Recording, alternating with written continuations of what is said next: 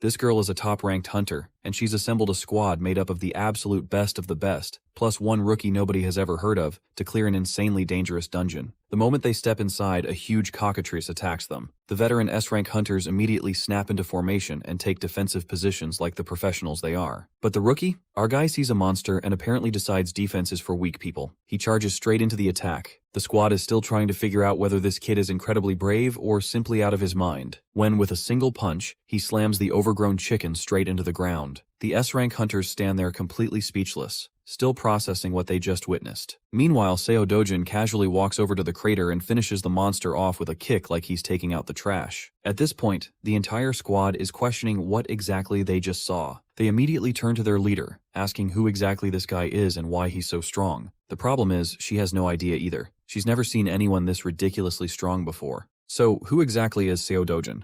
Well, he used to live in another world that was destroyed by monsters far stronger than these.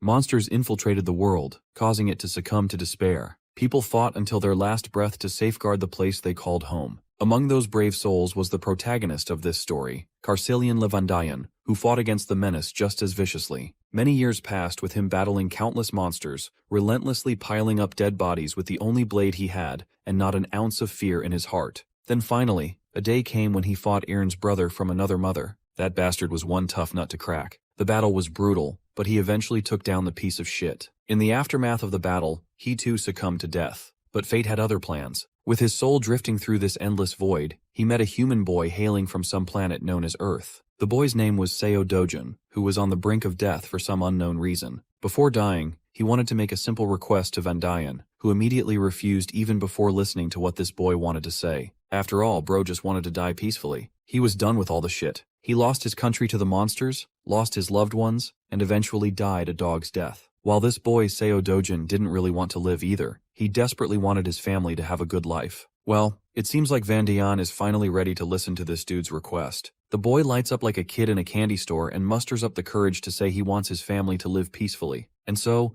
our boy gladly takes on the job to protect this boy's family, and finds himself on Earth. Now rocking the body of that teenage boy Dojin, our guy is on a mission to infiltrate Namsen Gate, which is ranked C for obvious reasons. Only registered heroes are allowed to enter, so the automated machine keeps blaring at him to scan his ID card, which our guy obviously doesn't have. He simply crashes through the guarded and authorized building to enter the gate, triggering the security alarm blaring about the infiltration. Once inside, he starts walking around trying to find monsters to smash. That's when he stumbles across a party of heroes, folks who have official licenses and permission to be there. They assume our boy is someone who got lost and offer to show him the way out, especially since they're heading for the exit too. Dojin stays silent, giving off a weird vibe. Even these heroes can tell something's off. He's wearing casual clothes and doesn't look like a hero at all. Sure, porters nowadays dress more casually, but our boy's outfit is way too simple for its own good. And what's up with that bag on his back? For all they know, he's probably just a clueless porter who got abandoned by the party he originally came with. Then again, they're not so sure. Dojin finally speaks up, acknowledging why they're feeling super skeptical, but makes it clear he came here on his own without any hero's party. Hearing this, one of the heroes sighs, understanding the reason behind our boy's presence. He has seen plenty of cases where people catch a hard boner to become a hero and hunt monsters after watching some flashy TV commercials. But that burst of motivation can get someone killed real fast if they barge into gates recklessly without going through legal procedures. First, you need to get officially certified as a hero. Then you go through training and testing. Not to mention, this gate is C rank for a reason. If you're a rookie just starting your career, you better go find an F rank gate before you lose your life for real. After listening to this dude yapping and generously handing out advice no one asked for, Dojin makes it abundantly clear he doesn't need shit. Naturally, the crew of heroes is bewildered by this kid clapping back with such a cold tone. After all, they were just trying to help. So they get a bit pissed, but the leader tells his comrades to hold their horses. If the guy doesn't want help, then fine, leave him be. The leader is confident this kid will eventually learn the hard way why you don't cover your ears when someone wise is talking. They hope he finds out just how unforgiving these gates are,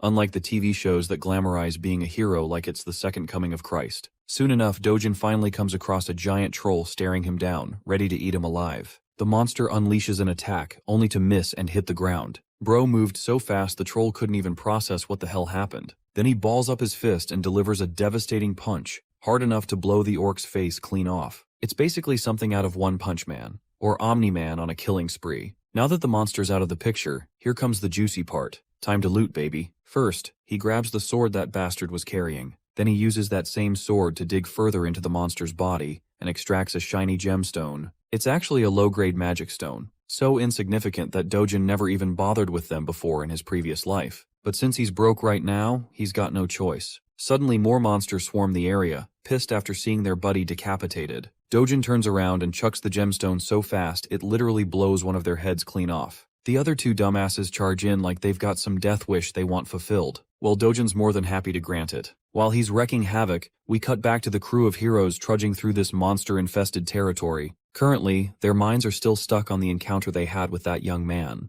The orange-haired woman is actually worried about Dojin's well-being, fearing he might end up dead. But the leader of the pack assures her that's highly unlikely. If he is some unauthorized guy who barged into the gate, agents from the control center will find him soon enough. Those agents on missions are always B rank or above. And since this gate is C rank, there's no way in hell he's dying here. As long as the kid steers clear of recklessly rushing at monsters, he's got no chance of losing his life. The Baldy agrees with his leader's assessment. He's pretty sure the arrogant brat must be trembling in fear, waiting for the agents to save his ass from doom. Well, the story is pretty much the opposite. It's our guy who's literally making these plus-sized sandbags shake in fear. One punch and the prey is down. He's so fast they can't even touch him, let alone crush him under the weight of their blades. He appears right behind one of the dumbasses and delivers a kick so hard it demolishes the guy's head. With all the suckers down, he grabs one of their swords and proceeds to harvest the sweet magic stones all for himself. After a while, he's done stuffing his bag and ready to leave. Though honestly, he's pretty disappointed with today's grind. It's basically dead weight in his bag, all those low-grade gems. Right then, one of the agent guys finally spots him and calls out to his buddies. Before our guy can fully turn, those suited men give him a tough stare down. First, they explain they're from the gate control center and suggest he show his hero registration card. If he's unregistered, he has to come to the control center with them. Our guy isn't sure about that, which makes the suited dude tense up even more and get colder, insisting he cooperate and follow the proper procedures. The only response the suits get is annoyance etched all over our guy's face, and all this unnecessary drama killing his mood. Then again, bro ain't got the energy to argue. He just turns to leave. Since words aren't working, the suits threaten handcuffs if he refuses to comply. Physical force may be used if necessary. One of the more impatient ones dares to grab our guy's hand and threatens him with the injuries he'll sustain if he refuses to cooperate. What's worse, all responsibility will be on his shoulders. So it's everyone's best interest to solve things with words, not violence. Seems like Dojin's done with all the yapping, so he grabs that bastard's hand back and warns him to stop sticking out like a thorn in his path. This chilling warning makes the poor suit guy instinctively scared. A chill runs down his spine.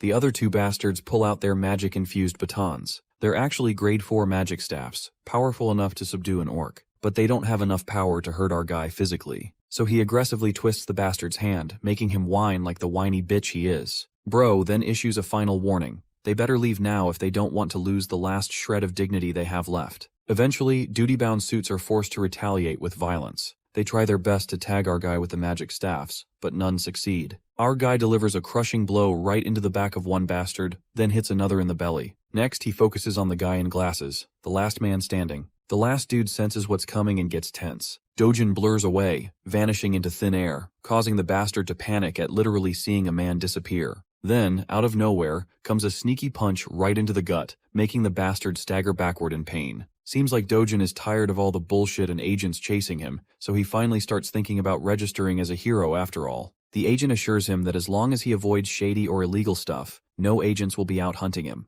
Dojin then questions this thing called a rift, a question that completely throws the agent off. Quick context on how this world operates. There are multiple passages connecting to another world where strange monsters live. These passages are scattered across the world. The gemstones harvested from monster corpses are used as new energy sources, making them highly coveted. Because of this, the government oversees these passages to maintain full control over each one. Every government-controlled and open passage for heroes is called a gate. Passages that aren't controlled or enclosed are known as rifts. Back to our boy, who finds it ridiculously annoying that these suits follow him everywhere, accusing him of trespassing no matter which gate he passes through. The poor agent explains that if an unregistered hero enters a gate without permission, the control center is automatically notified, and agents waiting nearby are dispatched immediately. Since our guy is thinking about entering a rift, the agent makes it clear these aren't as easy to access as any gate. Trespassing into a rift results in a strict punishment, no warnings, no plea deals. Dojin isn't interested in hearing any of that, so he grabs the poor guy by the face and throws him aside like a trash bag.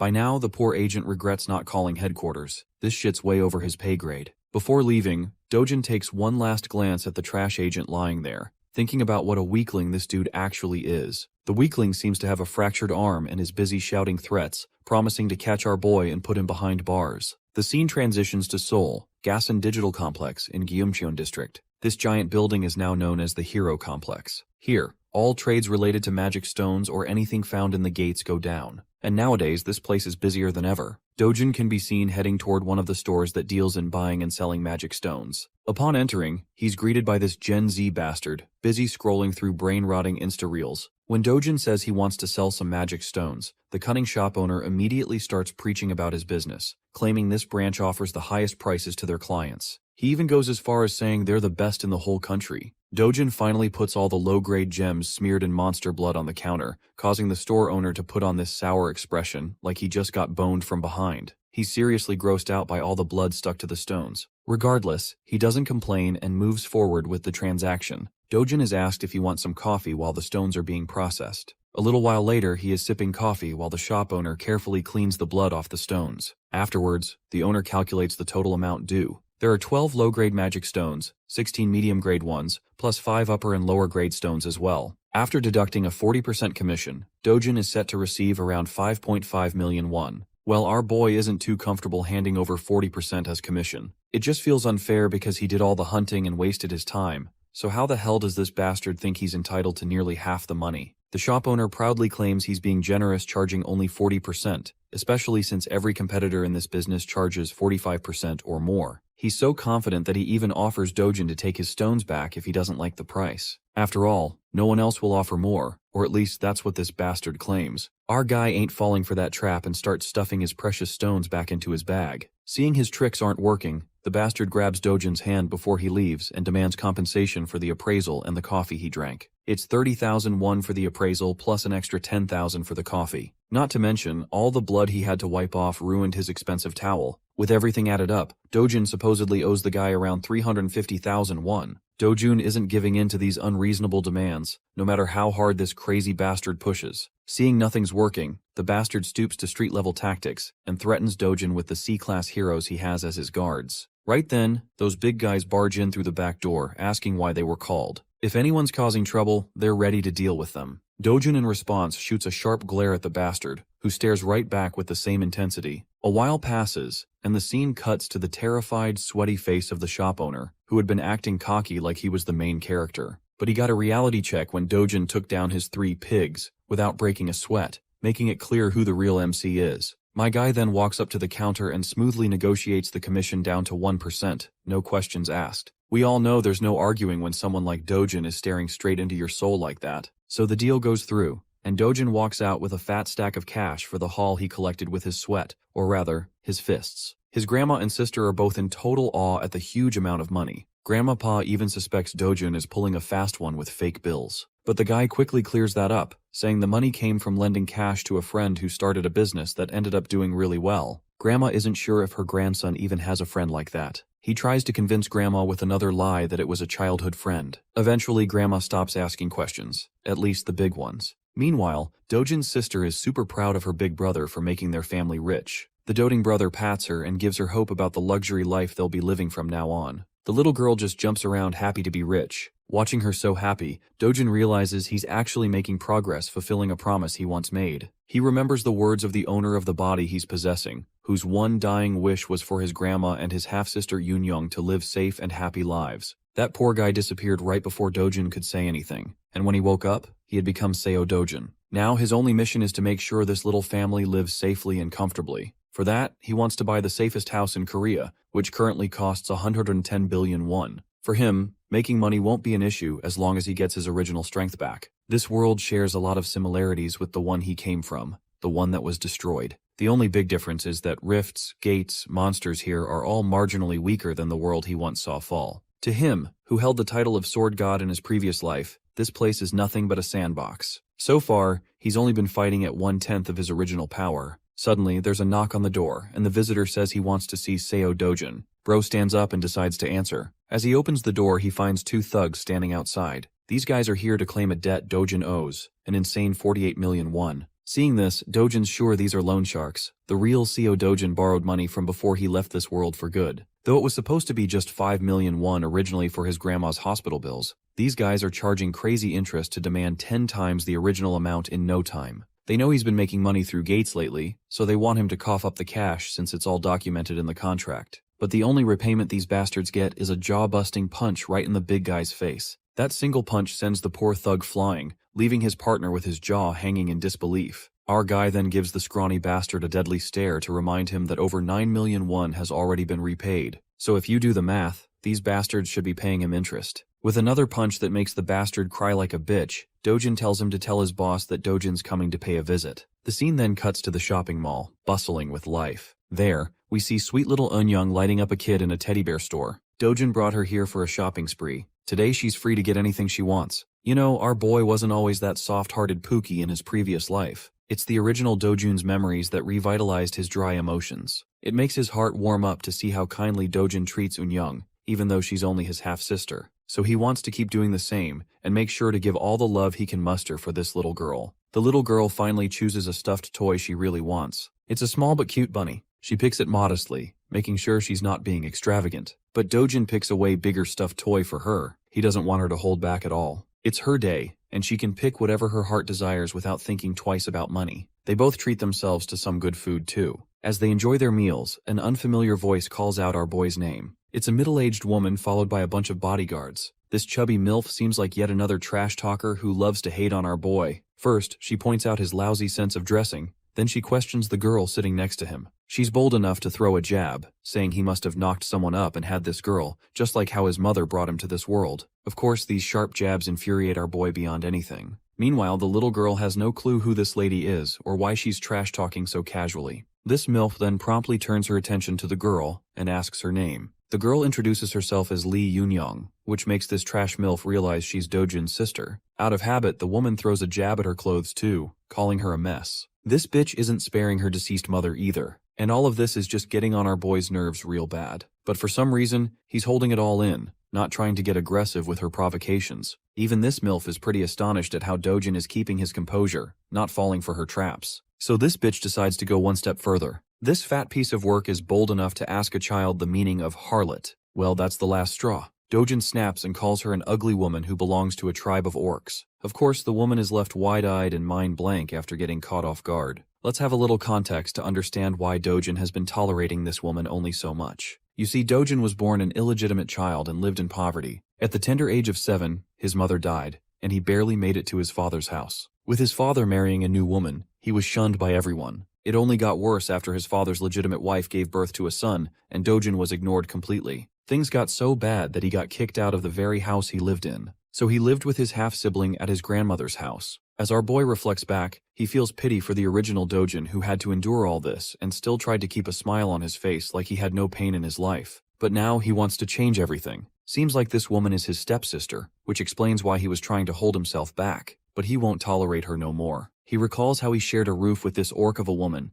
and she's just as disgusting as ever. Not only is her personality messed up and her appearance orc-like, she's also dumb as hell. He further crushes her spirit by dropping brutal bombs on how she's a wreck with an inferiority complex. That's the only reason she projects her insecurities onto others by calling them ugly. She's just a gold digger obsessed with others, and that's the real truth the world should know. As he continues to crush her under his sharp jabs, the entire shopping mall watches them like they're the center of attention. The orc lady is totally annoyed and about to lose it, but then Dojin's stepmother walks in. Seeing her mom, the orc lady approaches her like the whiny bitch she is, complaining how this kid just shut her down with words. But this mother is aggravated to see her daughter whining like that and shuts her up with a cold glare. Not gonna lie, bro's got one heck of a stepmom. At first I even thought the orc lady was his stepmom. The hot mama turns her attention to our boy and greets him with utmost grace. She's inviting him to come back home and hang out for some fun. But Dojin knows all too well that this facade his stepmom is putting up is fake. After all, she's the one who caused the most misery and unrest in the 12 years he lived with them. The woman continues reminding Dojin of things he never wants to remember, triggering his PTSD and making him go full serious mode. With a tone colder than your mother's jokes, our guy tells this bitch to get the fuck lost. That's a major slap to her dignity, being shit-talked by someone younger than her. She just twirls around and leaves with the last bit of dignity she has left. For real though, she wasn't expecting him to clap back so sharply. She's left wondering if he's the same guy who would just lower his head even when she slapped him for no reason. Her bitch of a daughter follows along, with their bodyguards also following the both ladies. Honestly, these guards played the perfect role of mannequins in this ordeal. Let's shift our attention to our boy. Seems like these two girls totally ruined the time our duo was having, so our boy decides to be on his way too. The way he reacted to his stepfamily was intentional. He wanted to make one thing clear: the Seo Dojin who couldn't even speak up for himself is gone. It's high time his trash family realizes that. We then cut to a Mercedes zooming down the road. Inside the car, we see both the trash mother and daughter. The daughter is pissed at her mom for just walking out quietly instead of putting Dojin in his place. As she vents her frustration and curses our boy for the humiliation they suffered, the mother orders her manager to answer why Dojin is still alive. Well, Baldy has no clue how this dude is alive. It doesn't match the reports. The woman blares at the top of her lungs about the bullshit this man is spouting. How the heck could he be alive if they made sure the job was done and clear? The poor guy assures her he'll look into the matter again and make sure this time the job is executed properly. Meanwhile, the trash daughter has no clue what her shady mother has been plotting all along. She's rattled hearing talk about killing and dying. Eventually, the mom poses a question to her daughter, wondering if she has feelings for Dojin. This catches the fat pig off guard, making her blush and flustered. Actually, she's worried about Dojin dying because if grandpa or dad find out, they're gonna be in serious trouble. The mother grabs her daughter by the mouth hard enough and drills her to stay the hell away from her business. The mother is dead set on claiming Dojin's life, with no plan to spare him, especially not after how he dared to talk back to her. Getting rid of him is the best revenge she can think of. A decade ago, the world took a turn to chaos with the appearance of the Rift. This terrifying dimension gave birth to monsters, spawning from the portal, armed with the objective of slaughtering humans upon sight. Their terror didn't stop. It was ceaseless, and eventually demolished the world, scarring it with destroyed cities engulfed in flames. However, just like the appearance of the dark forces, there came the emergence of the light in the form of valiant warriors called the Heroes. With their emergence, the first discovery of mana stones was made from the dead bodies of the defeated monsters. Back to the present, Dojin's going somewhere, reflecting how mana stones quickly shifted the world's dependence from traditional energy sources. Because of their key role, countries decided to center their attention towards the emerging rifts, basically claiming priority over them so they could extract resources. With the current state of the world in motion, all of its industrialization is completely reliant on the concept of gates and the dependence of heroes. And because of that, the profession that can be classified as a hero reaps high rewards. A consistent high salary can only be achieved via becoming a proper hero. Dojin's arrived at his destination, and it's actually the Yongdongpo HCS Capital Establishment. I know that's a mouthful, but you guys will see why he's come here soon. He finds himself entering the building, and upon first glance, the boss and his clowns look like your average run-of-the-mill thugs who want to scare people with their ugly faces. But Dojin is pretty chill about the situation. The boss puts out his cigarette and points out our boy's audacity to not only beat the crap out of his goons, but also to show his face at the door. It really shows that Dojin really doesn't give a flying fudge about anyone. He cleverly tells the organization's owner that in reality, it's actually Dojin himself who found himself at a real loss. That statement is ridiculous from the point of the view of the boss, so he seeks clarification on what our guy means. Dojin clarifies that actually, he's come here to receive his well-deserved compensation. After all, he's endured mental, physical, and materialistic losses all this time because of the existence of these clowns. With his strong and serious words, the boss has noticed one significant change from the boy's personality. Something about the kid has changed. He's no longer the soft-spoken spirit or the gentle person he was. Then there's the added evidence that this same kid destroyed the lackeys he sent to his door. All things considered, the boss's leading suspicion is that Seo Dojin must have experienced a unique kind of awakening throughout his experiences in the gate. Despite knowing this, Dude still decides to act arrogant and tells Dojin that his newfound confidence because of his awakening will become his own undoing. The hypocrite calls our boy for being overconfident in his abilities, and to back up his claims, he brings over a bunch of grumpy men to intimidate him. Of course, he can pack all the muscle he needs, but to the experience of the sword god, they're practically insects in comparison. The boss is talking out of his ass and states that even those awakened people end up getting killed like deadweight and low-class heroes in the end. The funniest part? Bro is under the assumption that Seo Dojin is nothing beyond the level of a D-class hero, and that his organization can easily stomp on someone as weak as that. Meanwhile, Dojin is just chilling on the sofa in the background while five guys are staring him down. Without showing even a hint of amusement, he orders the boss to sit the heck back down. The boss is astonished to hear him continue to speak in his previous tone, while Dojin emphasizes with a serious face that he's not done talking. Hearing him say something like that, one of the guys decides to get his balls tripped up and challenges Dojin. Amusingly enough, our boy happily takes off his glasses, adding more to his confusion. And then he hammers a Mike Tyson ballistic universal machine gun rocket punch 9000 in his damn face.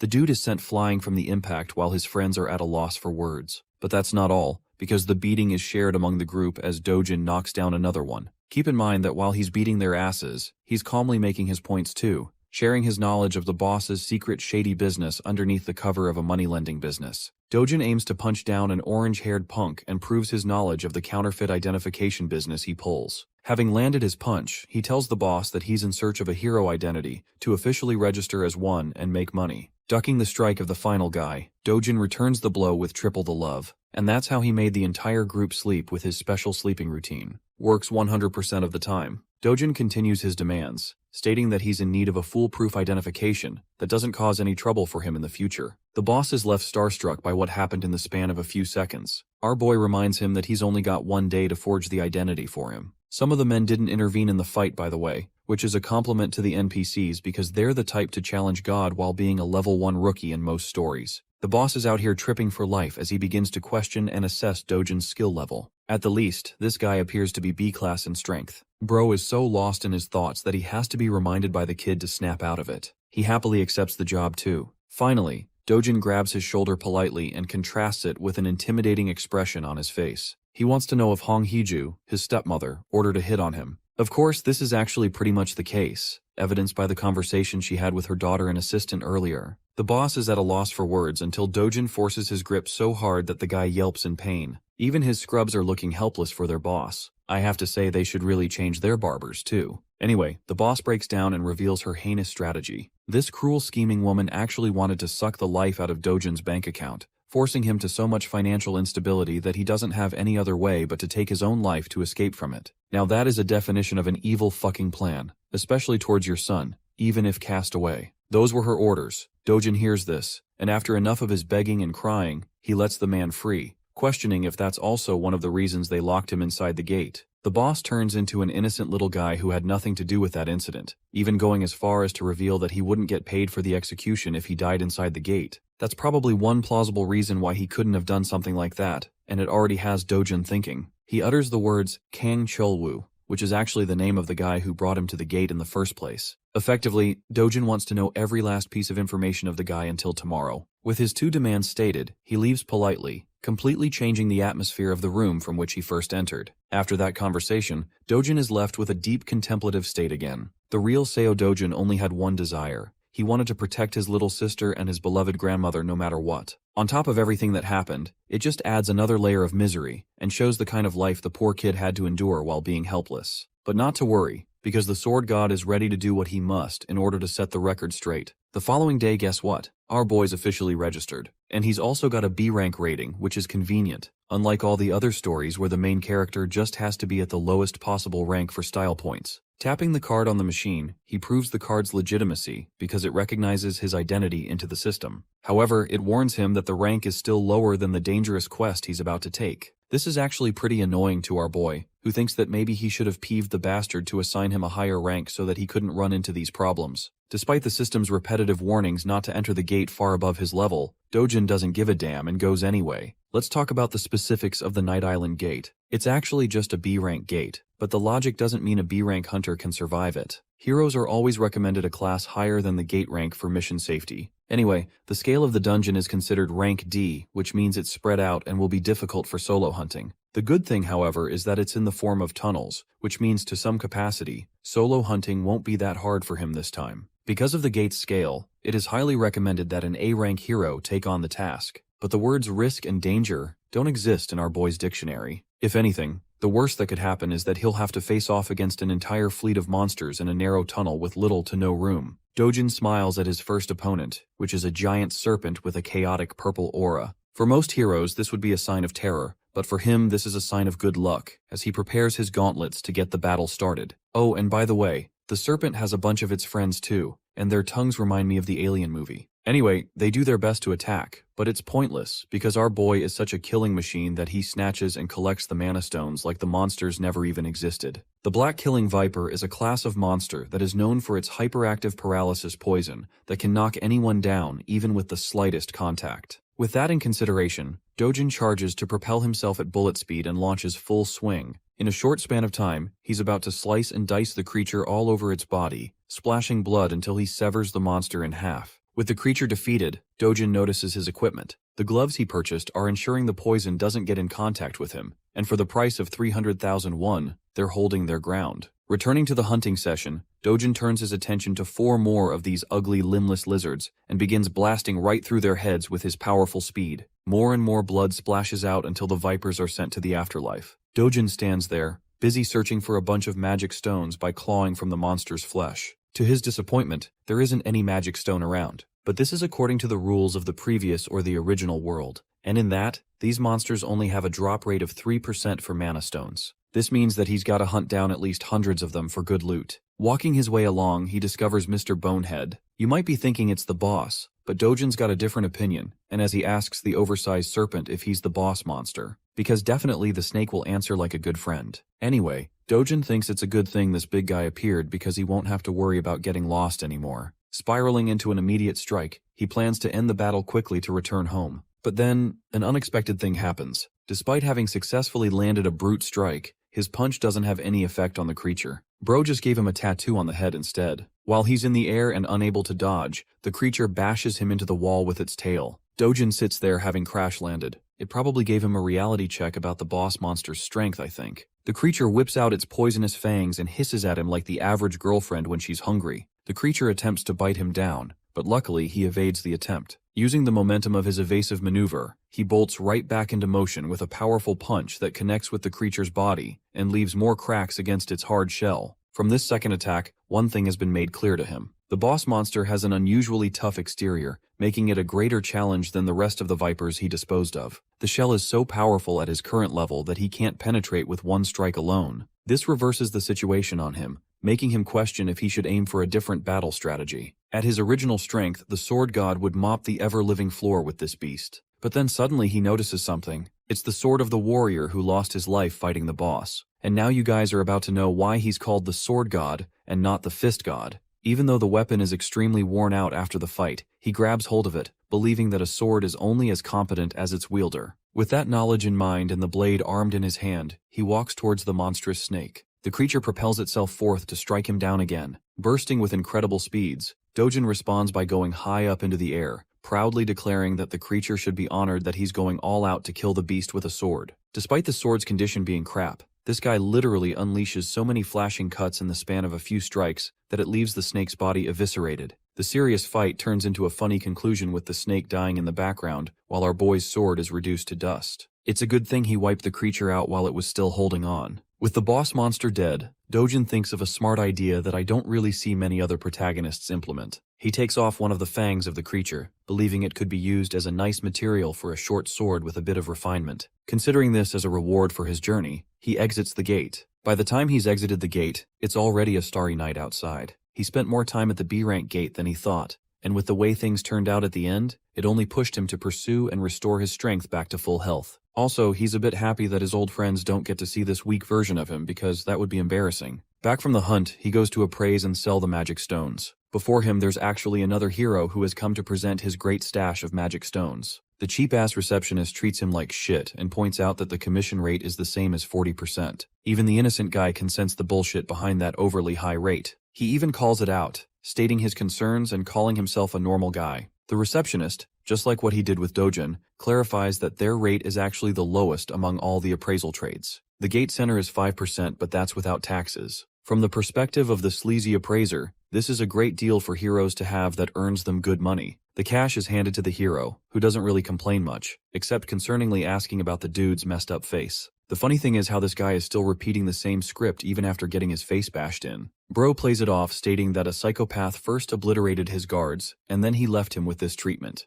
The hero thinks it's actually the fault of the receptionist for keeping low-ranking guards around at the C-rank level. After all, rank isn't the only thing that matters in their world. Skill plays a huge role too. Rank is actually a false representation of one's abilities and only updated to keep the system intact. The hero is wise to mention that the people of the same rank have a huge variance in skills and abilities, so they can't all be treated the same. Then there's also a difference between a lame watch guard who sits all day guarding the shop and a hero out there who is actively hunting down beasts for a living. Even though this guy is actually giving him some solid advice, the joker of a receptionist just wants him to stop yapping and leave already, which he does, offering to help the little dude out if he ever needs something. As he's leaving, our boy walks right past the guy, looking as cold as ever. Upon seeing him at once, the receptionist flinches and bugs the F out. He points at Dojin, shouting that this is the psychopath that made a mess out of him. Turning back to face them both, the hero is actually pretty impressed. He notices our boy's lean physique for his height. Still, the fact that he made a mess of the guards here spirals the man to gear up for a fight, questioning if he's the troublemaker. The one thing I like about this guy is that he isn't offended for petty reasons. He actually believes that Dojin is misusing his powers as a hero by bullying civilians in his normal life. Of course, it couldn't be further from the truth since he only knows one side of the story, but it's still quite interesting to see realistic characters. The receptionist is enjoying the scene, knowing that this guy is actually a 7-year-old veteran hero. If something happens to him here, the guy has plenty of connections he can abuse by giving them Dojin's name. Without really giving a damn about who he is, our boy turns back and simply tells the boomer to piss off. This only spirals the guy into being provoked, because all of a sudden now it's really looking like he's being an asshole. Dojin asks if the guy is looking to exact revenge on him. Hearing those words, the veteran hero is provoked. However, being the responsible hero that he is, and from the experience he has, he knows that it is unwise to take battles against other heroes as it almost always results in deaths. It's actually an even higher rate of death than a fight against monsters. Recalling that fact, bro literally chills out and turns his back, leaving the receptionist at a loss for words. Dojin turns to the sleazy appraiser and asks if he's got a problem he's looking to address. Before the guy could answer, he tossed a bag full of magic stones to appraise and convert into money. These precious shiny babies are all high-grade magic stones, which really begs the question on who this guy really is from the perspective of the receptionist. Calculating the amount winds up to be a total of 150 million won. It seems like a lot at first glance, but to Dojin, it's far too little for a day's worth of hunting. He asks for the cash, but the receptionist reminds him of the commission rate they have to calculate beforehand, which obviously draws a scary look from our boy. Remembering that the rate is only 1% in their little deal, he cools down and tells the guy to wind up the rest of the amount to him. Now, inside the mind of the hilarious appraiser, he wants to beat the shit out of the guy for having so much audacity, but it's only in his imagination that he can do that. Speaking of which, the receptionist expresses that there has to be approval from upper management for an amount this huge. Without wasting another breath, Dojin demands that he get the approval right this instance. So the guy quickly phones his boss, whispering the details of their situation.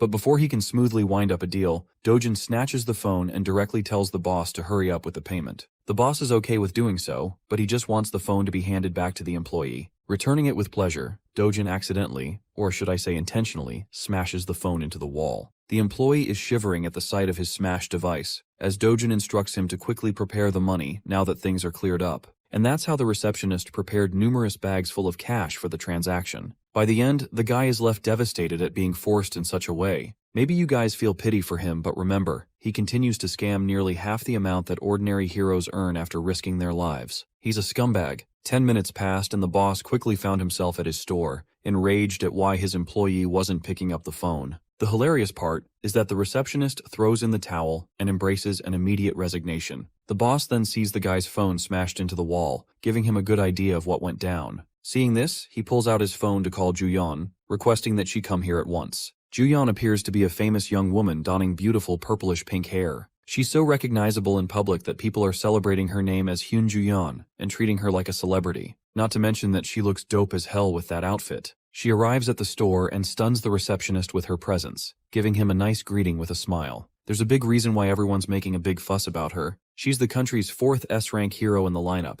nothing short of amazing. People have sprouted rumors that she's the niece of the boss, but then it makes him question what she's doing here. Confirming the claims, Juyeon expresses that she was called here on behalf of her uncle's request to take care of a reckless hero. Intrigued about the situation, the stylish S-ranker sits down, ready to hear what's going on. In the next scene, we can find our boy with his absolutely ripped body meditating out in the sun. It's true that he's been hunting for a whole day, and yet the rewards he reaped from it weren't amazing at all. With the way things are going, he's worried about the future. First and foremostly, he needs to get to a level where he can clear S-rank gates on his own. That means he has to train to restore his original strength. You heard that right, boys. It's training arc time. Dojin's biggest challenge in this current life is that unlike the previous world, the mana density of this one is thin. That means that even if he does his best to gather mana with his current rate, it will take 3 years at the minimum to come close to his original strength. Even more if things get rough. On the bright side, he could aim for better equipment for battle. But the issue is, even the most terrible equipment easily runs for hundreds of millions, so that would be wasting money. Suddenly, a chill runs down his spine as he senses the presence of someone dangerous. Fixating his sight on Young, he grabs the little girl at full speed and demands that everyone go inside quickly. Back inside, he shuts the room down while his grandma eagerly questions what's going on.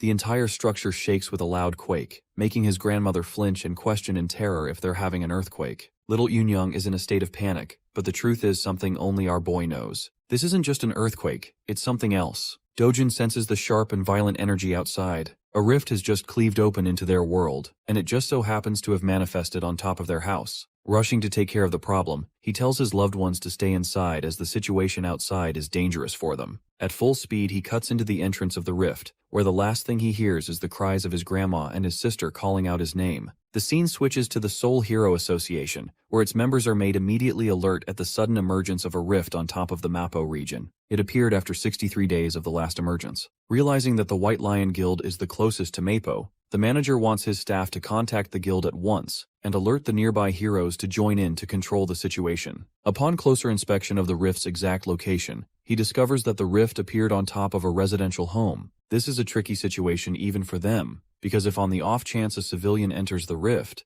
they're practically guaranteed their demise. Not to mention that the rift won't allow anyone else to enter after that. And if the person inside dies, it will send out a wave of crashing monsters in 10 days' time, causing chaos and destruction for the people living in the region. The monster wave would become so uncontrollable that Seoul's safety will be fully jeopardized. The manager is curious about the person who interacted and entered the rift. Turns out that they know Seo Dojin has taken action as he's the resident of the home. According to his grandma, he entered the rift to protect his family. From this information, they are under the impression that he's not a hero. And that complicates things because the chances of an ordinary civilian returning from the rift is next to impossible. This causes the entire staff to feel despair and helplessness for the situation, as they can do nothing. In the next scene, we actually find Dojin's pissed-off stepmom annoyed hearing the news of his new awakening. She can't believe her ears. Her assistant reports that while he hasn't officially registered with the Hero Association, they've come to verify that he's indeed now an awakened individual from his last gate experience. This makes her frustrated because Kang Cheol-woo was supposed to finish the job, and instead it only made her target even stronger. Going batshit crazy, she smacks her fist on the table, questioning why the hell they couldn't just manage to kill the guy on their own. The fact that they also took money for executing a failing job is also a reason for her to get angry. Roaring at manager Lee, she declares her frustrations with Kang Cheol-woo by sending him a message. If he doesn't kill Dojin personally, he'll owe her 10 times the amount in return. But to her surprise, her assistant surprisingly reveals that they may not even require contacting the guy anymore, sharing the discovery of the new rift just on top of Dojin's house. Having confirmed that he entered the rift, it's clear-cut that he won't be making out alive. Hong Hee-ju is happy to hear the news and the implication that he won't make it out alive. She calms down, appearing normal for once, and tells the assistant to assess the situation until they get more news. As for our boy, he's just arrived in the rift's domain.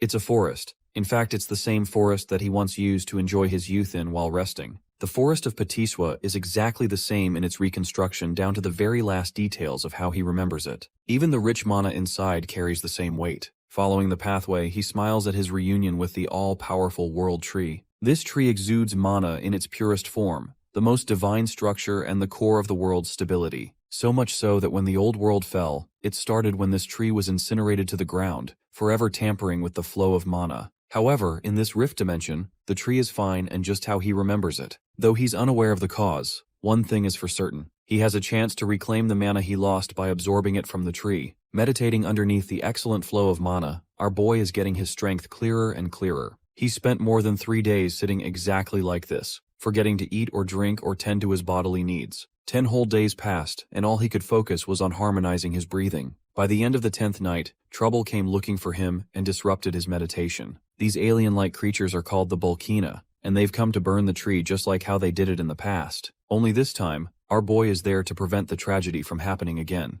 The creatures lunge forth to attack him while Dojin regrets being unable to have a water element sword to knock them all down with ease. The burning monsters roar to make their way to him, but our boy is replenished with so much mana that he no longer cares about a weapon. He is the weapon. And those hands are rated E for everyone. Extending his hand towards the monsters, he exerts so much authority from his mana alone that it knocks down one of them. The second creature is stunned by his ability. Let's break down what happened just now. What he did there is called mana release. and not exactly telekinesis. It's a blaster-type attack that uses raw mana as a detonation strike. It had been a while since he used this ability in such a way, considering he was low on reserves all this time. Anyway, the Volcana creatures aren't done just yet. To retaliate, they release charged blasts from their mouths in return. These pulsing laser beams quickly make their way to our boy, appearing the calmest he's ever been. His mana alone is enough to protect him from any damages. Stepping towards the creatures while he's ignited with a burst of mana, he remarks that he's finally protected the world tree. And now, he's ready to play for a bit and enjoy the fruits of his training. The ugly bastards are trying for another energy blast attack, but our boy quickly catches two of them and forces their mouths shut. This way, their own ability charges up and explodes inside their mouth, leaving behind a headless corpse of flames. The corpses of the creatures wither away, dropping 2 valuable magic stones for him to use. But that's just a couple of them down. Dojin is enjoying his life,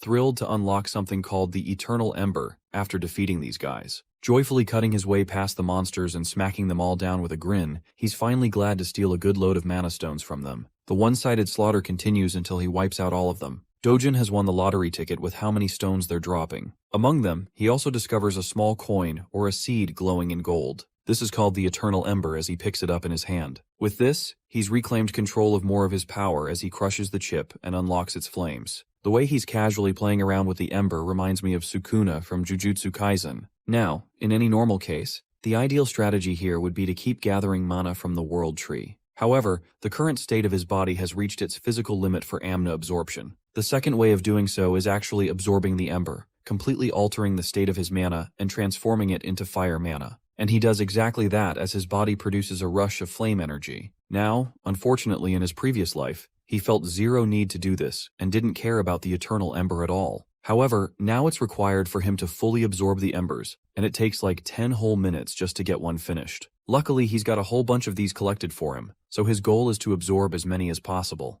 The appearance of the rift has sparked a public interest. The reporters are all gathered around our boy's house while agents and association staff are protecting the place. Bang Seonggu is pissed off because of one guy's arrogance to enter the rift prematurely. I have to point out that he looks like a carbon copy of Yeonho from Solo Leveling, but with a cleaner haircut, I guess. We also have our protagonist, but with blue hair. This guy is called Kim Hyunwoo, and he sympathizes with Dojin's actions to save his sister. But Seonggu doesn't buy that explanation at all, accusing our boy of heading in like a greedy guy who wasn't ready for the consequences. It would have been fine if he unalived himself the normal way, but if he dies in the rift, the place will become a detonation ground for monsters to come pouring out. And that's the issue, really. Hyunwoo asks for Gilma's input, and apparently Gilma has told them to just do things according to the protocols.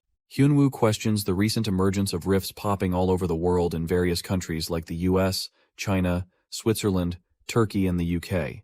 That's one reason Gilma is having a hard time managing so many rifts all at once. This kind of phenomenon doesn't really happen every day, and yet some of the nations were able to easily contain the threat with ease. But for South Korea, they're out here pissed as hell, because their situation could very well turn into a disaster because of one guy. Seonggu is so pissed that he wants to beat the crap out of the dude who went in and is begging for the rift to throw him out. Speaking of the gargantuan purple gate, 28 days have passed since its first appearance. The same goes for the number of days Dojin has spent inside. Now, the Hero Association is afraid, and has already cautioned the threat as a level 1 wave. Dojin's identity isn't revealed to the world just yet for privacy reasons, but they're calling him Ordinary Person S for now. While the rest of the world is clueless about Dojin's identity, the boss of the money-lending organization catches on quickly and connects the dots. Even his assistant confirms the report to verify the information of his involvement. Kim Myong-gu plays as the right-hand man to the president Hwang Chang-seob. Chang-seob is curious and wants to know Dojin's chances of survival to make out in one piece. Yes, I said the thing. As a ritual of this channel, the One Piece is real. Moving on, the assistant is pretty damn certain that an ordinary person has roughly less than 1% chances of survival. But the mere mention of Dojin being treated as an ordinary person carves an amusing smile on Chang-seob's face. That same regular so-called person put his men in the hospital and gave them bandages for weeks. From the perspective of the world, they're vastly underestimating the abilities of the one civilian that went inside the rift. Now, Chang-seob is also interested in hearing the chances of someone surviving as an awakened individual. For that, his assistant believes that it would ultimately depend on the level of the hero, and it's tough to make a judgment call without accurate information. Even Chang-seob admits that fighting ability is different from pure surviving ability. And then it introduces a whole different level of complications when you're inside a rift of all things. Anyway, one thing is for certain. The bastard hasn't changed his ways. Changseob wants to protect Dojin's family, but not for noble reasons. Nah, this scumbag intends to sell the organs of his loved ones in case he doesn't make it back. And even if he does, he's gonna pin the blame of debt on him for taking care. This guy's the embodiment of a leech. The scene transitions to the mesmerizing world tree. Here, our boy is going full speed into his training arc as his body is now thriving with flame mana. He doesn't even know how much time has passed, but he's been grinding by absorbing hundreds of the firestones. With this, he's acquired so much fire mana that he can use it and manipulate it in any way he deems fit. Not to mention his resistance to the flames has increased as a side effect. Comparing his past self with his current self on the basis of fire attribute alone, he thinks he's surpassed his past self in a small capacity by mastering this ability. Embracing the world tree, he shares a tender moment with it.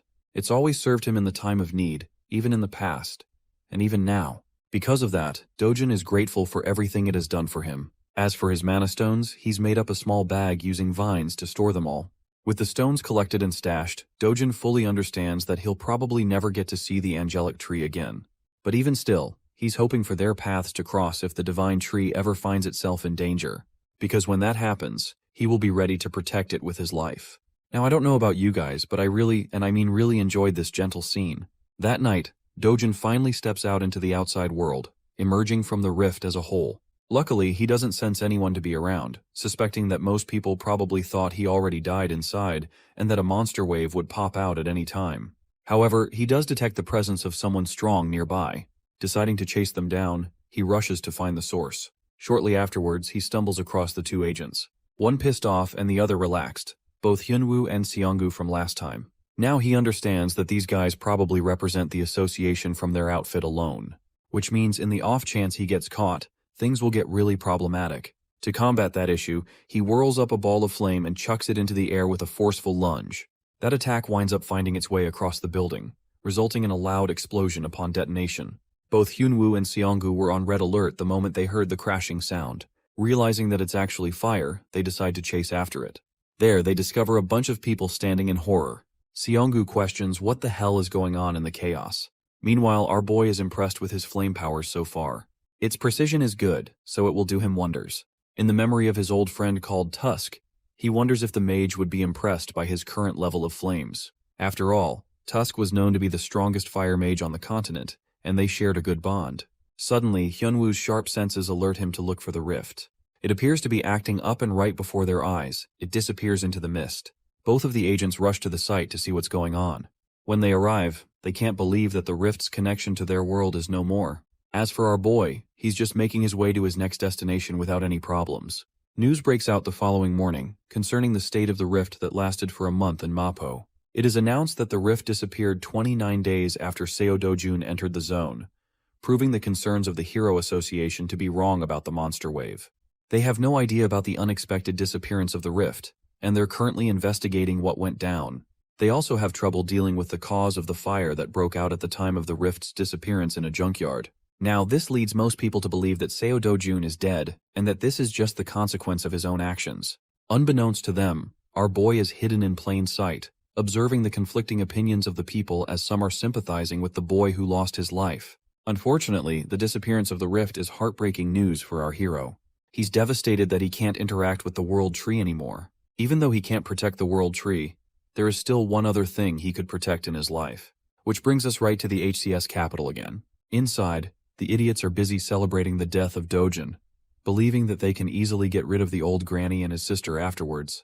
Changseob is just the kind of guy to squeeze people to death after all. One bastard is talking about how they should let the little sister grow up so they can use her in other ways. While they're chatting without policing their own words, a familiar voice greets them and demands for their boss. The scene cuts off right there, and we get to see Changseob humming and going about his day, satisfied that Dojun is finally out of the way and dead for good.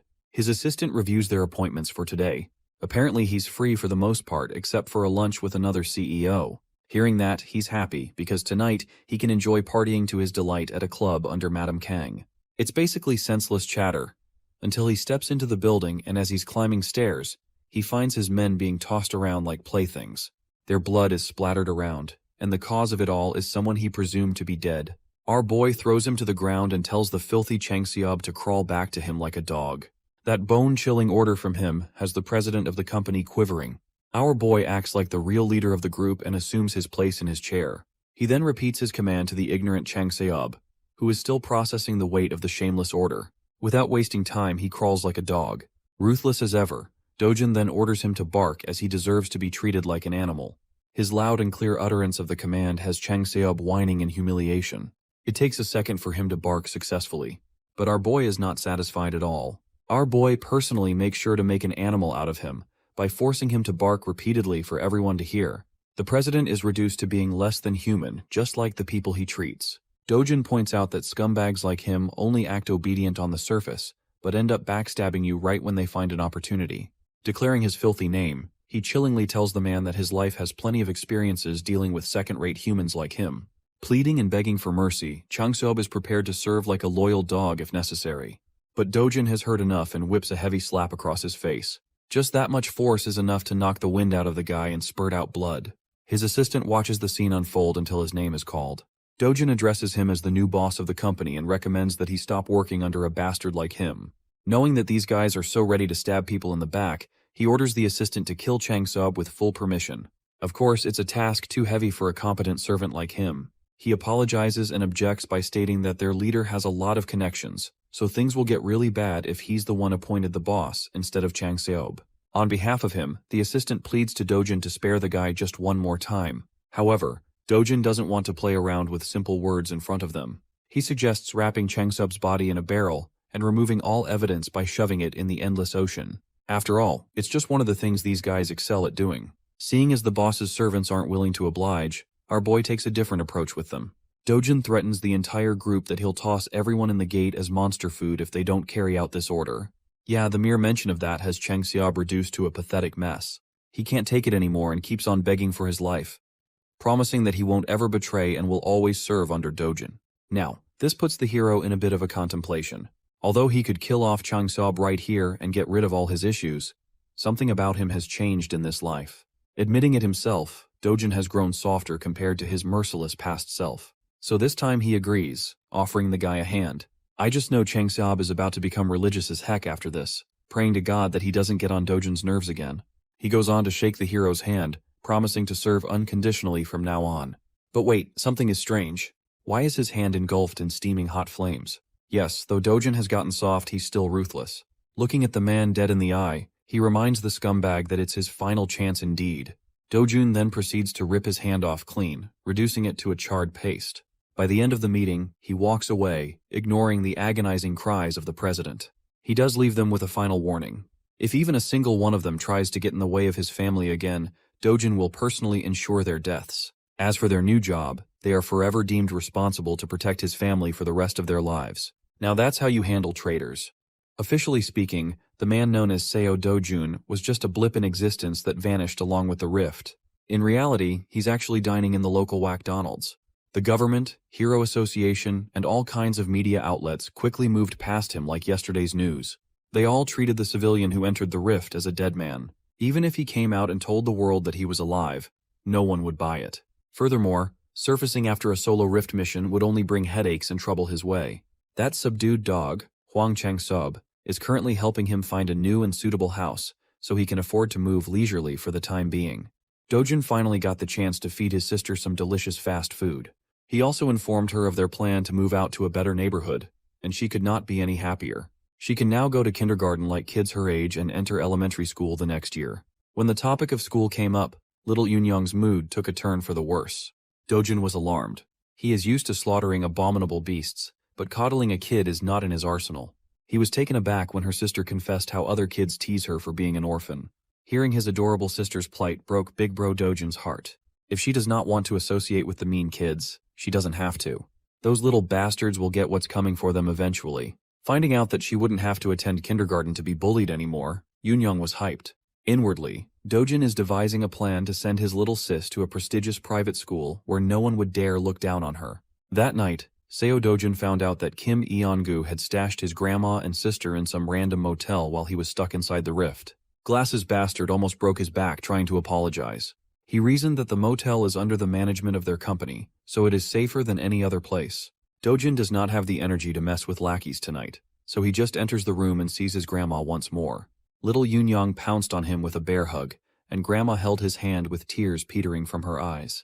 She's just glad to see her grandson come back alive. At first, the hardened warrior was stunned, but once he felt the warmth coming from his family, he accepted the love they had for him with a smile. Little Yunyang has taken a liking to McDonald's, so they've been dining in that absolutely real place a lot. Today, she asked questions about Big Bro's job, being a hero. When asked if she likes having a hero for a brother, Yunyang nonchalantly answered that she does not. While it is cool that heroes are strong and cool, they are also constantly in danger when fighting terrifying monsters. Sometimes they even die. And little Eunyoung just wants her brother to live with Grandma and herself for a long, long time. Dojin had been so used to mindless bloodshed. Having someone worried about his well-being is quite a new feeling for him. In the harsh world of the past, he was the last human survivor. He fought monsters and creatures beyond your wildest dreams. In the process, he lost a lot of things. Now that he's given a second chance in a different world, something incredibly precious has appeared by his side. Feelings he had long forgotten are coming back to the surface. In this world, maybe he can live happily. Maybe he can just live a quiet life with joy and love. While he was feeling fuzzy and warm on the inside, Korea's Hero Association was in shambles. Na Tae-hwang, founder of the Korea Hero Association and director of the World Hero Federation, has been stressing over the recent rift incident, or the lack thereof. Their best people have investigated the site, but no new information has been found. Feeling clueless about the state of his territory is frustrating the founder. It's not far-fetched to believe that a spontaneously disappearing rift can potentially reappear at any time. His assistant tried to agree with his worries. She thought it would have been better if a wave had occurred. At least they would not have to worry about unknown variables. Director Taewon cuts her words off before he gets angrier. While he is worried about uncertainties, he thinks it is fortunate that no one was harmed. Na Tae-hwang is one of the top 100 respected and strongest heroes in the world. It is widely speculated that he would easily be elected with the most votes in history if he ran for president. His words and influence could easily topple domestic conglomerates if he wanted to. Thankfully, his interests lie in neither the power of a nation's leader nor the wealth of a conglomerate. The only thing he cares about is the safety of his people. In other words, he's a real one.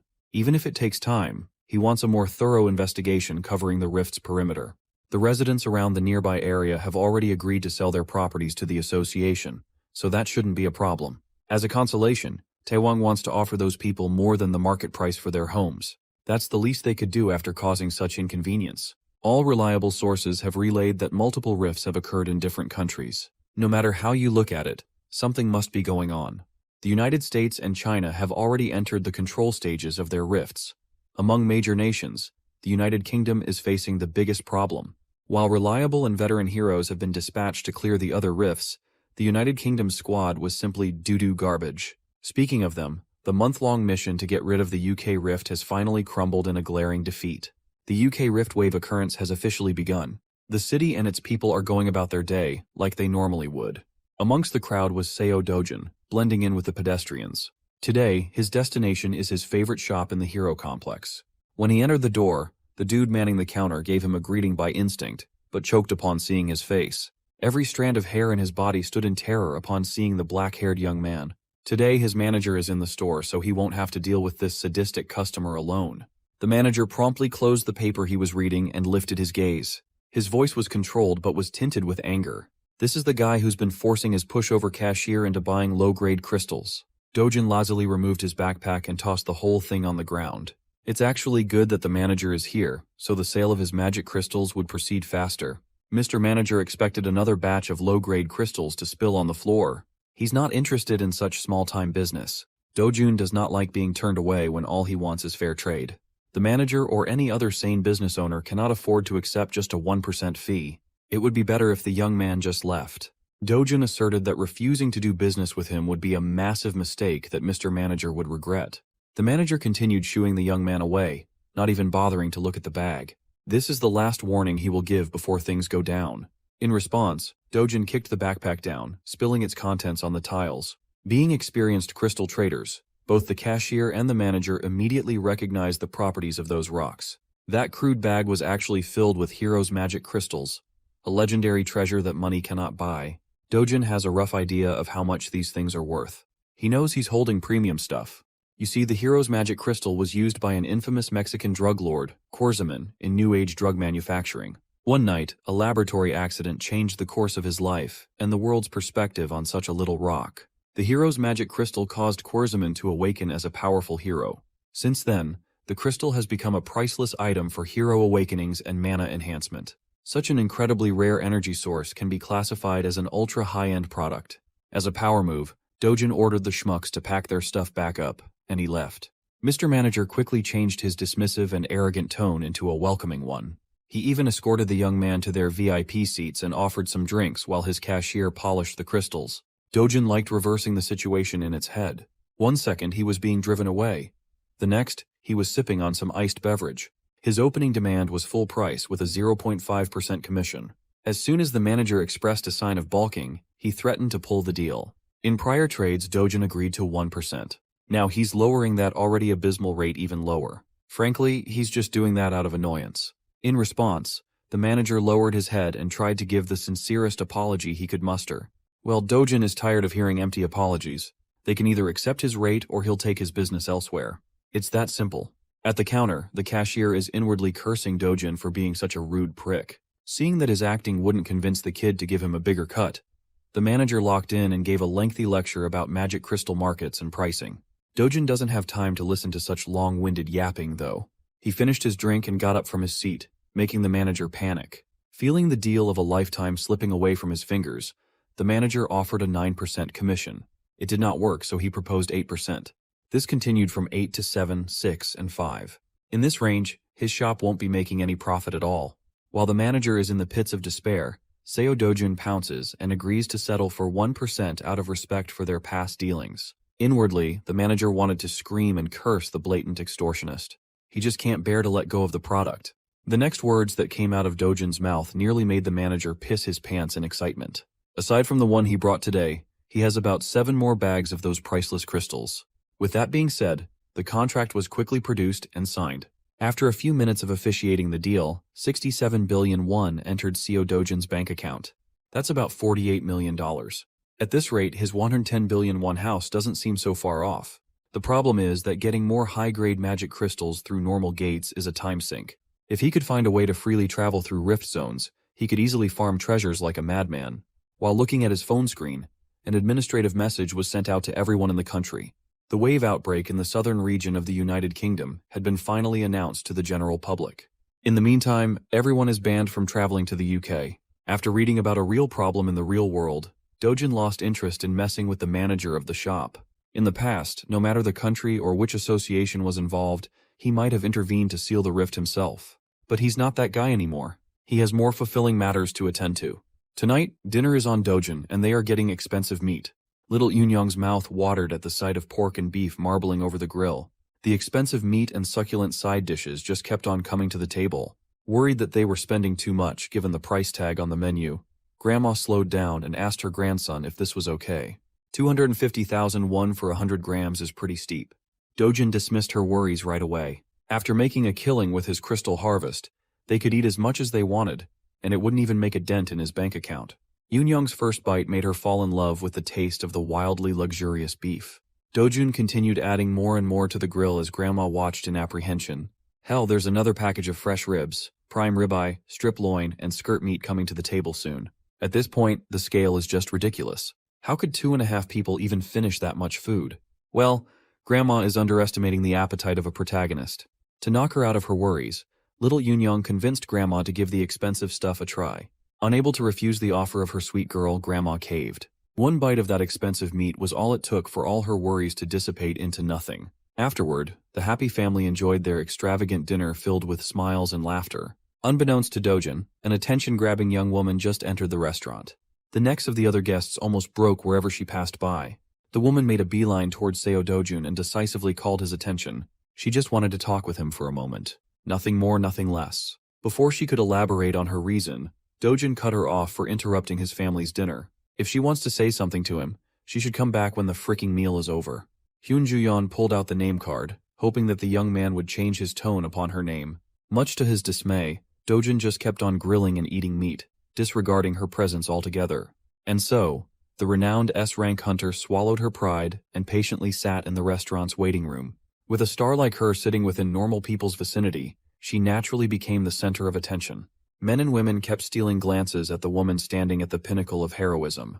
She's not only fourth in the national rankings for S-class heroes, but most people would also even place her within the top 10 most beautiful heroes in the world list. Every civilian around was asking the same thing in their minds. Who the hell is making Hyun-Juyeon wait? Ignoring the blatant whispers around her, Juyeon recalled the brief interaction she had just a few minutes ago. As far as she knows, Seo Dojun entered his first gate 2 months ago. He made it out alive and is now under suspicion of becoming awakened. He was widely believed to have died in the recent Mapo Rift incident, but here he is, alive and eating with his family. Aside from all the details that don't seem to make sense, a single sharp look from the young man had an S-ranker like Juyeon on edge. A newly awakened guy cannot possibly reach S-rank in under 2 months, right? Even the oil tycoon Kafmore, who spent his wealth on magic stones, took about 5 months to reach the peak. Rationalizing what she felt, Juyeon reckoned that Dojin must have some kind of unknown special ability. Finally, Dojin, Grandma, and little Eunyoung have filled out with their bellies full and their mood lifted. Near the exit, Juyeon walked over to finally have a conversation with the mysterious young man. Before she could open her mouth to speak, another party sauntered into the restaurant with an air of superiority. Dojin's eyes turned sharper than usual at the sight of the man. This skeevy-looking bastard did not expect to see Seo Dojin alive and kicking after their excursion in one of the deadly gates, the lunatic Kang Chilwoo. He's actually quite amused by Dojin's cockroach-like resilience. Even Juyeon seemed to recognize the troublemaker in a single glance. In the middle of the restaurant, tensions rose as silence filled the air. Dojin chose to ignore the bastard's shallow insults and called Juyeon over. Chilwoo was taken aback to see an S-rank hero speaking with the cockroach. Dojin requested that she take care of his family for a little bit. All she has to do is flag a taxi so they can ride away and go home. It would be more convenient if they were far away while he collects an overdue debt with a mongrel. Thankfully, Hyun-Juyeon is a very reasonable young woman. She did what Dojin asked and assured Grandma and the little girl that everything would be fine. She waved at them goodbye, but their concern was evident. Juyeon awkwardly stood there as the taxi departed. As soon as they sped away from the restaurant, a resounding and crisp sound of slapping echoed inside the establishment. With his loved ones out of the picture, Dojin can finally drop the PG act and slap a bitch.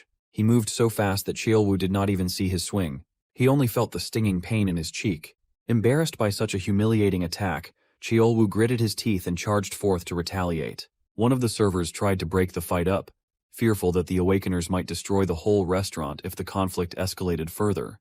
Her reasonable request was met with unreasonable violence. Fortunately, she wasn't harmed too badly. Seo Dojun calmly told everyone to get out and clear the room for their safety. Chilwoo is really easy to trigger. He's a muscle-brained idiot who can't even think of good trash talk. For that, he was punished with another strike to the face. He was completely caught off guard, feeling a knuckle make contact with his head. Kang Cheolwoo is the bastard who locked the original Seo Dojin in a gate, leaving him for dead. Even though he was not the one personally slighted, our MC still harbors a deep resentment for this fuckface, and he wants to talk. Cheolwoo, the goblin-looking goon, snickered as he brought up how that evil stepmother of Dojin's made the whole thing happen. Seeing that extracting info from this idiot was a lot easier than he thought, Dojin pulled his phone out and pressed the record button on the video app. He just needs a clear and concise recording of the confession, and his life will be a lot simpler in the future. Once again, Cheolwoo was insulted by his nonchalance. He gathered power in his fist, called Dojin's mother a whore, and attacked with unmatched intensity. He intends to finish the job that he failed. He wants to kill Seo Dojin once and for all. Unfortunately for the big goon, his primitive attacks are no match against the expert manipulation of Chi. Dojin met the violent punch with a soft touch and sent the enemy's fist flying as though it just hit an impenetrable bouncy barrier. Kang Cheolwoo had never experienced something like this before. Normally, he would just brute force his way through anything and everything to kill. Now it seems like he's going up against someone far beyond what he can comprehend with his tiny little pea brain. Suddenly, he was pushed off his feet. Dojun followed his body's trajectory like a hunter playing with his prey. Sounds of fists cracking a skull echoed throughout the restaurant as the server from earlier tried her hardest to dial the police. Before she could press the call button, a dainty hand pulled the phone away. With a bright smile, Hyun Ju-yeon assured the server that she would take care of everything, so there was no need to involve the authorities. The server was just glad to see a comforting face in the middle of her breakdown. Slaps, scratches, and punches landed throughout Kang Cheolwoo's body, not giving him any chance to catch his breath. As far as Ju-yeon knows, this lowlife is a B-rank hero. With that rank, there are not many people who could beat him up so helplessly. Based on this beatdown, Dojin might be classified as an A rank. Well, even if that's true, the fight still seems a bit too one-sided.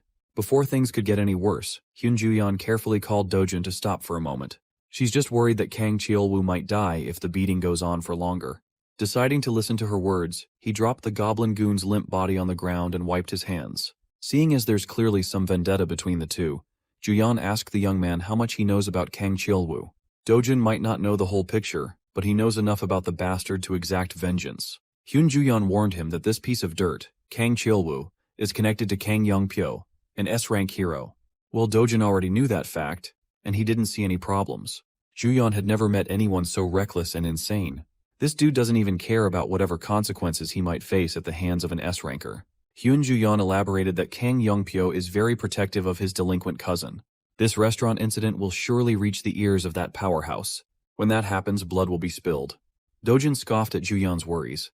He's the last person who would be afraid of some hotshot S-ranker. More than the problems for the future, he's more annoyed at the fact that Ju-yeon knows so much about his life. Now that the goblin goon is down, Dojin's enmity has transferred to the nosy S-ranker. Face to face, the feral young man stared her down.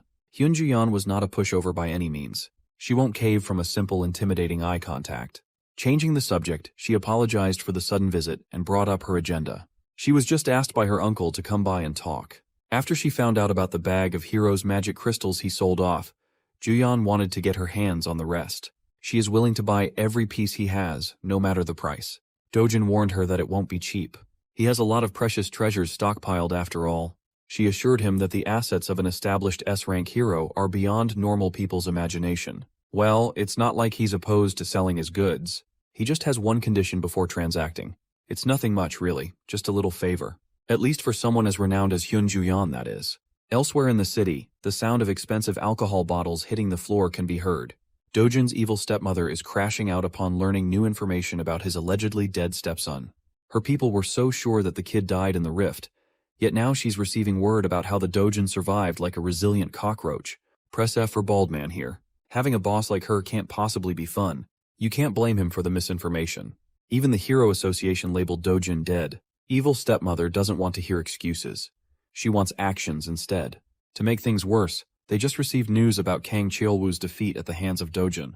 At this point, it's safe to assume that Seo Dojun already knows who's really responsible for his attempted murder. Hearing that she might be implicated, evil stepmom gulped in terror.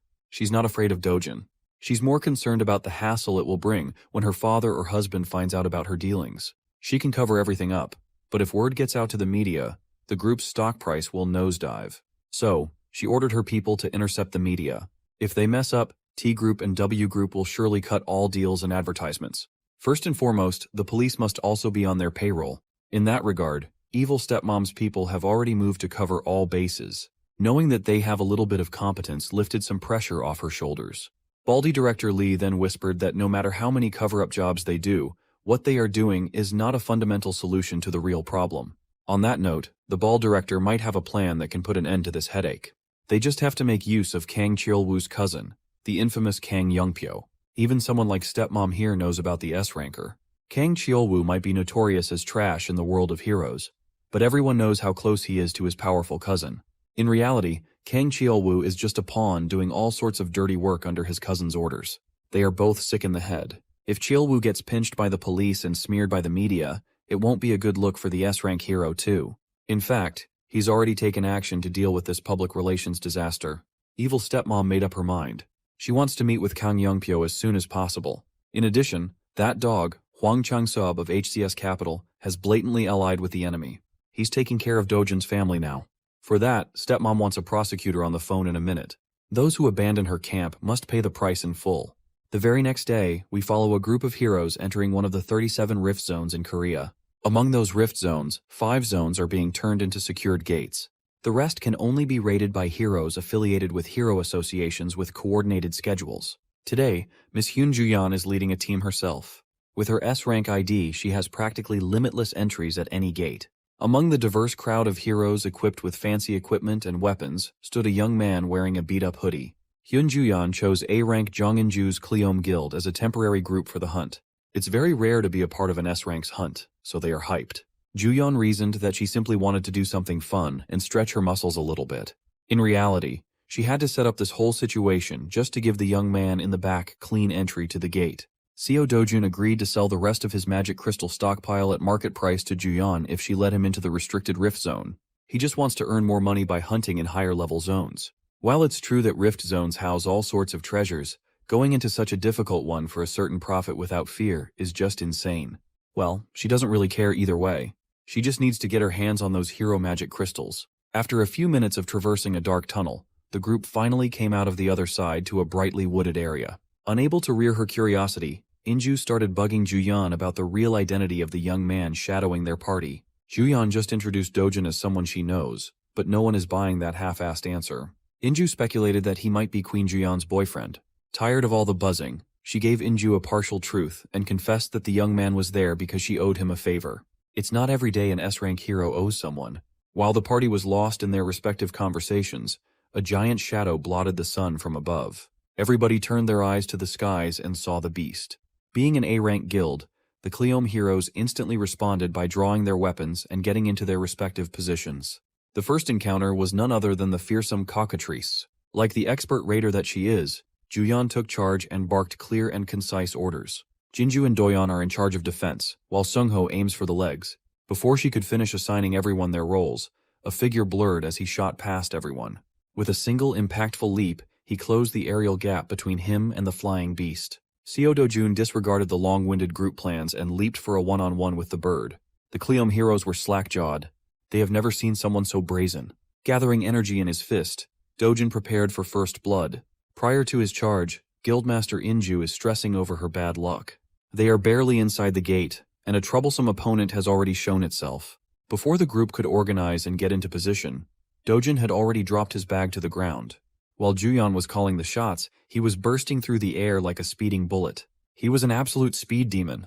In one jump, he neutralized the bird's aerial advantage. Up in the skies, he took control of the field without a problem. His fiery energy was thick and burning. The overgrown chicken did not have the speed or reaction time to block the incoming attack. As a result, it was forced to eat a full-powered punch to the beak. The bird is on the ground, and the human is up in the clouds. It was quite a poetic reversal. Dojun landed in front of the group. He did not even break a single bead of sweat. The cockatrice is on the verge of death, the mark of his fist visible on the side of his face. The Cleome Guild people stood dumbfounded alongside their S-rank carry. They bore witness to the brutality of what happened next. Dojun lifted his leg and started stomping on the bird's head until it was reduced to meat paste. It might seem too much, but killing a cockatrice requires a lot of force. With every stomp and kick, the sound of skull cracking and blood spurting mortified the group. Now Inju is really curious as to who that guy is. In all honesty, Juyeon wasn't really sure herself. All she knows is that Seo Dojun is a really strong human. Well, calling him simply strong is a huge understatement. There are only a select few heroes who can do what Dojun just did. Killing a cockatrice in one blow is no ordinary feat. Juyeon downplayed the achievement by bringing up her sister. That woman belongs to that elite list of outstanding heroes. Still, Inju can't just get over the fact that a hidden powerhouse is among them. She watched the entire sequence and was in awe the whole time. Juyeon took note of the young man's monstrous power and decisiveness, her curiosity deepening.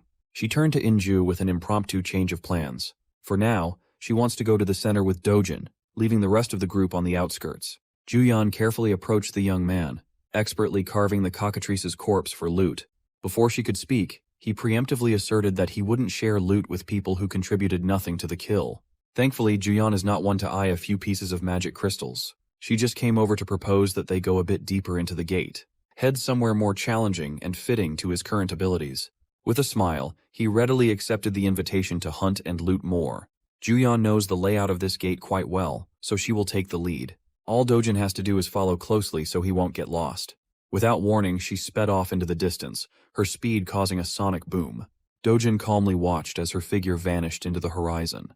After slinging his bag to his back, he took a running pose, storing energy in his muscles. With an instant first step, he kicked an explosion that almost blew the Cleome Guild heroes away. Inju reckoned that if Juyeon is a bullet, then that man moves like light itself. Left by the two powerhouses, the miscellaneous heroes turned to their guild leader for their new plan. Of course, trying to follow those two ahead is utterly impossible. Today they must accept that they are sidekicks and small fries. Nevertheless, this is still a decent gate with plenty of monsters to hunt around the outskirts. In the outside world, normal people praise them as powerful A-rank heroes. But in front of a real S-ranker, they are not even worth mentioning. Juyeon and that man are leagues above the entire force of Cleome Guild. Speaking of those two, their race across the woods is proceeding hastily. While maintaining breakneck speeds without much effort, Juyeon kept on checking her flank for signs of Dojin. Upon seeing no signs of the guy, she started softening up and thinking that she might have overdone the initial run. While she was thinking of slowing down, Dojin suddenly appeared by her side, asking if they could go a little faster. Juyeon's concentration broke and she almost tripped over. She had never experienced something like this before. Someone can actually keep up with her in terms of racing. When it comes to speed, she's in the top 2 in the nation. But that list might need to be updated, given how Dojin is making her eat dust. A few moments later, he made a stop to tease her for being slower than expected when she was clearly running to flex her speed. While the S-ranker caught her breath, Dojin turned his eyes onto the view on the horizon. In front of them was a massive mountain range touching the heavens. When asked what was hiding inside that rocky range, Juyeon's expression turned solemn. That place is the lair of the Thrift's boss monster, the Caesarian. You see, this so-called Caesarian is a giant 20-meter monster resembling the draconian wyvern. Juyeon doesn't even want to entertain the idea of subjugating that beast. You typically need at least 3 combat-oriented S-rank heroes to even stand a chance against such a monster. One thing Dojin knows about Caesarian is that it has a chance to drop the imaginary grade magic crystal, a treasure just below the highest grade possible. Since such an enticing reward is waiting for him, he won't let it slip through his fingers. Obviously, Juyeon is opposed to such a reckless idea. Well, Seo Dojin is fighting that draconic bastard with or without her.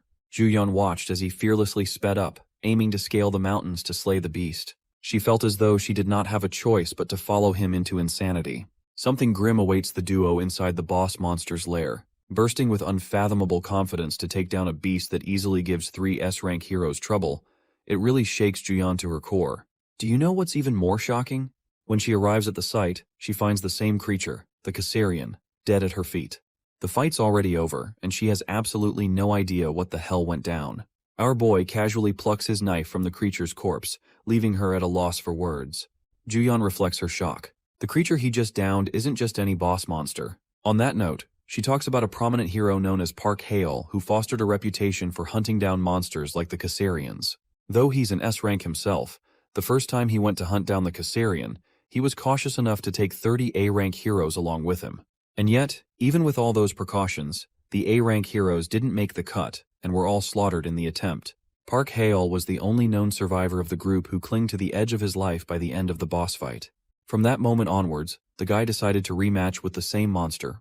Only this time he was armed with 1 more S-rank and 100 A-rank heroes behind him. It's practically a small army at that point. The fight was brutal. They focused on piercing the creature's wings and negating its flight. The Caesarian of the time was then overwhelmed by a barrage of attacks from the heroes. This actually reminds me of the whole 100 men versus 1 gorilla debate that has been going around lately. My money is on the men, by the way, and the same is the outcome for the fight with the Caesarian, who ended up getting defeated. Despite this, only a handful of heroes remained from that battle. The rest, butchered by the beast's wrath. The damages they incurred that day were so prominent that Hae-il's guild, the Sweet Life, has yet to recover from it 3 years after the event. And yet, this one average-looking Joe has defeated the same Caesarian monster without much trouble. The funny thing is, with her constant glaring, he reminds her that she ain't getting any of these precious gems for standing around fighting the air. The remark may have annoyed her, but Juyeon is more focused on the ridiculousness of the man before her eyes. If she wasn't there to witness the battle, she would never believe in such a conclusion. The same terrifying Caesarian was taken down and obliterated in a single strike at the hands of 1 man. As for Dojin, my boy has successfully harvested the awesome-looking magic stone from the creature's body. He stares at it and tells her that he no longer cares about having an escort to guide him. From this point onwards, he's fine on his own. He also denies taking the rest of the valuables obtained by the dragon's body, such as its claws and teeth. Showing little to no regard for them, he turns back to reject her plainly, leaving the S-ranker stunned for life. Instead, he'd rather focus his energy on collecting the monster crystals. He even goes as far as to allow her to keep all of those valuables to herself as a form of payment. Juyeon takes a look at the creature for a moment and reaches the conclusion that she also doesn't need anything from the beast. It's evening now, and the rest of his group is shocked that one guy managed to collect 3 bags full of magic stones. It's an unbelievable sight even for the competent A-rankers. For their guild to have obtained the same amount, it would have taken them a minimum of 20 hours. And from the quality of the ingredients, even more than 3 days. It begs the question about the man's identity, and they're all staring down at Juyeon, who brought him along in the first place, and yet appears just as confused as them. Based off of Juyeon's own words, The A-rank guildmaster can't fathom how Dojin was able to beat the Kassarian without any proper equipment. With this accomplishment alone, he stands at the top of the hero ranks in Korea, unparalleled in his might. They really just said our boy is built differently. The A-ranker even thinks that he might be the strongest in the entire world at his level. It amazes her. Speaking of the guy, an exhausted Dojin returns with more bags on him. With just one day of hunting, he's already collected so much stuff. At this point, the group is starting to think that no one will believe them if they reported this to the outside world. Dojin's godlike power is the definition of insanity to accept. Speaking of which, they're explicitly told not to drop a word of what happened here today in the outside world, something they have to ultimately accept. The gorgeous S-ranker walks up to our boy and talks about a bunch of things. From a distance, it looks like they're a couple who is flirting with each other. But that's only in the eyes of their group mates. I guess they're trying to convince themselves that this is the start of a ship. They also think that he's the only guy in the world who looks like a proper fit for Juyeon, especially considering their monstrous strength. The funny thing is how the A-rank guildmaster quickly realizes that these guys aren't the perfect couple she envisioned them to be. Instead, it seems like they're having an argument from the looks on their faces. She can't believe that there's a guy in the world with the ability to talk down to Juyeon of all people. The shocking thing is how Dojun hands her a bag and leaves quietly without saying another word. It astonishes the guildmaster even more. As for the state of the backpacks and the contents inside he collected, Juyeon states his own words. Turns out that Dojin fears the possibility that he'll become an overnight celebrity if the outside world learns that he killed the Kassarian. Since that is a clear issue for him, he drops the responsibility of it upon her shoulders. Hearing his decision, it leaves the both of them baffled for words. But the irony in all of this is that the law of manifestation ends up turning true, and Juyeon gives birth to a curiosity to explore more about this mysterious young man. Girl is in love. Over to a different location, we get to explore more about the famous S-ranker mentioned earlier as Hale. He's out here going beast mode on his punching bag. His assistant is in awe of his training because it seems like he's bursting out in rage. As mentioned before, he's the guildmaster of Sweet Life. The assistant helps him calm down, reminding him that a little bit of endurance will help him go a long way in these difficult times. Even the guildmaster agrees with that idea, believing that those who underestimate him will eventually suffer his wrath. And before long, there will come a time where everyone will be admiring his strength as the most powerful guildmaster. His assistant goes on to bring up Hyol's streak of hunting down Kassarians, which sets him apart from others, even going as far as to say that his name will be etched in the history books as the hero who defeated the Kassarian with the smallest squad. The funny thing is, that title will never be overtaken from Dojin by anyone unless Stephen Hawking steps out of the grave and pulls a miracle. The guildmaster shares his enthusiasm with the assistant, going on and on about his own achievements. At the same time, their guild has been suffering major losses compared to what it was 3 years back. And yet, the only thing that gives him a smile is the knowledge that he's the only one capable of best defeating the Kassarian, a fact seconded by his one-eyed servant.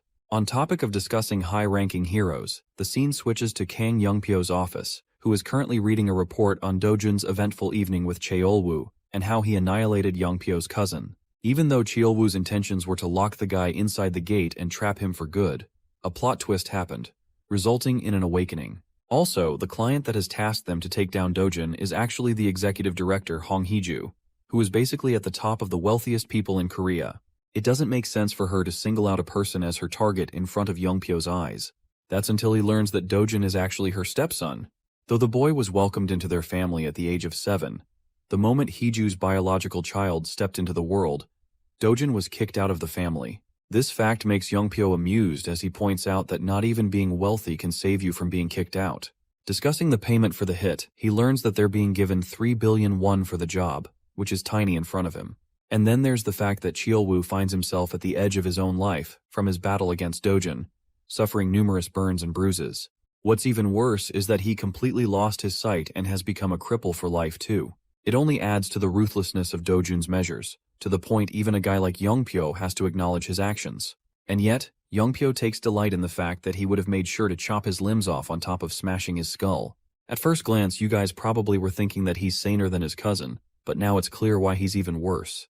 While discussing the scene of their battle, it is brought up that Juyeon was also there and allegedly helped out Dojin in some way. This actually surprises him and he probes for more information about the situation. He doesn't get what's so special about Dojin. Unfortunately, not even his assistant knows anything specific about the meeting between the two as the case was quietly shut down. Pissed the fudge off, Yongpyo grabs his servant and roars at him to do whatever he can to uncover the status of their relationship, suspecting that they may have formed a deal of some kind. The assistant, completely devastated by his reaction, runs away to investigate right at once. Yongpyo is left with a temper tantrum smashing things around, reflecting that Hiju's men will come looking for him to fulfill the job that his cousin failed to do. At the same time, he's more than happy to take on the job from her. After all, she's a wealthy woman with Andrew Tate's level of money, so it won't be an issue for the greedy scumbag. And now for the scene with our boy, who is returning home after the raid. From today's experience, he's more than glad to have spent his time in a rift rather than a gate for proper hunting. It also complicates things because he might have to form a long relationship with Juyan to ensure he stays on the low. Recalling their conversation, she straight up told him that people will become wary of her and ask around for the identity of the person who killed the Caesarian. Revealing them means inviting a lot of trouble. So for now, her plan was to store the valuables. And if he does want to become famous, she can happily reveal their existence to the world. In response, Bro chucked the bag to her to keep all the good stuff.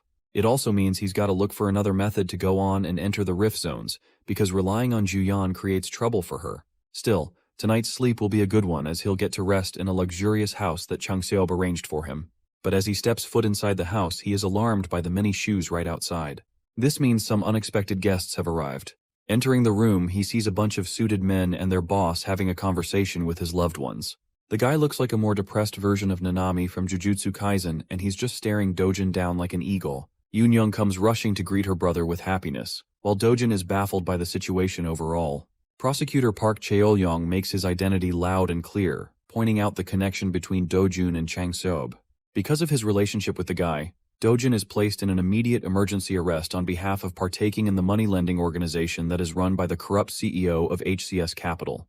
Letting the situation play out, Seo Dojun peacefully surrendered himself to this alleged emergency arrest connected to Hwang Changseop's loan shark operation. He was promptly handcuffed and detained in a bare interrogation room. From inside the room, he could hear a pompous voice talking on the phone outside. The prosecutor who took him in is assuring someone that both Hwang Changseop and Seo Dojin are behaving like good little boys. Before hanging up, the prosecutor thanked the caller for taking care of his daughter's study arrangements abroad. Then he made the mistake of uttering Director Hong's name within Dojun's superhuman earshot. Walking up to his silent detainee, the prosecutor yapped about the reason he became a man of the law. He claimed that since he was little, he had always wanted to isolate society's trash from the decent and law-abiding citizens. Plopping a thick packet of paperwork on the table, the scummy prosecutor made a show of just how much dirt he had on Seo Dojin. He alleged that the charges listed through their preliminary investigation would be enough to put the young man behind bars for at least a decade. In addition, they have already gathered more than enough statements from Hwang Changseop to nail everyone in the operation. Seo Dojin did not even bother to give a reaction to these thinly veiled threats. Since he didn't get the reaction he was hoping for, Mr. Prosecutor resorted to cursing him out. Getting straight to the root of the problem, Dojin callously asked if that bitch, Hong Hee-ju, is behind this weak legality stunt. The prosecutor was visibly shaken, but he vehemently denied such accusations, going as far as to say that he had never heard of that name. Dojun estimated that these crooked bastards must have already worked on Hwang Changseop's side.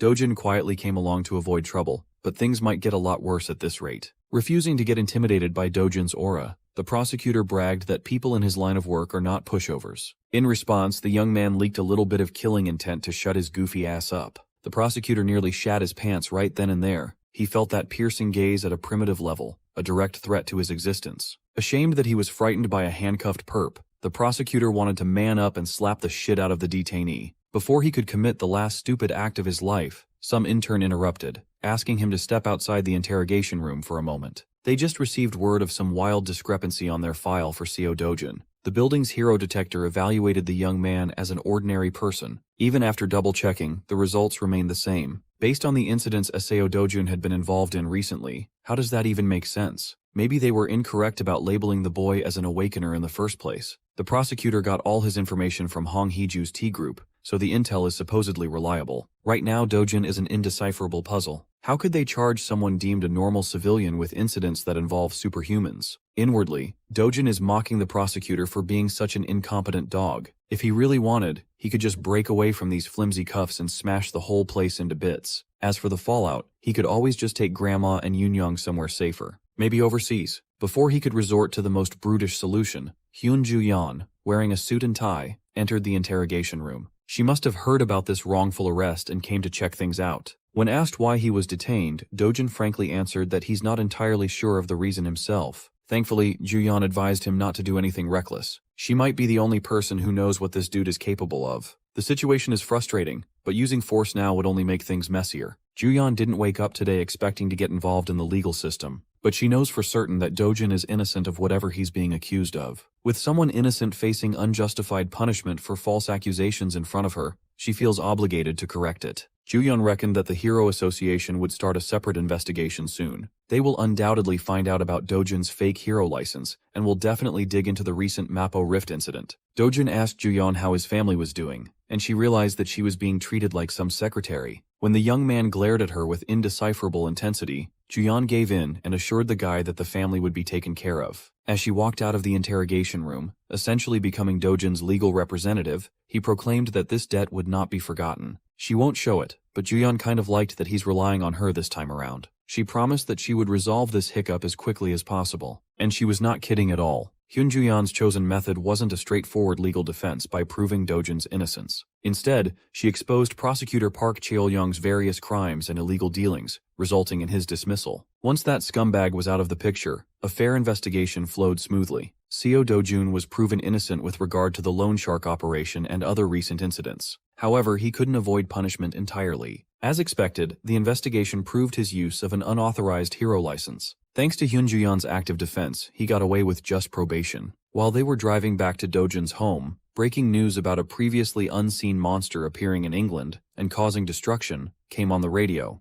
The monster was described as a mantis-like creature, 1.5 meters tall, with compound eyes and terrifying jumping power. Based on the description, Dojin identified the creature as a Macassian. Hyun Juyeon nearly crashed the car upon hearing him utter the name. Information about newly discovered monsters is heavily guarded by the association. She only knows what a Macassian is because of his stature as an S-rank hero. You see, monsters are not given arbitrary names by some random bozo. Upon death, they drop magic stones that not only contain condensed energy, but also unique information. By analyzing this encoded data, it's possible to learn a lot about a monster, including its real name. On present-day Earth, they use science and technology for analysis. On the other hand, magic was used in the destroyed world. In other words, Dojin is incredibly familiar with monsters that appear in both worlds. He knows their names and everything there is to know about them. He randomly blurted that Macassians can be easily handled using fluid from the red flower ant. The fluid is harmless to humans but acts as an extremely potent paralytic toxin to Macassians. Spray those bugs and they'll stop rampaging.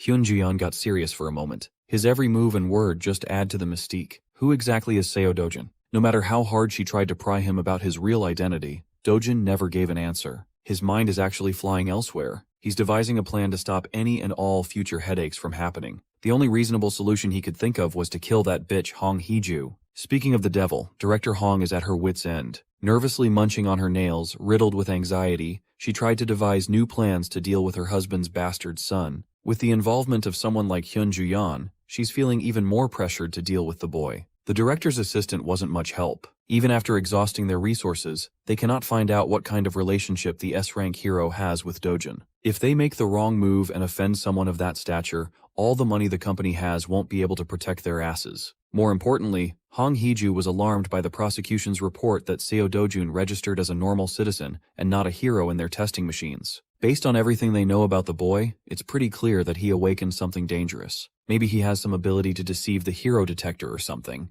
Hong Hee-ju is hemorrhaging money from this crusade of hers, and the best her people can give are speculations. Absolutely livid, she finally bit the bullet and contacted the S-rank rascal, Kang Young-pyo, bringing 30 billion won to the table to end this Dojin problem once and for all. Upon receiving the call, the rascal greedily demanded double the pay to deal with this little problem. Even his underlings found it a little too unreasonable to demand 60 billion for a simple job. He might be a low-life rascal, but Kang Young-pyo is also a shrewd bastard. He could tell that Hong Hee-ju had no more options. There are no alternative answers left. Besides, her company generates so much revenue that 60 billion won wouldn't even be noticed if it were missing from the coffers. Furthermore, Hyun Juyeon is now part of the equation. Since Kang Young-pyo is taking on the risk of fighting another S-rank, doubling the initial offer becomes a bit more reasonable. The underling concurred that Hyun Juyeon is a dangerous opponent indeed. Hearing his employee give praise to another S-ranker offended Kang Young-pyo's fragile ego. He cursed the underling out for doubting his fighting prowess against someone like Juyeon.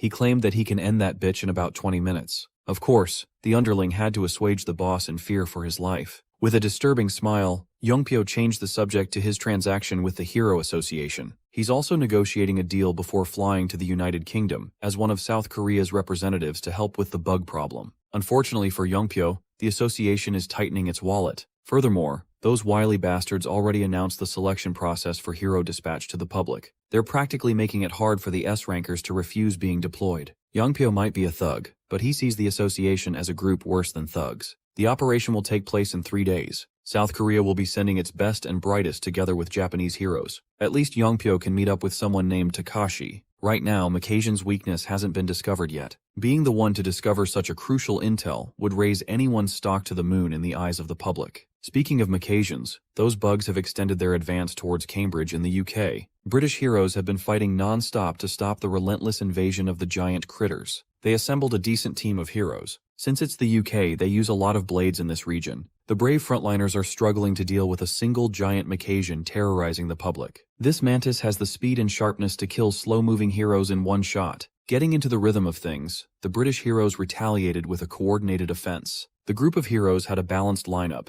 and based on their proficiency, they were nothing to sneeze at either. Some of them used magic to tear through the thick exoskeleton by force. The others would follow up with speedy melee attacks, letting the bug blood flow in the streets. With proper coordination and ample power, they managed to bring down their first Makajan. Just to be sure that the son of a bitch doesn't have a phase 2 or something, they cut its mantis head off. The British heroes finally scored a W, but a single monster took everything they had in the tank to deal with. To utterly crush their spirits, a few more Makajans surfaced to take advantage of the fatigued heroes. That night, the best heroes the UK could offer perished in a brutal and bloody wipeout. They did their best and put all their efforts into trying to stop the inevitable. Without clear information, they were helpless against unknown enemies. The pesky Makajans are now advancing south. The stalwart defense of Cambridge collapsed. There are now about 60 kilometers between the bugs and the capital, London. As the Makajans were about to do their final push to erase London off the map, something luminous rained down from above. When the fluid made contact with the bugs, they collectively seized and felt burning agony. After a few seconds of trying to resist the effects, the Makajans fell one by one. The paralytic flowed into their systems, making all their terrifying weapons useless in the face of biological warfare. Up in the air, the source of the rain revealed itself, a chopper closely following the army of mantises from a safe distance. Aboard the chopper were the heroes of South Korea and Japan for the joint cavalry. Every single one of them was surprised that such a simple solution proposed by Hyun Ju-yeon worked. The red flower ant sap is working better than great. The Makajans cannot endure. They practically turned into useless empty husks. Standing beside Ju-yeon was Kang Yongpyo. In his eyes, there is no way that this woman miraculously guessed and hit the jackpot. Waking everyone up from their reverie, Hyun Ju-yeon took charge and ordered everyone to skydive and finish the job.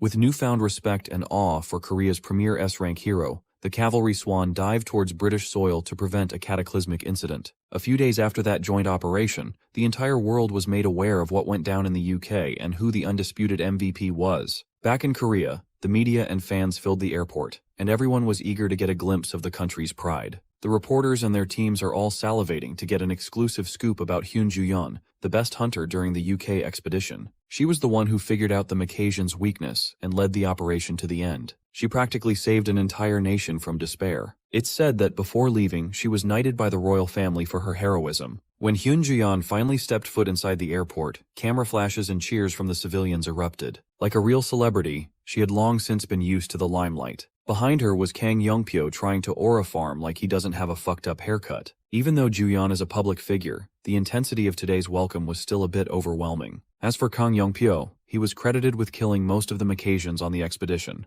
Keep in mind that he basically killed paralyzed and helpless bugs. Their entire entourage of heroes consisted of 200 people. The brilliant performance of Korean heroes was the reason the UK still exists today. On the news, details about the Makajan hunt, including the red flower ant sap weakness, were made public. Walking around the city, our boy, Seo Dojun, overheard the news and paused for a second. He was glad that Ju-yeon was able to use his intel, but when they showed Kang Yongpyo on the Jumbotron, his mood soured. That smug-looking bastard on the screen is one more loose end he needs to take care of soon. Inside a random high-end restaurant, Seo Dojun is drinking coffee with the woman of the moment. Hyun Ju-yeon kindly unloaded tons of presents for little Yoonyoung, Grandma, and even our boy. She warned him not to check the contents now. It would be better to open everything at home. Ignoring her words, Dojun found some nice-looking clothes in his pile of gifts. Juyeon simply wanted to give him a token of thanks for that invaluable tip. Thanks to Dojin's throwaway intel, she became the hottest hero in the world. Compared to the benefits she received, some nice clothes are practically nothing. So, she promised to buy Dojin a car or anything else whenever he wanted. Bro got a sugar mommy premium? She already knows that Dojin won't cough up how he knew about the weakness of Macassians,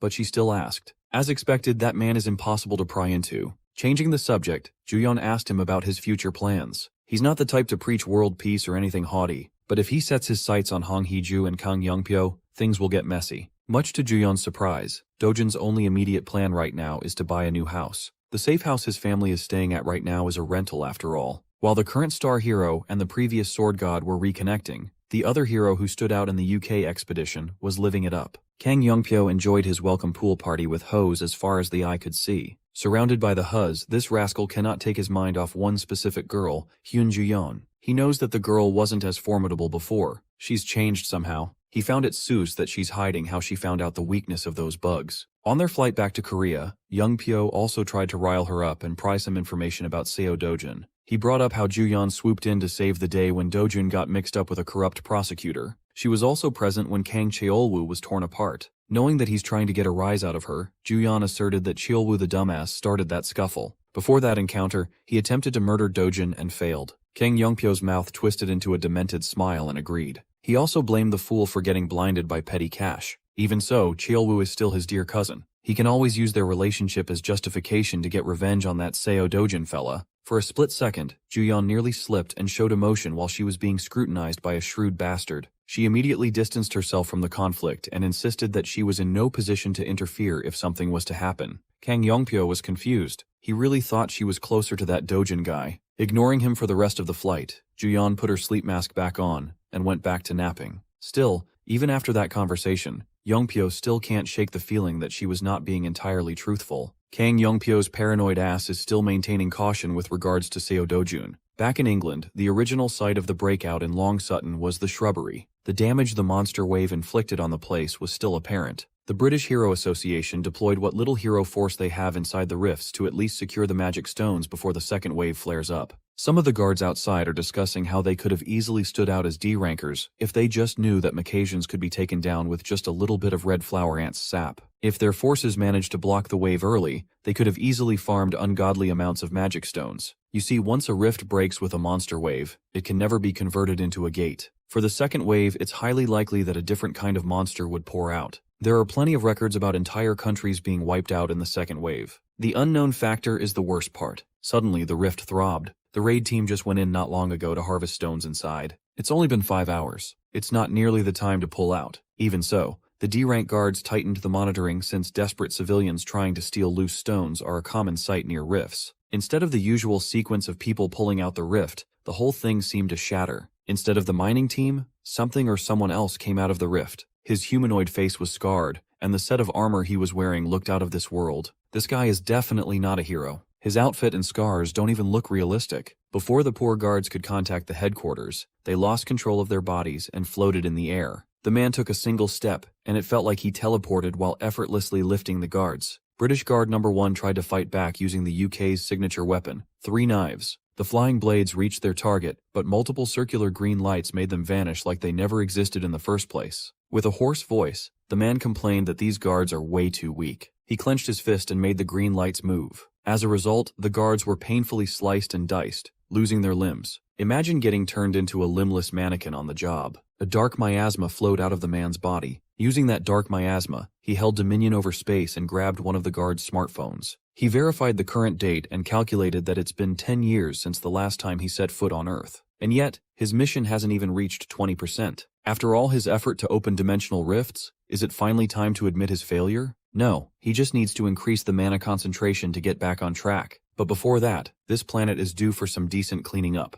It's about time to weed out the weaklings. Back in South Korea, specifically in the Paju region, a young man is venturing into one of his routine farming escapades, oblivious of what's happening on the other side of the globe. Slinging nothing but a backpack, Seo Dojin walked around the restricted area. Suddenly, his senses flared up upon noticing abnormal vibrations in the ground. As he had expected, a battalion of disgusting worm monsters surfaced, eager to sample some meat. Their bodies were filled with metallic spikes, their mouths layered with sharp fangs. Dojin stood in the middle of the party, completely calm and unperturbed by the flashy display of power. Instead of looking up to the monsters, he turned his attention downwards, to the holes that the worms made. He measured the hole with a glance, and estimated that there are about 26 worms underground within a 100-meter radius. With a twisted smile, he gathered mana in his hand, eager to test the bugs. He wondered how many worms could survive his initial attack. He sent the concentrated mana blast barreling down to the hole, and an eerie silence followed. After a few seconds of idle waiting, the much-awaited explosions finally spread towards every other hidey hole in the area. Along with debris and sweltering flames, every worm wriggling downstairs was forced upwards to escape being cooked alive. Dojun is a proponent of working smarter instead of harder. With this technique, he doesn't have to get dirt in his drip. While he was busy farming free stones from the disgusting worms, a meeting of grave importance was taking place in the city. Min Hongki, Korea Hero Association's deputy director, and his boss, Na Tai Wang,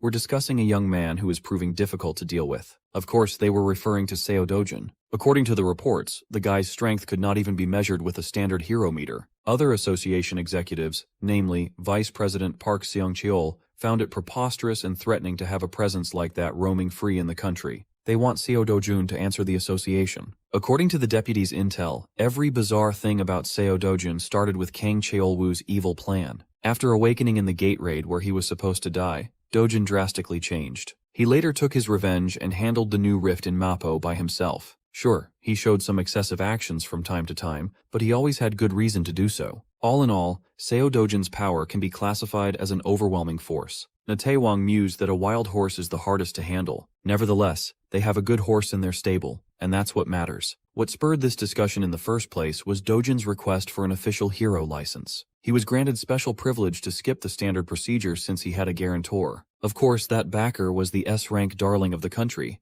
Hyun Ju-yeon. Upon hearing his connection with the Golden Girl, the geezers of the association were flabbergasted. Knowing that they can't afford to offend Ju-yeon, given how hot her name is at the moment, Seo Dojun's request for a hero license was smoothly granted and expedited. He was slotted in as the 8th S-rank hero of South Korea, and he had never even stepped foot in the association. Thanks to his newfound status, he can finally hunt in any rift zone he pleases to his heart's content. It's not a bad thing to have. The way he wreaked havoc in the Paju rift zone, burning dangerous worms to a crisp, quickly reached the association director's ears. That intimidating geezer was quite amused that the country's newest S-ranker is already living up to the title. It's not every day you hear about a hero entering a second-degree rift by himself without any guild members or allies to support. It's simply insanity in the eyes of normal people. The vice president, who was the one so strongly opposed to Seo Dojun, is now advocating to reveal the young man's identity to the public, so the association can start promoting a new rising star. Thankfully, the deputy shut down such a stupid and greedy idea. Min Hongki asserted that they should ask for the man's opinion first before exposing him to the life of being a public figure. VP argued that since they are in an era of unrest,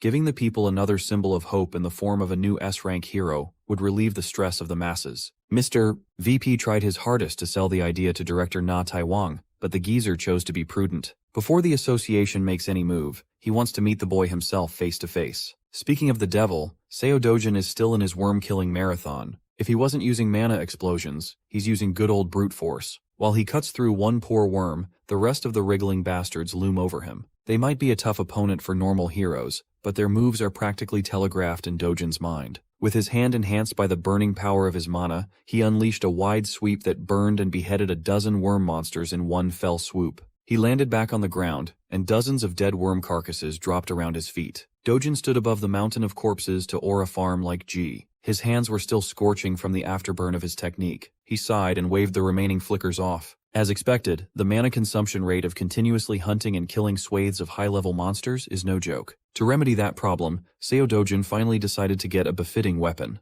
As expected, the best place to get some much-needed equipment was the Gasan Hero Complex. Seo Dojun picked an innocuous store and entered. Inside, a bruised-up dude was manning the counter, playing on his phone to stave off boredom. The welcome bell rang, and he didn't even look at who had just arrived as he asked if the customer had a reservation. Seo Dojun ignored the bum's question and dumped his backpack on the counter, demanding to craft a weapon using the materials inside. Annoyed, the bum asserted that they don't service people without a reservation. Dojun had already been rejected by every other shop on the strip, citing that they're all fully booked. This was the only shop that answered his phone call. Still, the bum outrightly refused to entertain Dojin. He's just infuriated that he has to take his eyes off his phone. With patience running dangerously thin, Dojin grabbed the bum by the collar. Ignoring the threats and curses, he asked the little shit about who the shop's owner was. The bum proudly declared that his father owns the business. If that's the case, he'd better call daddy as soon as possible. Seo Dojin came here specifically because of a trusty recommendation. The bum was released. He scoffed, but cowardly retreated to another room and called his father. An old man wearing a modified welding mask came out from the workshop to see what the fuss was about. His name is Choi Cheolguan, master craftsman of hero armaments. Dojin shared that he came here under Hyunjuyan's recommendation. Of course, both father and son knew that name. Hell, the whole country knows that name. Old man Choi was just surprised that an S-rank celebrity knew about his craft. Seo Dojun didn't come here for useless chit-chat, so he just pulled out the materials from his bag. The old master gave the mats a thorough inspection and identified them as a giant black viper's fang. It has been a long time since he had seen one. Well, Seo Dojin wants a decent sword made of this stuff. He wants his weapon to be as long as possible. Don't we all, brother? The master craftsman argued against the request. Stretching non-metal materials too much would be detrimental to their durability. It would be more effective to make 2 medium-sized swords instead. Hearing that weak-ass compromise, Dojin asked if the old man was openly admitting to having subpar skills to craft what the customer wanted. Nevertheless, he doesn't want 2 swords. He just wants to fuse them together into one. All that matters is length. Well, it matters how you use it too, buddy. Aside from absurd length, he wants the mana absorption rate cranked up to the maximum level. Hearing the ceaseless and borderline unreasonable requests, the bum could not stand aside much longer. He is proud of his dad, a man who could craft weapons with at least a grade 3 mana absorption rate. Seo Dojin responded by picking up one of the swords displayed in the shop's forefront. He gave the blade a once-over and evaluated the material as grade 5. Then, he gripped the sharp end of the sword with his bare hands. Father and son stood silent and in shock as their unusual customer performed a miracle. The tightening continued until the death grip made the grade 5 material shatter under sheer force. This product, which the shop was so proud to display up front, was reduced to nothing but sharp dust and debris. The bum thanked his lucky stars that he didn't fuck with the mysterious customer. The old man watched his creation splinter apart. Seo Dojin warned Choi Cheolguan that if he was going to craft garbage with the materials provided, he'd better drop the job now. If these hands can turn a grade 5 weapon into fine dust, imagine what it could do to your face. After finally securing a shop that would accommodate his demands,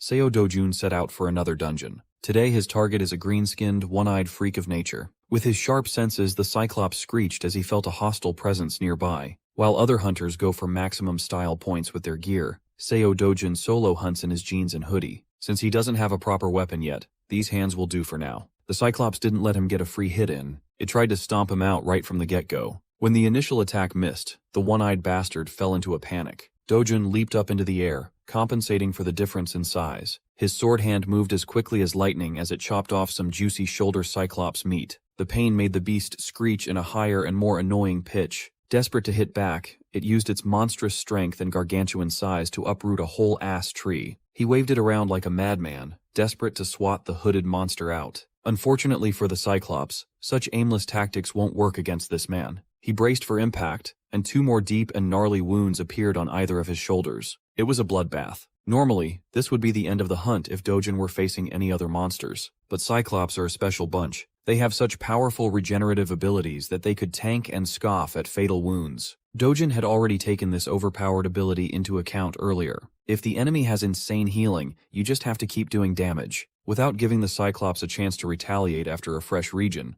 Dojin scratched, sliced, and diced his way through the tough flesh and grotesque innards. To cap things off properly, he beheaded the giant monster and stuck his superhero landing. It was a clean but bloody victory over the green-skinned meathead. Seo Dojun sighed in light exhaustion. Right now, maintaining a mana sword for extended periods of time is still too demanding and inefficient. He grabbed his bag and retrieved a pitcher. Dojun dipped that thing into one of the grotesque wounds he gave the Cyclops, as if he were just getting juice. This was the exact aim of today's expedition, to grab some of that good Cyclops blood. He returned to the Hero District by sundown. As usual, the bum was manning the counter, so he wordlessly plopped his blood pitcher down. He instructed the papa's boy to give the pitcher to Daddy. With this, the 2 black viper fangs could be easily fused together. After that short explanation, he refused to elaborate and walked out of the shop. All the basic materials for his weapon have been gathered, but if he wants a higher mana absorption rate, he needs one more ingredient. There is only one place on Earth to find it. While he was planning and mapping a way to find that secret ingredient, his fellow S-ranker was receiving a very important call.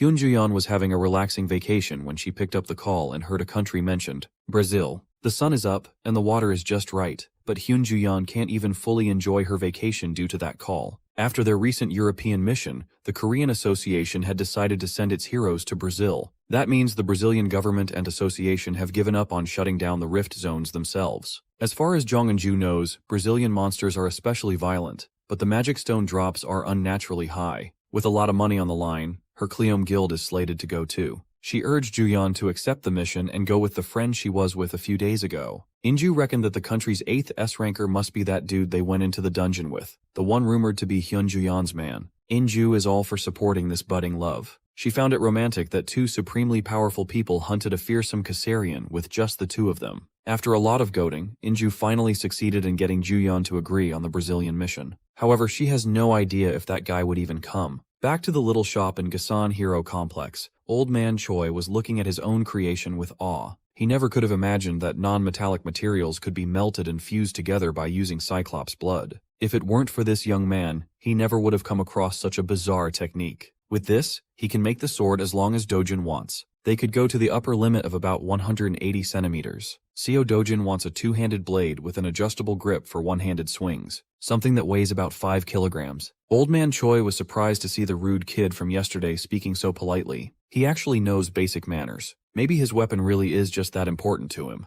Old Man Choi warned that 5 kilos would be heavy to swing one-handed. It's not like you'll swing the thing only once or twice. Dojin knows what specs he wants and he won't budge on that. Old Man Choi estimated that the crafting process would take at least a month, and the mana absorption rate should reach grade 7. He was unsatisfied with just a grade 7 rate. That level could not possibly hold his full power. As expected, he really needs the final push from one particular ingredient. Dojin headed for the door and tasked the old man to just get the shape done for now. The mana absorption upgrade can wait until after he has the rest of the materials. As an experienced artisan, Old Man Choi had some idea about what material the boy was referring to. He couldn't help but shudder. A few days later, Seo Dojun went out to the city to meet with a very important woman. Hyun Ju-yeon fulfilled her promise and got him a brand new car. Dojun appreciated the gift very much. She assured him that this legitimately was nothing compared to how much he helped her. It's just a $1 billion one car, which is no big deal. When he thanked her with a smile, Ju-yeon reverted to being a shy girl for a moment. While he was inspecting every inch of his new wheels, Ju-yeon inquired about what happened to him in the Hero Association.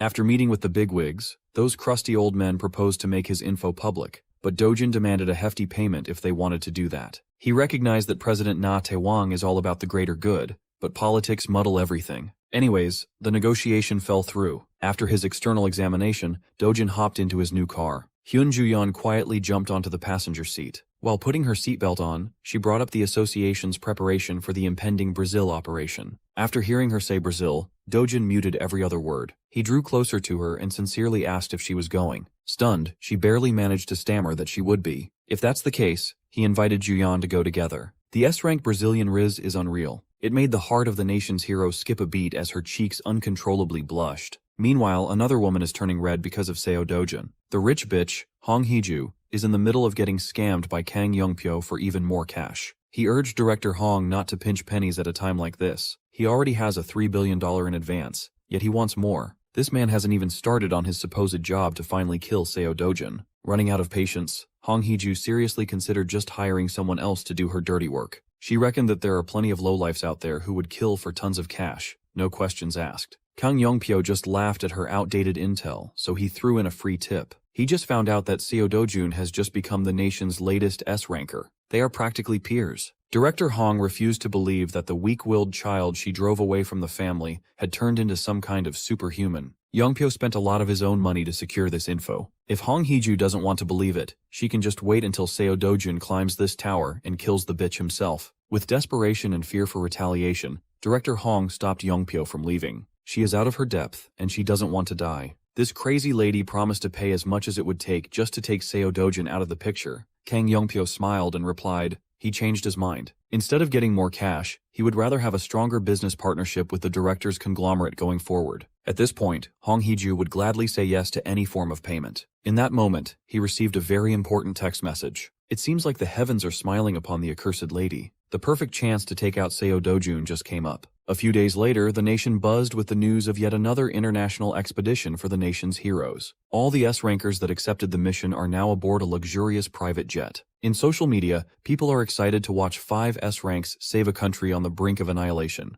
Korean users were bursting with pride. One of the S-rankers was Jang Sung-ho, who carried the P group to the top on his own. He only agrees to missions if there are tons of money to be made. There's also Park Hae-il. His guild had recently shrunk to nothing, so the cash reward for this expedition is sorely needed. Hyun Ju-yeon, on the other hand, is the country's current national hero. She just saved Britain, and now she's going to Brazil without resting in between. Kang Youngpyo must be going after hearing the word about the tax exemption for every magic stone scored in the mission. Snagging a single mid-high stone could change a normal person's life. While the other S-rankers were praised and talked about on the internet, one figure incurred more questions than rumors. Seo Dojin was seen as a young rookie making a debut on the international stage. Nothing fancy. With these 5 heroes at the top of the food chain, Brazil is about to get rowdy. After a long and uneventful flight, the group finally arrived in São Paulo, Brazil. The Brazilian Hero Association has convened to discuss how everything will go down. They are eager to welcome the renowned Korean expedition team. They are the fastest responders out of all the countries from which they have requested help.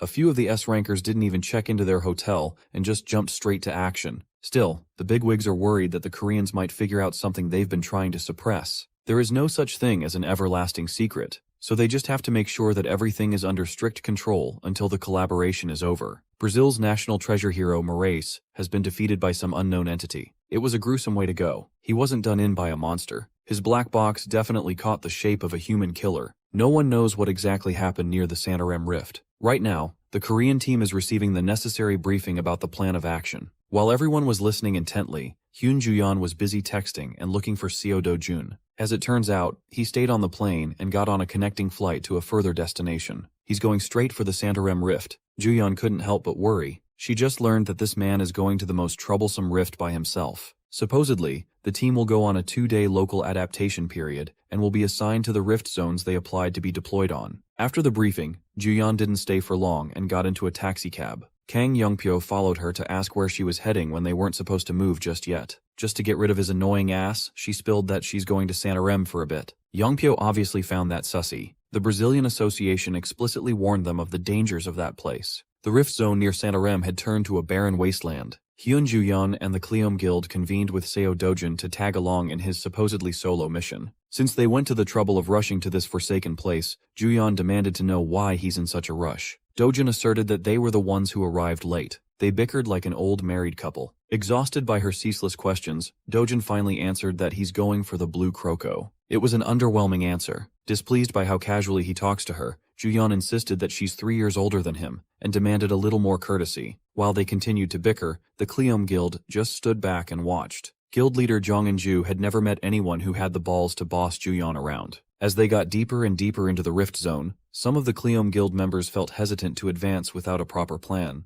But the presence of Hyun Ju-yeon at the party assured them that they'd be safe. There is no denying how skilled she is, but it looks like the newbie was the one taking the lead. While the others doubted the man up front, those who had been present for the dungeon run a while ago were confident in the newbie's leadership. Confused and a little worried, Ju-yeon wanted to know if Do-jun was planning to shut the rift down. He denied having such a lofty goal. He just came here for the materials and to squeeze the zone for all it's worth. After a few more minutes of peaceful trekking, they finally came across the claws of the first obstacle. The Cleom Guild is filled with talented A-rankers, so they skillfully played their respective roles. They had a clear hierarchy and concise shot calling to deal with unexpected enemies. Even so, the blue crocos, barring their advance, were more monstrous in person than in the photos. All they could do was defend, and it's getting a little too dangerous. With the group halted, Seo Do-jun finally made a move, drew his blade, and commanded the A-rankers to get out of the way. While everyone's attention was on him, this dude did not miss his chance to aura farm. Old Man Choi knew that he was going after the blue croco's heart, so he lent Do-jun a prized sword temporarily. He affixed his sights on the target ahead and sped off like a cannonball. With one clean sequence, he turned the pesky blue crocos into sliced meat. He moved so fast and decisively that he activated the classic anime-slash effect. Do-jun was already meters away from the beasts when they fell. Those who wholeheartedly believed in the newbie from the start were vindicated, and those who doubted him in the lead were shocked beyond words. That boy is just insanely strong.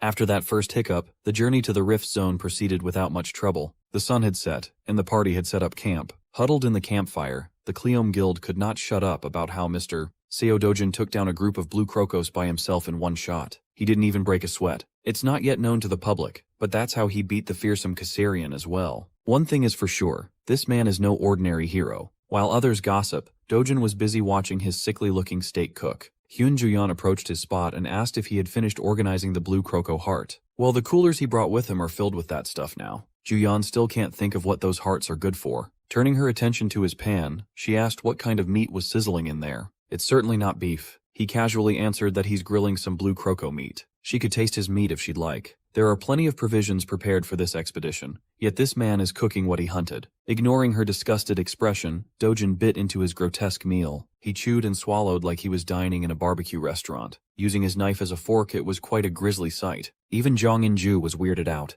They have so much normal food in stock, yet their leader is chomping on cursed meat. After getting over her initial disgust, Hyun Juyeon got curious. She picked up a cut for herself and stared at it for a while. In-ju wanted to stop her friend from doing something she might regret, but Juyeon trusts in Dojun's taste. As the piece of blue meat approaches her mouth, In-ju could do nothing but watch in horror. Juyeon gently bit on the rancid-looking meat. After swallowing a little baby bite, she was pleasantly surprised by its delicious taste. And so, two people in the camp wordlessly enjoyed a bizarre meal. Curious, Jong In-ju whispered and asked Mr. Seo Dojin about his secret. How could a relatively unknown person charm someone like Miss Juyeon? Sure, she's inexperienced and has never had a boyfriend, but she's not the type to easily give her heart to a man. So, what did Dojin do to charm and romance Korea's national treasure into trying his meat? Hearing the mention of romance made him recall his time in the Imperial Academy. It was a long time ago, before he even turned 20. With regards to romance, there was Miss Maisel Grain of the Grain Count family. There was also the youngest of the Lazulian family, Luenda Lazulian.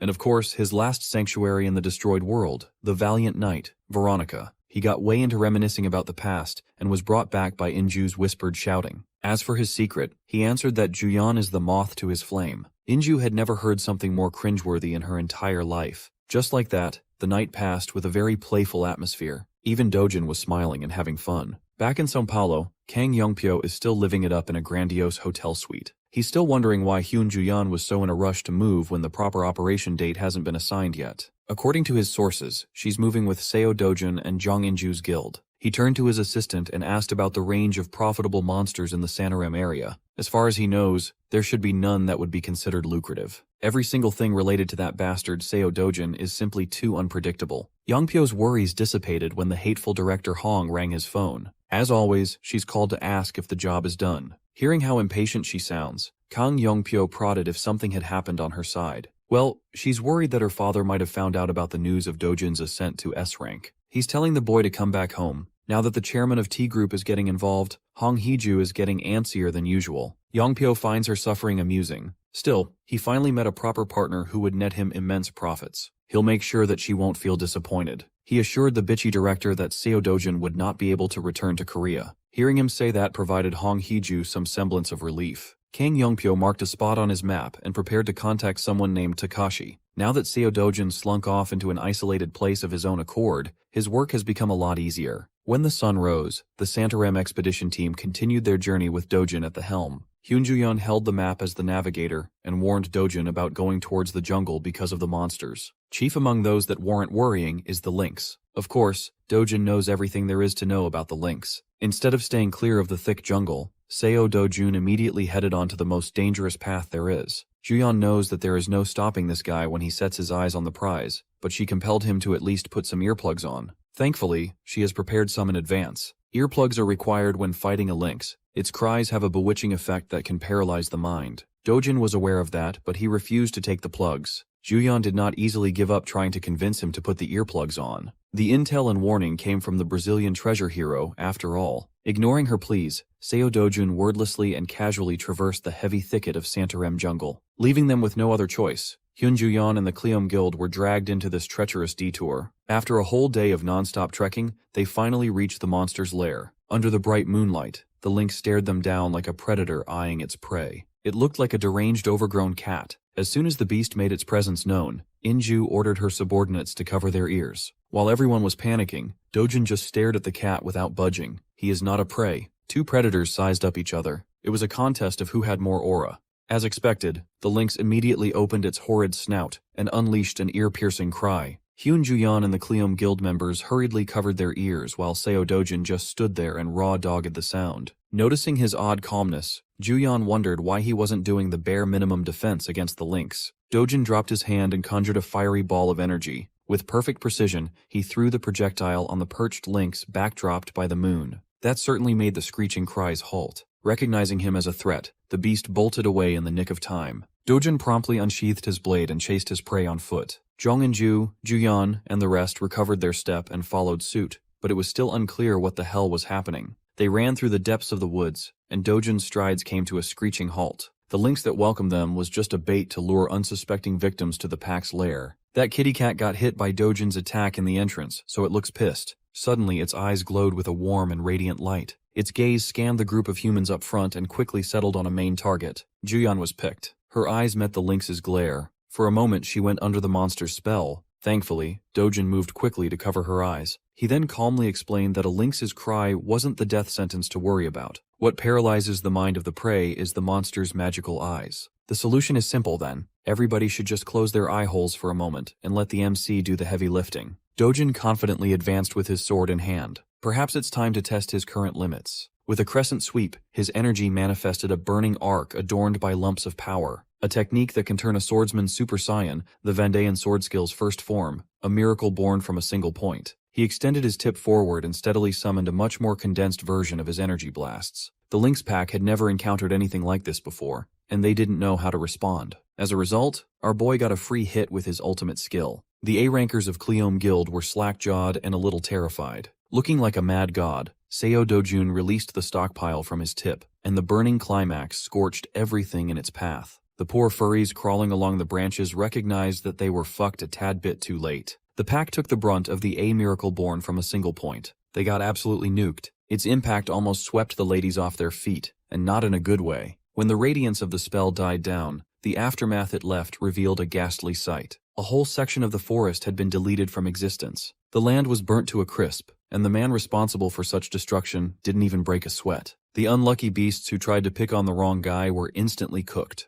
They hyped the danger level of these things up so much, and they didn't even get the chance to show off their loadout. If Juyeon had to sum up Seo Dojin in one word, it would be unbelievable. Surprisingly, a single lynx managed to survive the blast that essentially obliterated its whole bloodline. Dojin is not one to leave loose ends, so he calmly strode forward to finish the job. With desperation, the survivor lynx frantically tried to paralyze the executioner with its signature skill. Dojin was interrupted by cutting its furry little head off without mercy. It was a clean cut that marked the end of tonight's one-sided hunt. The last thing the beast saw with its blessed eye was the face of the man who swung the blade. Dojin kneeled and heartlessly gouged the dead lynx's eye. Like a true hunter, he's not about to let such a precious part go to waste. After burning the beasts and harvesting their loot, the group walked back to a safer path with an even higher assessment of Seo Dojin. Juyeon was giving him googly eyes from the back. Everyone was thinking the same thing. The man leading this expedition was definitely outside the human level. Some people would put him above the iconic hero, Chavri Alphonse. Some would even go as far as rating Dojin at the same tier as Kane Lester, the world's current strongest hero. The journey back to the normal route wasn't without its obstacles. They had barely broached the swampy area, and some ghoulish humanoid creatures had already come up to hassle them.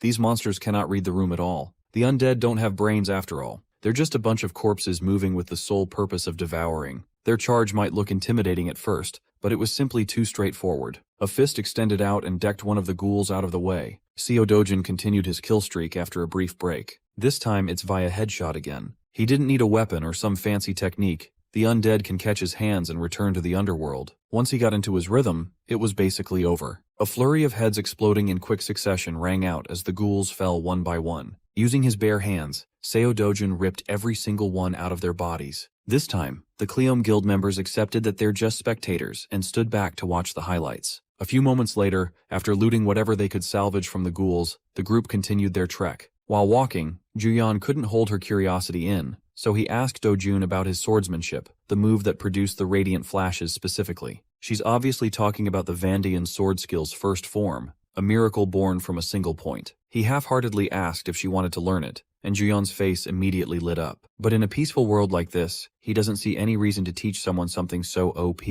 Juyeon could sense that this man was underestimating her way too much. She's still an S-rank hero too. On paper, they are on the same tier. Seeing the defiant look in her eyes, Dojin seriously considered teaching her Vandayan swordplay. In the end, she accepted that this brick wall wouldn't give in as she sulked like a child who didn't get the toy she wanted. To keep everyone on track, Inju made the judgment call to leave the rift for now. The last leg of the journey back went without a hitch, and the group reached the exit rift. Thanks to Dojin's hard carry, they cleared the zone without any casualties or even injuries. Next time, they will re-enter with the goal of shutting the rift down. Who knows? Maybe that attempt will go even quicker. Everyone exited the rift one by one, with Inju stepping out on the other side last. Immediately, she heard a heated argument in Japanese. Someone had been camping outside the rift to cause some trouble and throw some grief. The more Inju heard, the more she recognized who the rude voice belonged to. In the middle of the scuffle, Seo Dojun inexplicably had his hand around Fine Shit's waist. In front of them was Ryoma Takashi, an ex-Yakuza S-rank hero and Teikoku's guildmaster. He had his boys with him. According to Ryoma, he was supposed to have fun with Juyon today, but this unknown little boy dared to block him. He threatened to smash Dojin's face in if he didn't get the hell out of the way. Ryoma towered over him in stature, but he could not look more unbothered by the threats. He even talked back in perfect Japanese.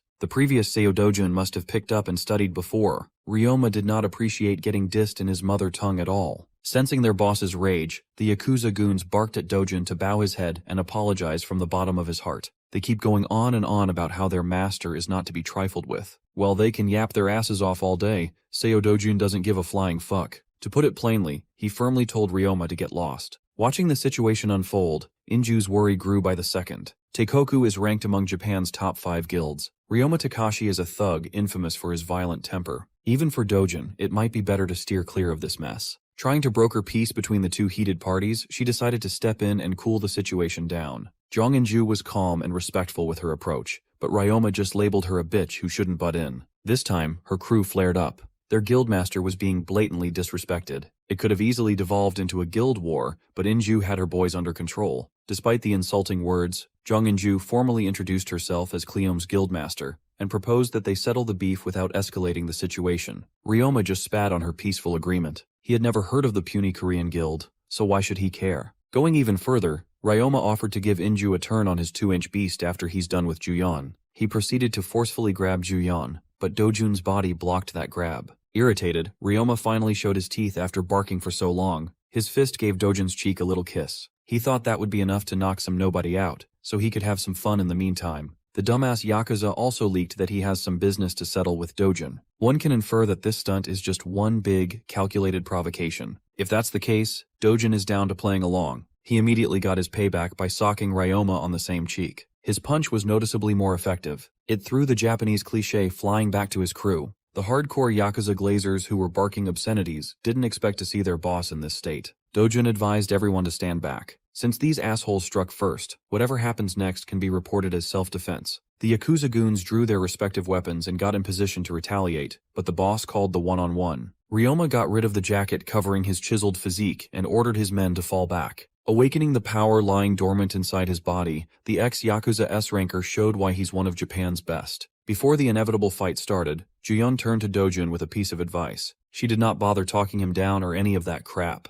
She just asked her man to at least leave the poor Japanese gangster half dead. What happened next was what you might have expected. To the boys from Japan it was a shock, but to the expedition group, it was the norm. Seo Dojun is absolutely pub-stomping the trash-talking Yakuza bastard. Ryoma had his head buried deep in the group while the heels of Dojun's shoes bashed him deeper with every stomp. Miraculously, Ryoma managed to get out of the embarrassing position by cowering away. He crawled backwards to his boys while trying to reevaluate his life choices. Who the hell did he mess with? How can he be human? This is not what he heard about from the source. Look at those eyes. Seo Dojun is not a man you are supposed to fuck with. Staring into them felt like a death sentence. Every fiber of Ryoma's being was yelling at him to bail or he's going to die for certain. It doesn't matter if it's shameful to run after declaring and starting the fight. He just wanted to run and never see Dojun again. Unfortunately, he has to finish what he started. The young man zoomed like the wind and appeared in his escape path. Looking down at the broken gangster, Dojun asked if someone had orchestrated this stunt fight. He already has a pretty good idea who's behind these dirty tactics.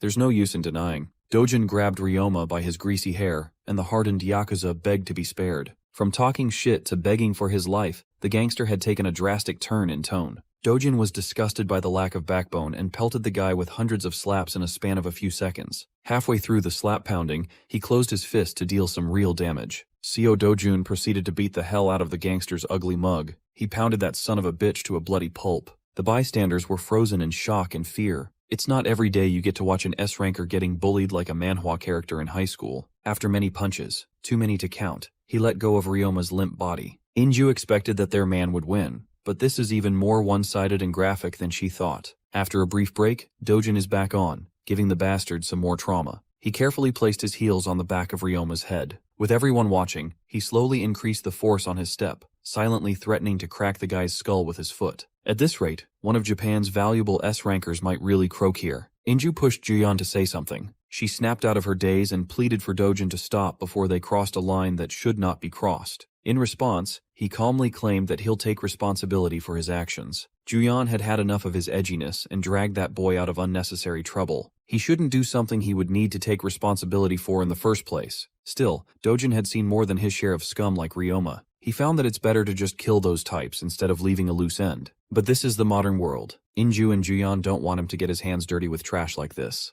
To convince Dojin that the Yakuza had learned their lesson, Inju prompted the goons to surrender and steer clear unless they wanted to end up like their boss. These pricks immediately got on their knees and swore not to mess with Dojin anymore. But Dojin is a hard man to please. He's not satisfied with some performative kneeling. He wants the head of his enemies on the ground, begging for their puny little lives. Knowing that this kid could probably one-shot 3 of them at once, the goons did as he asked quite convincingly. Dojin also brought up that Yakuza members are supposed to cut off their fingers when they screw up. Afraid of losing their pinkies, the goons banged their heads against the floor even harder and lower while pleading for forgiveness. So Dojin gave them an out. All they have to do is say, "I'm shit and I'm sorry," and they can get off with a warning. Through pursed lips, the gangsters swallowed their pride for the sake of survival. They said the magic phrase word for word. The Cleom Guild spectators admittedly felt vindicated at how Dojin handled the threat. Even the battered S-ranker had to say the humiliating phrase. After settling the beef, they wrapped things up and returned to the coalition's HQ. The next day, in sunny São Paulo, Brazil, Juyeon and Inju found themselves in the office of Brazil's Hero Association to report about what had happened the day before. Reading the events that transpired on paper was a little hard to believe.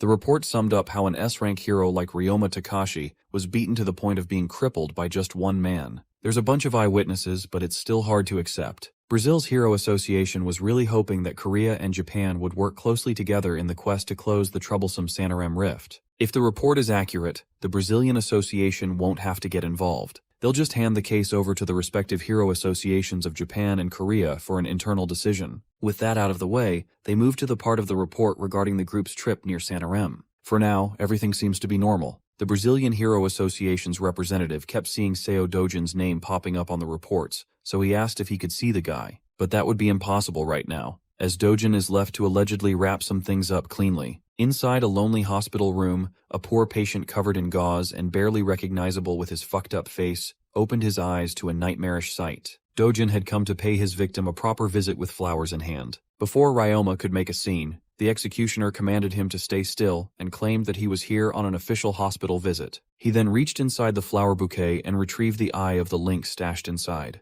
Dojin forced Ryoma to engage in an intense and unfair staring contest. With the gangster completely under the lynx's bewitching power, it's about time to dig some information on the man behind the provocation. Dojin stayed in that hospital room, interrogating his victim for quite some time. By the time he was finished, the infamous Ryoma Takashi had been reduced to a bumbling idiot with a fried brain. He kept on calling himself a lowly trash that caused trouble for the Korean guilds. His mind was completely broken, and the loose end was cleaned up. When Dojin walked out of the room, Ryoma had been thoroughly lobotomized. He kept on chanting that the Yakuza are shit. Knowing how to take care of lingering enemies while aura farming is a mark of a truly great main character. Rumors of the clash between Korean and Japanese heroes quickly leaked and spread around every major news publication. Some articles detailed the beating, some showed the aftermath, and most publications were trying to get the Rising Stars statement. Korea Hero Association's president Na Taewang is tapped into the pulse of the people. He knows that his new guy is sweeping the news cycle. The reaction is explosive. Reports about Seo Dojin filled the airwaves. The association also received news that the Japanese Hero Association had dropped its investigation. Ryoma Takashi himself asked his government to stop it. This was strange, considering that he's known for being a hothead who will always pick a fight at every chance he can. For a whole country to back off, something more must have happened. As for what that something is, Na Taewang had no clue. The old man just could not shake the feeling that with Dojin at the center, the balance of the world had already begun shifting. Right now, only one day remains until the operation to close the Brazilian Rift Zone kicks off. The Korean team that arrived early had just finished adapting and familiarizing themselves with the area. Everyone exchanged and shared joint operation plans, rigorously perfecting the strategy. The rest of the heroes conscripted from all around the world had also gathered around. To encourage success and cooperation, the Brazilian government arranged some sort of pre-battle eve festival. The star of the event was, of course, today's enigmatic media darling, Seo Dojun. Bro bought a trench coat to maximize his aura. In the banquet hall filled with all sorts of delicacies, Dojun engaged the other heroes from other countries in conversation rather well. Word about him wrecking Ryoma Takashi has gone global. It's only natural that everybody wanted the dirty details.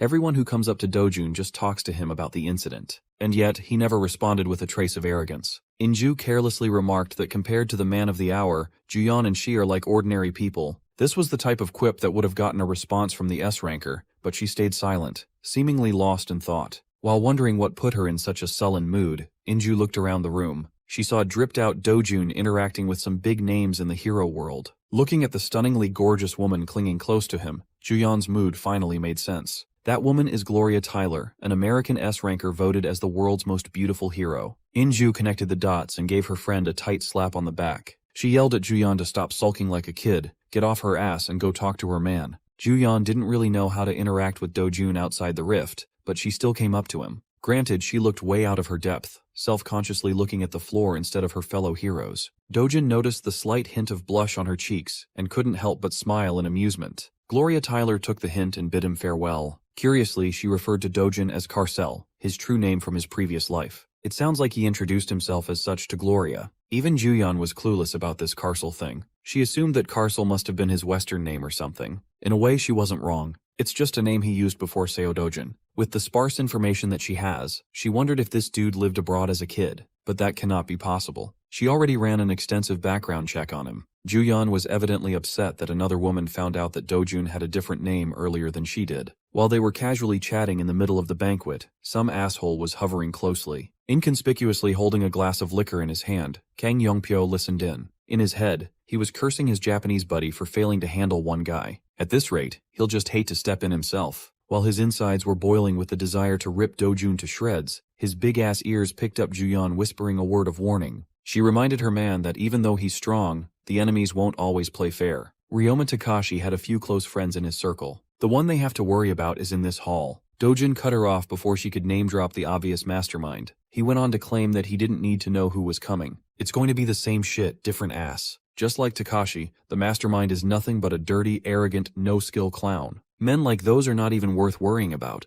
Dojun really drilled that sentiment hard as he slowly turned his gaze to the direct target hovering behind. Kang Yongpyo quickly turned around and acted as though he didn't hear anything. But he did. This dude is on the verge of crashing out in the function. The icing on the cake of this masterful rage bait performance was Dojun's coy smile, openly mocking Yongpyo. The rage bait was successful. Yongpyo doesn't want to send another hired muscle. He wants to take care of this Dojun problem with his own hands. After the pre-battle eve festival, the heroes rested up and were deployed the very next night. Inju, her guild, Juyeon, and Dojun had gathered outside the rift assigned to their team, and were forced to pause for a moment. The rift zone near Santarem looked murkier, darker, and a lot more sinister than usual. Still, some of the boys found this ominous change negligible, considering that they've got two competent S-rank heroes in their midst. They could just rush in and close the damn thing. What could go wrong? With some apprehension, Inju gave her men the command to move in. On the sidelines, Dojun had a grim look in his eyes as he stared into the overgrown rift. He could feel something coming. The ladies had no idea what he was hinting at, but his foreboding words unsettled them. It was faint and hard to notice, but the mana density in the area was rising at an abnormal rate. Inside the rift, floating up in the air, some entity with long-ass nails was eyeing a phone displaying a progress meter currently at around 23%. The holder reckons that 30% is just around the corner. By his estimation, this power level should be enough to kill the worthless bugs calling themselves heroes crawling into the rift. As soon as they entered, everyone felt their bodies bogged down by something heavy in the air. Moving around was extra difficult. The thickness of the air made it hard to breathe. All these issues point to a drastic change in the quality of mana around them. Right now, it's even thicker than the Patisua forest. Juyeon had never seen this man tense up like this. She could not help but worry about today's mission. Nevertheless, they are committed to seeing the job through to the end. Being the capable leader that she is, Inju kept her boys in line and calmed their nerves down. She explained that the unusual weight they are feeling is just a characteristic of the rift zone. With more difficulty in moving, they can't afford to lower their guard. Knowing that the two S-rankers are their best insurance policy, Inju respectfully asked them to focus on protecting the formation as much as possible. Until they figure out why the mana density changed, this is the safest move, so they both agreed. Whatever happens, the objective is to close the rift no matter what. The Cleon boys looked like they were ready to follow their leader to hell and back. Around the time Dojin was entering the anomalous Santarem Rift, another party had gathered at the Rift Zone near Manaus, the largest city in northern Brazil. A joint team of French, Korean, and Brazilian heroes has been dispatched. They are failing hard. These dudes are getting their asses beaten and eaten. Solo leveling had overpowered ants. We have killer bees. The overconfident foreign heroes thought they were about to cruise through this mission. Hell, these bees should have been easy free kills for C-rank heroes. Yet here they are, getting wrecked by gigantic insects. Even the A-rank heroes in their midst were falling like flies. The killer bees had no regard for human life. They have killer in their names. What did you expect? The sole remaining hero tried his luck against one of the flying critters, and his fist made full contact. It was useless. His body had gotten so damn heavy that he could not project his desired power output. Normally, he could shred an entire colony of these bees into pieces by himself. In this place, they are not the clearing squad. They are nothing but helpless prey to the real hunters. It's hard to tell how many of these so-called heroes will actually make it out alive. Back in Santarem, Inju just narrowly dodged a heavy axe slam from their first encounter. Posted up before the squad was a battalion of black orcs. They were not ordinary black orcs either. Just like the killer bees, they were abnormally stronger than what their classification denotes. Even so, the Cleon boys kept the pressure up and executed their combos. Unfortunately, landing an attack that doesn't deal damage is not a recipe for victory. Even with perfect teamwork, they cannot breach the Black Orcs' titanic defense. Caught with their pants down, the Cleon boys nearly got decimated by a full axe swing. Juyeon had to step in to drag them back to a safer distance from the beasts. She also yelled at them for rushing in recklessly. Once the noobs were brought to safety, Juyeon hopped back into the fray. The Black Orc tried to trip her up mid-air, but the S-ranker danced around the vicious attacks with grace and mastery. After showing some fancy footwork, she turned the tables and went on the offensive with a roundhouse kick. With an inhuman response time, the monster quickly turned around to defend its vulnerable bald head. Juyeon's convincing feint worked. She avoided the turnaround, and the winding roundhouse kick elevated even higher. From the skies, she descended with the force of a falling meteor. With one of the Black Orcs down, the remaining beasts were intent on avenging their fallen comrade. Using a clever maneuver, Juyeon tricked the raging orc into dealing some friendly fire damage with its hefty bone club. Realizing what he had done to his homie, the orc paused in fright. That gave Juyeon the window to come in from behind with her lightning-quick movement. This time, she didn't need some elaborate movement pattern. All she needed was a straightforward kick to the back of the head. The Cleon boys keenly watched Juyeon in action. Because of the destructive enigma named Seo Dojin, they almost forgot that Hyun Juyeon is also an S-rank, a being cut above normal mortals like them. One last Black Orc remains. This one tried to act tough with a grating war cry. Thankfully, a fist flew in to break its jaw, shutting it up completely. Juyeon had her time in the spotlight. Dojin is just cleaning up the last bit of the trash. Inju felt helpless. They are barely out of the rift entrance, yet the difficulty level is already this high. Even with 2 S-rank carries, closing this place won't be a cakewalk. After wiping out the orcs, Dojin took a closer look at the corpses to investigate, and Juyeon curiously followed suit. He pointed out the faint black ripple surrounding the beast. It's hard to see with untrained eyes, but it's really there if you focus hard enough. Dojin is now certain that this black ripple is enhancing the monsters to a ridiculous degree. Its presence, effects, and feel were consistent with dark mana, something that should not exist in this world. It sounds like he's in a talkative mood today, as he explained what the black ripple means to this mission. Deeper into the Santarem Rift, they reached a different biome and encountered a different class of monsters. They looked like lumps of goop, a vicious pack of swamp creatures. Against these slimy bastards, the Cleon boys rejoined the fight to prove that they can contribute. They were fast and crisp with their practiced rotations, but the damage simply wasn't there. Perhaps another 2-man combo could break through. Cooperation can only get them so far. They managed to incapacitate one of the swamp monsters, but it wasn't enough to get the kill. They were used to dealing with normal swamp ghouls, but this is a different breed. Thoroughly exposed, the boys were caught in the petrifying sludge. Spear Guy managed to recover, but his shield-bearing partner took the brunt of the force.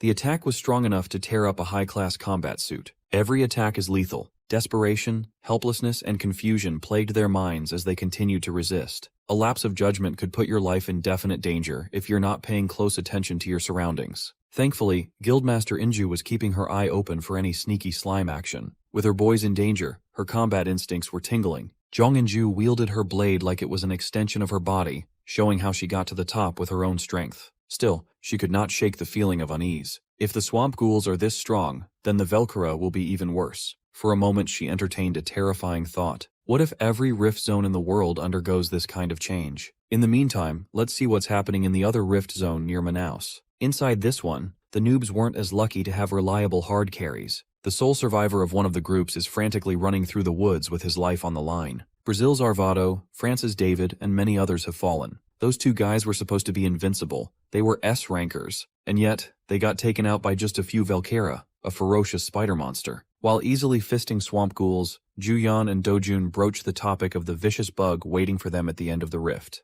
Dojun distinctly remembers that a Velcora infused with dark mana is especially dangerous. If those spiders have been infected by the same black aura, they'll be troublesome to deal with. While discussing the final boss, Juyeon continued fisting the slimy monsters to oblivion. Similarly, Dojin was giving everyone a crash course about highly concentrated mana pouring directly into a monster's body. Juyeon asked if he was talking about the blue bar players used to cast magic in video games. It sounds like he's not going to get anywhere with a lecture. In this world, no one even knows that the biggest difference between heroes and ordinary people is their capacity to house and use mana. Stopping his high-level lecture, Dojin punches through a swamp ghoul's body clean. He pondered the implications of a world that doesn't even have the concept of mana. Now it makes sense why the world was so peaceful relative to his previous world. At this rate, that peace might be on the brink of breaking. But for now, he'll just brute force his way out of this swampy encampment with his bare hands. Dojin easily dispatched the biggest swamp ghouls in the blink of an eye. The Cleon boys looked like they had just gone through a war. Their S-rank babysitters, on the other hand, looked pristine. Since they're now in the clear, Dojin came up with a more digestible explanation of Black Mana's properties. Put simply,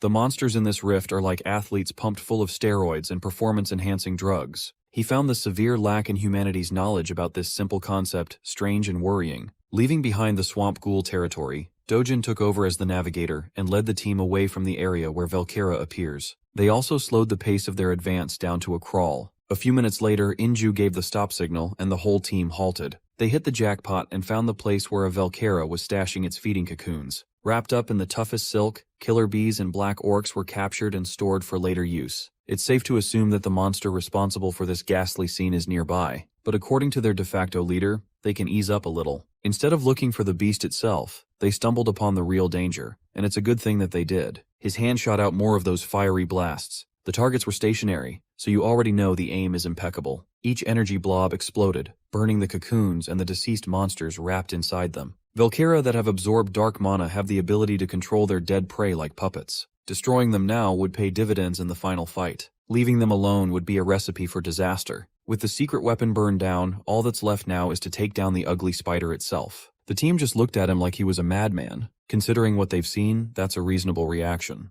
Inju and the rest were just amazed that even in such a seemingly doomed situation, he operates like he knows exactly what to do. They were all blinded by his strength. But at this point, his overall skill set feels beyond human. Juyeon jokingly poked fun at his encyclopedic knowledge and machine-like decision-making process. She coyly asked him if this was his second run in life or something. Hearing the question gave Dojin a genuine chuckle. For a brief moment, he fondly remembered who he used to be. Carcel's go-around as Seo Dojun can really be considered a second life. Changing the subject, he asked Inju how far they are from the core. With the map and their position locked in her mind, she estimated that they were about halfway through the trek after cutting through the next jungle. At their current pace, this would be quite a long grind. But Dojin claimed that they can close the rift before the day is over. This crazy idea might be possible for Dojin, but for the Cleon boys, a one-day boss rush would be too much. Most of them had already burned through their stamina against the swamp ghouls. If they can't keep going, they can just rest up. Dojin can't afford to waste time. He'll just handle the giant spider solo and come back once he's done.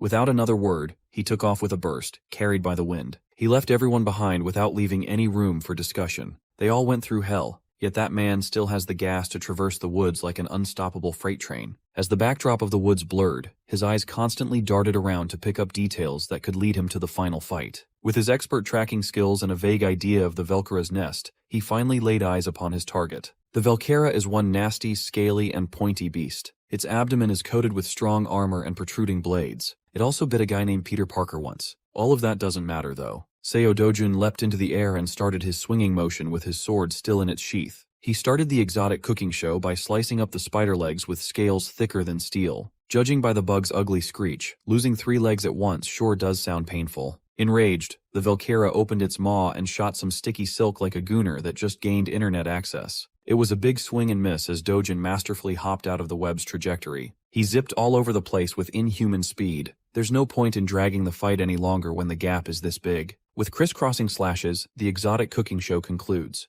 Dojin sliced and diced the Valkyra into multiple pieces, and this dude still had the time to adjust his position to land perfectly and aura farm. The monster that slaughtered a bunch of S-rankers in the other rift zone was squashed in just a few seconds. He stood up, exhaled deeply, and scanned his body for any changes. Surprisingly, his stamina is still at its peak, devoid of any fatigue. This might have something to do with the dark mana he absorbed through his mana cultivation technique. After packing up the strongest monster in the rift, Dojin strode back to the camp like he had just peed in the woods or something. Juyeon and Inju didn't have to ask if he did what he set out to do. They just know he's him. The guy doesn't even look tired in the slightest. His hoodie was splattered with blood all over, but not a drop belonged to him. Since he can't sense any more dangerous monsters nearby, this jungle should be the perfect spot to camp and rest. After the fire got started, everybody sat down to take a load off. Those who sustained injuries were treated, and those who were relatively unscathed chatted. Then there's Seo Dojin, quietly roasting his spider meat on a stick. One of the Cleome boys, the spear guy, peeped at what he was doing, got curious,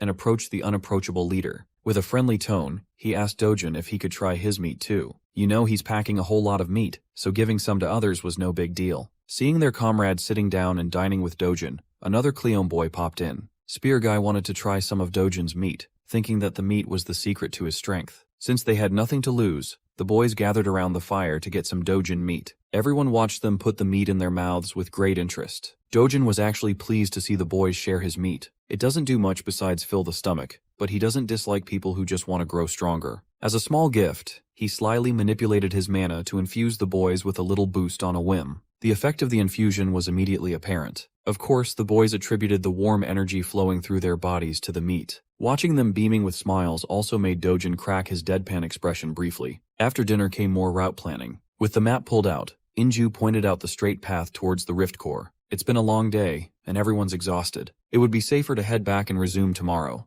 Although Dojin claimed that the rift must be closed today, their packs are already full of loot, and it would be more prudent to pull out to return later. Juyeon also agreed with Inju's assessment. The earlier fights took a toll on her stamina, and the dark mana-infused monsters are way too troublesome to face. Well, the original plan was to delay closing the rift zone as long as possible in the first place. This way, they could gather as many rare materials as possible, which includes the blue Croco's heart. They were supposed to turn the rift into an infinite resource glitch, but the sudden involvement of dark mana changed that original plan. Drastic changes like this are never a good sign inside the rift. Furthermore, he could feel something off about the dark mana wafting through the air, but he couldn't quite figure it out. Dojin grabbed his sack and emptied his load on the floor. Pause. The sack was filled with the sparkling red eyes of the Valkyra. He asked the ladies to take all this legendary loot back to the hotel first. Since they were dead set on retreating, they might as well hold on to his share of the loot. Before heading back into the deep, dark woods, he promised to close the rift and join the group soon.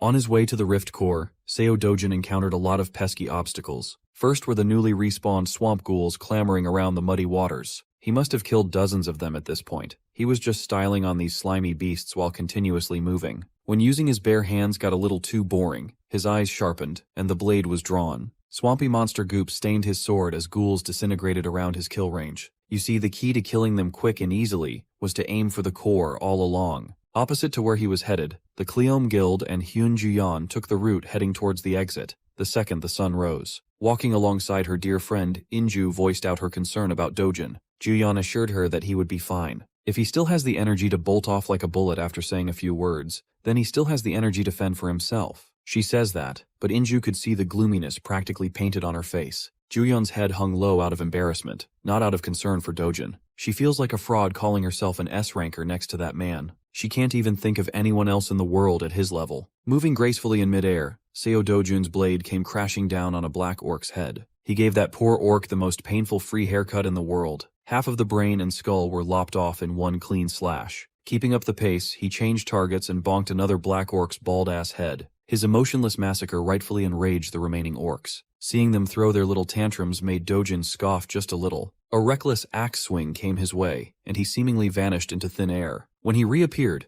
this dude had a bunch of pre-made destructive balls of fire in his hand. He threw a flurry of spells at the orcs, burning their bodies down for an agonizing death. By the time he was done backtracking through the den of black orcs, he had already wiped out the population. With every kill he notches, the heavier his sack of loot gets. By this time, Juyeon, Inju, and the boys had finally exited through the rift they entered from. With bags packed with valuable materials, they head back to cash out. While they were heading towards the safety of the city, Dojin was solo grinding the rift. Under broad daylight, he slayed a blue croco without batting an eye. Stained with the blood of his victims, Dojin continued to add to his kill count. While the corpse was still relatively fresh, he cut the heart out of the reptile's chest. After the successful harvest, he threw that big heart into a jar. He sealed it tightly to keep the material in its optimal state. Adding even more cuts to the body of his latest victim, he scored 2 more crystals for the loot bag. Spawn camping the den of blue crocos was surprisingly profitable with such a high drop rate. Once they stopped spawning, Dojin packed up to move to another area. Outside the rift and inside the Brazil Hero Association's HQ Situation Room, the tech nerds of the government have been working around the clock to monitor the joint expeditions. For the first time since the operation started, HQ received a positive notification. According to the map readings, the rift zone in Santarem had disappeared. For a minute, the tech nerds could not believe what they were seeing on the screens. When reality set in, cheers of success resounded in the Situation Room. They quickly looked into what happened in the sector and found that only one Korean team was deployed in that location. The group registered under Cleom Guild's name. But how could that group clear a rift when they just contacted HQ to relay their tactical retreat 10 minutes ago? It just doesn't add up. The people in the HQ were puzzled. You see, 10 minutes earlier, our boy was in the midst of an intense all-out brawl against a fugly opponent, the ravenous twin-headed ogre. By eyeballing the mutated beast, Dojin could tell that this monster had undergone rapid evolution due to dark mana enrichment. The beast stomped its foot, and the resulting tremor almost knocked him out of balance. Behind this final hurdle, the rift core floats above the wide-open land. Itching to finish this long night quickly, Seo Dojin changed his regular stance. Following the stomp, the ogre decided to abuse its arm reach advantage. The tip of Dojin's blade started heating up rapidly. At the same time, the ogre's colossal fist blurred into a full-blown punch. No matter how tiny an opening the opponent makes, Seo Dojin will see a way to break through. With his sword warm and ready, he unleashed Vandian sword skill's second form. With fire that can eradicate everything in its path, Grami Grimora Poera, line-sweeping magic, blazed. The twin-headed ogre could not have possibly prepared for what's to come. A perfectly straight slash lined up against the monster's shoulder was meted out before it could respond. It left a deep and long gash across the ogre's body, making it roar in agony. In combat, Seo Dojun can finally let off some steam and smile like a madman, and he's just getting started. Not letting the monster catch a breather, he charged forth with the fiery blade in hand. He was way too fast to defend against. He was practically butchering the two-headed bitch to pieces. In desperation, the ogre raised its fist and tried to deliver a punch packing the heat of its compact muscles. Dojin masterfully got out of the way with verticality while loading up another attack. This time, instead of just a single slash, multiple crisscrossing lines diced the beast. Even the nearby trees weren't spared by his sharp combo. With no regard for his surroundings and no noob heroes nearby, Dojin can finally stretch his muscles. At this point, the ogre knew that he was cooked. He has 2 heads and 2 brains, which makes the fear twofold. Instinctively, it tried to avoid the deadly attack by jumping out of the way. At first, it looked like the beast could gain enough clearance to evade the carnage. In the end, one of its legs still got clipped by the line-sweeping magic. It went through the skin, flesh, and bones, a clean cut. Both of its heads loudly groaned in agony. With the beast out of balance and one leg short, Dojin's next attack was a guaranteed crit. Vandayan sword skill's second form is a brutal stance that can cut even the mightiest foes into little bits and pieces. When the twin-headed ogre landed, it looked like it was raining meat. Dojin took a deep breath and stashed his sword away. He then turned his attention to the dungeon's rift core up front. Staring into the eye of the abyss, he carefully took note of the core's properties. He noticed that the dark mana density near it remained consistent with no change at all. That means the core doesn't have anything to do with the anomaly. It's highly likely that the dark mana is being pumped by an external factor. Someone is doing this purposefully. To flood a rift zone with dark mana at such high levels would require serious power. Dojin estimates that someone at the level of an undead lord or imperial lich must be behind this malevolent tampering. But if a being of that level is really responsible for the anomaly, most life on Earth should already be enslaved as undead soldiers. It's hard to identify an immediate suspect at this point. In any case, closing the rift won't be the end of this anomaly if an external factor is behind it. Dojin clenched his fist and punched the ever-living shit out of the rift core. A single strike was all it took to crack that swirling mass of energy. The cracks quickly spread, and the whole thing shattered into little shards. Dojin has taken it upon himself to investigate and track down whoever's messing with these rifts. Back in Brazil's Hero headquarters, reports regarding the multiple expeditions have reached the association's president. Reading through the comprehensive rundown of what's been happening around the rifts made him shiver. Every line of text documenting the expeditions was unbelievable. On one side, they dispatched a 3-nation joint team of experienced heroes, yet only one S-rank hero made it back alive. On the other side, a single Korean team managed to close their rift with 0 casualties. The HQ is still receiving breaking updates from other rift zones. Virtually all attempts have failed, and the traumatized heroes are desperately withdrawing. Even though they curated the teams to at least have one S-rank hero in their midst, the first round turned out to be a massive fail. The only silver lining was the successful closure under Hyun Ju-yeon's Korean team. But according to the reports, it's hard to even attribute the success to the Korean team. Mr. President pulled the file and took a closer look at the Santarem report. It stated that the rift closed after they had already exited the portal. It just didn't make sense. It's hard to comprehend how the rift was closed. They need to hear what really happened from Hyun Ju-yeon herself. Thankfully, she's already en route to the headquarters and will arrive any moment now. From the moment Ju-yeon and Inju's team exited the rift to when they reached the HQ, just over an hour had passed. In that short span, Dojin closed the first rift zone without breaking a sweat. Now he has entered the second rift zone nearby. He quickly determined that the core of this one was underwater. Like the gigachad that he is, Dojin took the plunge into the monster-infested waters. On the other side of the country, the president of the Brazilian Hero Association just got caught up with what exactly happened in the Santarem rift. He found it incredulous. Even though the accounts came straight from Ju-yeon's mouth, it's still hard to believe that a single man-speed ran a rift plagued by this so-called dark mana. Ju-yeon wasn't there for the latter part of Dojun's solo mission, but she is 100% sure that he took care of the problem by himself. The president was forced to come to terms with this fact. He shared some classified info with Ju-yeon regarding the catastrophic failure of the other teams. Multiple S-rank heroes have died in other rift zones.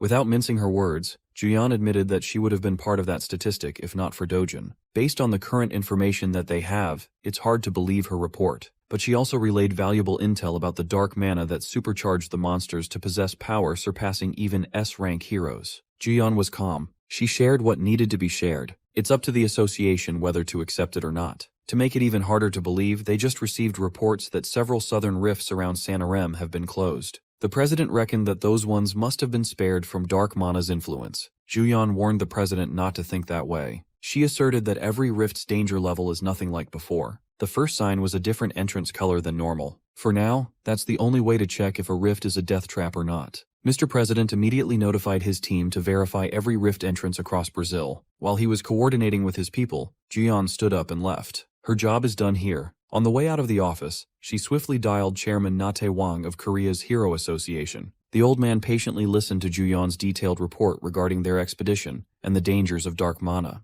Thankfully, there are no signs of such a dangerous variable yet in Korea. Na Tae-wang will be paying closer attention to their rifts. If S-rankers can get mowed down like helpless animals when facing juiced-up monsters, this is a real cause for concern. If a boss-class monster comes into contact with such a malevolent force, the results would be far more horrific. They might be in the clear for now, but Korea needs to prepare for the worst as much as they possibly can. While everyone else was panicking, Seo Dojin was calmly taking a dip in the serene rift waters. Rivers, lakes, and islands, in rift with these environments, the core can usually be found underwater. Naturally, humans can't breathe underwater. Very few heroes can fight at full strength in these disadvantageous conditions. As far as Dojin knows, New Zealand's national hero, Ivan Looper, is the only decent S-rank hero specializing in underwater combat. Because of his niche specialty, he commands a high price to resolve underwater rifts all over the world. Thanks to his unique underwater breathing trait, he could corner the market for troublesome wet rifts. As Dojun inches closer to the depths, he immediately feels the presence of dark mana getting thicker. Taking a single deep breath, he dove into the unknown. Proficiently swimming through the body of water, the creatures near the surface didn't pose much of a threat at all. Upon reaching a certain depth, all light seemingly vanished, possibly due to the presence of dark mana. He also noticed more vicious-looking monsters circling around with curiosity. As he strays further and further from land, he needs to stabilize himself underwater. He used his mana to form a membrane around his whole body, blocking the pressure and allowing him to move freely. The further he dives, the more he needs to adjust the resistance of the mana membrane. By the time he reached the deepest part of the rift, Dojin had perfectly calibrated his protective membrane, allowing him to move unimpeded. Immediately, he was targeted by one of the gnarly monsters lurking in the dark. It looked like a predatory seahorse that got too big. He's already familiar with this tricky beast, an Arakan. As expected, it looks pumped full of unnatural power thanks to dark mana. Dojin clenched his fist and strengthened his protection by spreading it across a bigger area. In doing so, he lit up the dark depths. The sudden burst of energy was enough to catch the Ericon off guard, slaughtering the beast without using his weapon. The blood, guts, and body parts of Ericon turned the water into a filthy crimson hue. The smell of slaughter also attracted a school of bloodthirsty piranha monsters. These opportunistic carnivores greedily munched on the Ericon's disemboweled carcass. While the first wave was busy munching on the Ericon chunks, the next wave fixated on Dojin. Dojin reckoned that if Ivan Looper witnessed what he's seeing right now, that guy might piss his swimsuit. As soon as the second wave of piranhas entered his kill zone, Dojin dispatched them with ruthless efficiency. Unbothered by the water's instability, he keeps perfect control of his body. He hunted down more Ericons. He even punched a shark on its abdomen. With his feet planted firmly on the bottom, he threw a slew of punches at speeds no different from on land. He was killing fish left and right. As his kill count increases, more hungry beasts gather around his position. Dealing with these small fries is admittedly a pain in the ass. For now, Dojin chose to reposition. He picked a direction and bolted away. While he was running away from his fishy foes, he was struck by a sense of unease. He noticed that he had reached an area where no other creature dared to venture. In front of him, lounging on top of a stone bed, was a peculiar one-eyed fish. Dojin immediately recognized that son of a bitch. This eerie-looking fish is an acromos. Dojin didn't expect to run into a familiar beast here today. It got him excited enough to crack a smile. In the previous world, everyone whose name became etched into legends had one thing in common.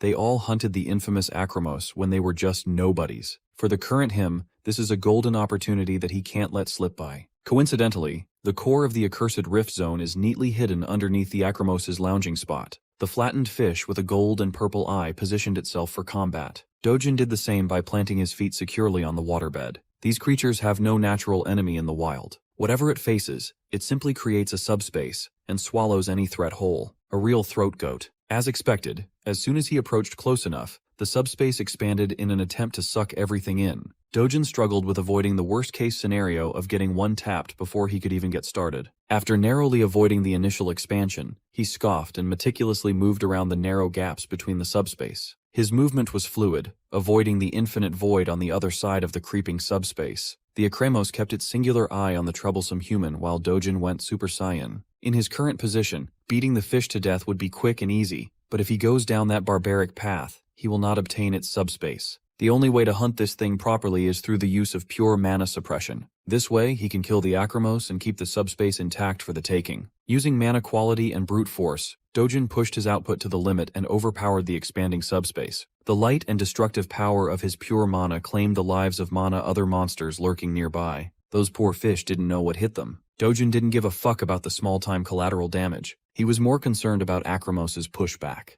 The more he tried to resist and close the distance, the more concentrated and viscous the subspace became. He's already pouring out a staggering amount of pure mana, and his tank is quickly bottoming out. He's got no other choice but to try and absorb the dark mana from the deep. In doing so, he opened his body to receive the malevolent energy while purifying and emitting it in quick succession. Dojin was clearly pushing himself past his body's limits. He felt a streak of blood escape his nose. Coughing up some blood, he might have overestimated his body's capacity. Meanwhile, the Acremos was staring him down with that enigmatic eye. Refusing to let go of the golden opportunity presented before him, Dojin chose to say fuck it and went all in. A few moments later, the serene flow of the rift water was interrupted by a forceful emergence. Seo Dojin managed to pull the Acremos out of its home court through sheer will. Now that they're on land, the tables have turned, and Dojin swiftly grabs hold of the subspace. In his hand is an infinite void that can be used for a wide variety of purposes. As soon as the subspace was snatched away from the fish, it lost the light in its eye and succumbed to death. Its lifeless corpse dropped back down in the water while Dojun unconsciously slumped on land. A few hours later, before the sun set, curious birds gathered around the passed-out Dojun. He awoke with a sneeze, his body purging out the water that got into his system.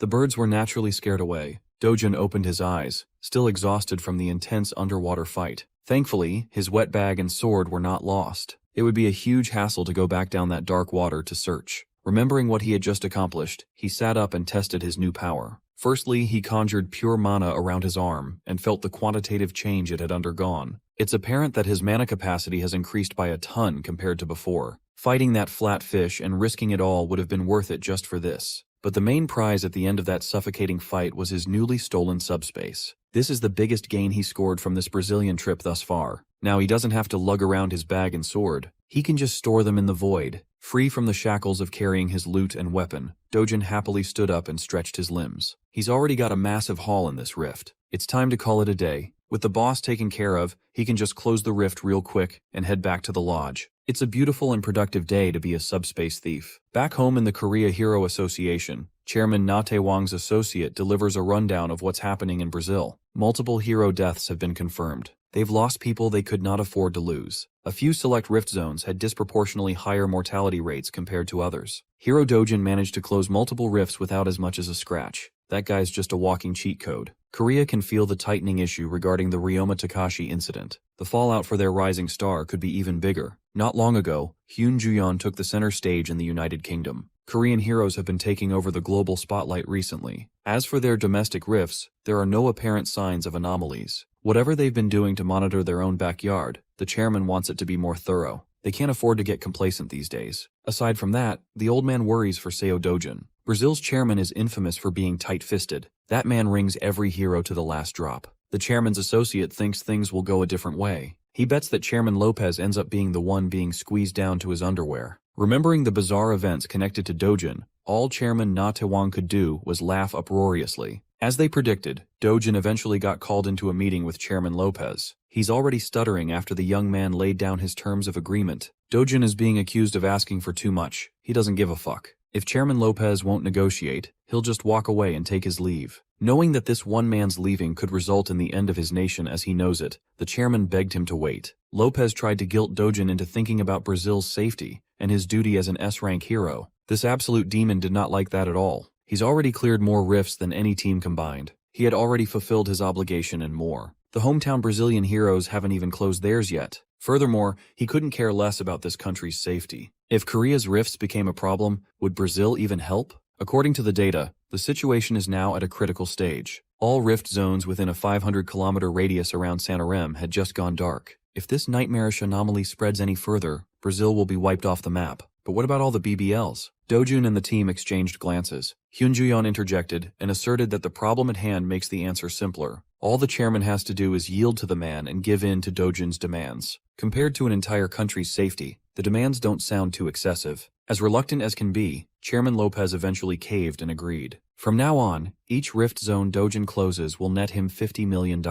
He's got the number he wants. Now it's time to grind the broken rewards. To make sure that the Brazilians were for real, Dojin demanded a first deposit of $100 million for the first 2 rift zones he dealt with. If this goes public, Dojin will be labeled a money-hungry leech. But the proud Brazilian Association will probably cover this whole thing up to protect their pride anyway. Even if the terms get leaked, this man is not the kind of person who would give a single flying fuck. Jiyeon likes that about him. Remember, Dojin is going out of his way to squeeze money out of a falling country to fulfill a promise he made with the original owner of his new body. That boy just wanted to build the safest home for himself and his family. Now that the promise is as good as complete, he might find peace. The reluctance of the Brazilian government was nothing compared to Dojun's immovable will and game-changing leverage. They asked Dojun to sign a non-disclosure agreement, ensuring his public image wouldn't suffer. Kang Youngpyo, the dumbass Yakuza guy, all his enemies had no idea that Dojun was making bank. Those who died trying to clear the rifts were given a funeral fit for a hero. Their friends and families gathered and mourned. Even Dojin had to dust off the suit and pay his respects. He just hung back with Juyeon and solemnly stood emotionless. Back in the hotel home base of the Rift subjugation team,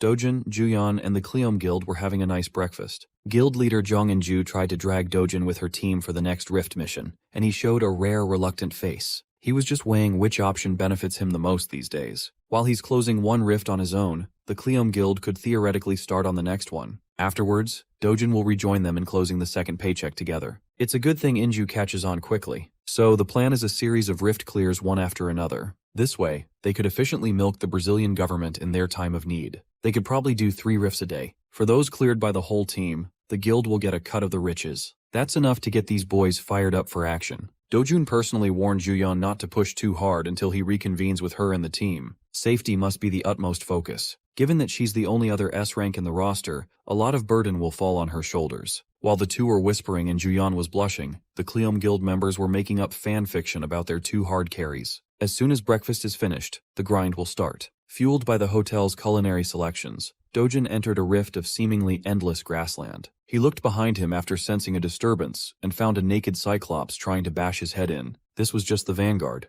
There's a whole swarm of lesser Cyclops gunning for him. So, he teleported behind that one-eyed freak like it was nothing personal, kid. Aside from the clear rewards, these monsters tend to drop some valuable loot for pocket money. The quiet peace of the monstrous rift was disturbed. Seo Dojun threw hands with the incoming monster. A single punch eviscerated the face of the beast. The Cyclops ardently caught himself before falling, pissed off at the tiny human. It's been a while since Dojin met an especially tough trash mob. Maybe this is the perfect opportunity to try out a new technique. If he's planning on testing something fresh, he'd better do it fast. The Cyclops is coming for his ass. Dojin flexibly moved his body in midair, effortlessly dodging the incoming punches. He dished out a kick that would pulverize the skull of any unlucky creature. While throwing up blood, the Cyclops vanguard was momentarily stunned in place. He's never been more pissed off at anyone before. Dojin left his back open, and the one-eyed bastard saw the opportunity. With veins bulging all over its body, the monster roared. In response, Dojin extended his hand to try something silly. He opened a space rift big enough to swallow the enemy's incoming fist. Afterwards, he opened the exit to the first one's entrance right behind the monster's bald-ass head.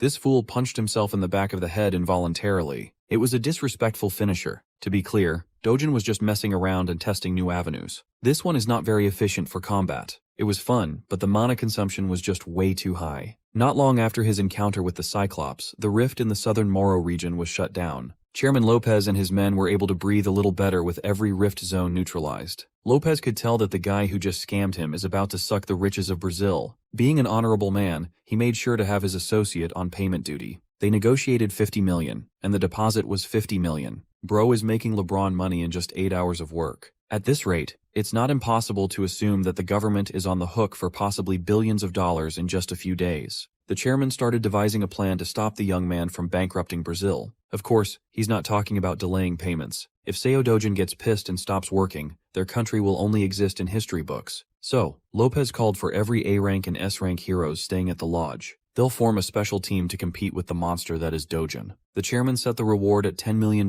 for the new team. They'll get all the support they need. They just have to close more rifts than Dojin somehow. Now it's a competition between one Korean man versus the International Hero Alliance, who will close the most rifts and bring the most money in their pockets? Kang Yongpyo was among the first ones to receive the request from the chairman. Rumors of S-rank heroes dying have been quietly spreading, putting everyone on edge. For Yongpyo, 10 million seemed meager, split between a team. At least the hunts will be much easier. He couldn't figure out why the association would lump everyone in a single team instead of spreading their troops out. Yongpyo is itching to go. If he ends up on the same team and same rift as Seo Dojin, things might get a little dirty. Dojin's name wasn't on the list of selected participants, though. Hyun Ju-yeon and Jong In-ju were also nowhere to be found. The liar and cheater in Yongpyo could smell that something was amiss. Well, the man he's been trying to silently assassinate is getting richer by the hour. The association has been diligent in transferring payments properly. Dojun and the gang just received word about the rounding up of heroes from different countries for one coalition.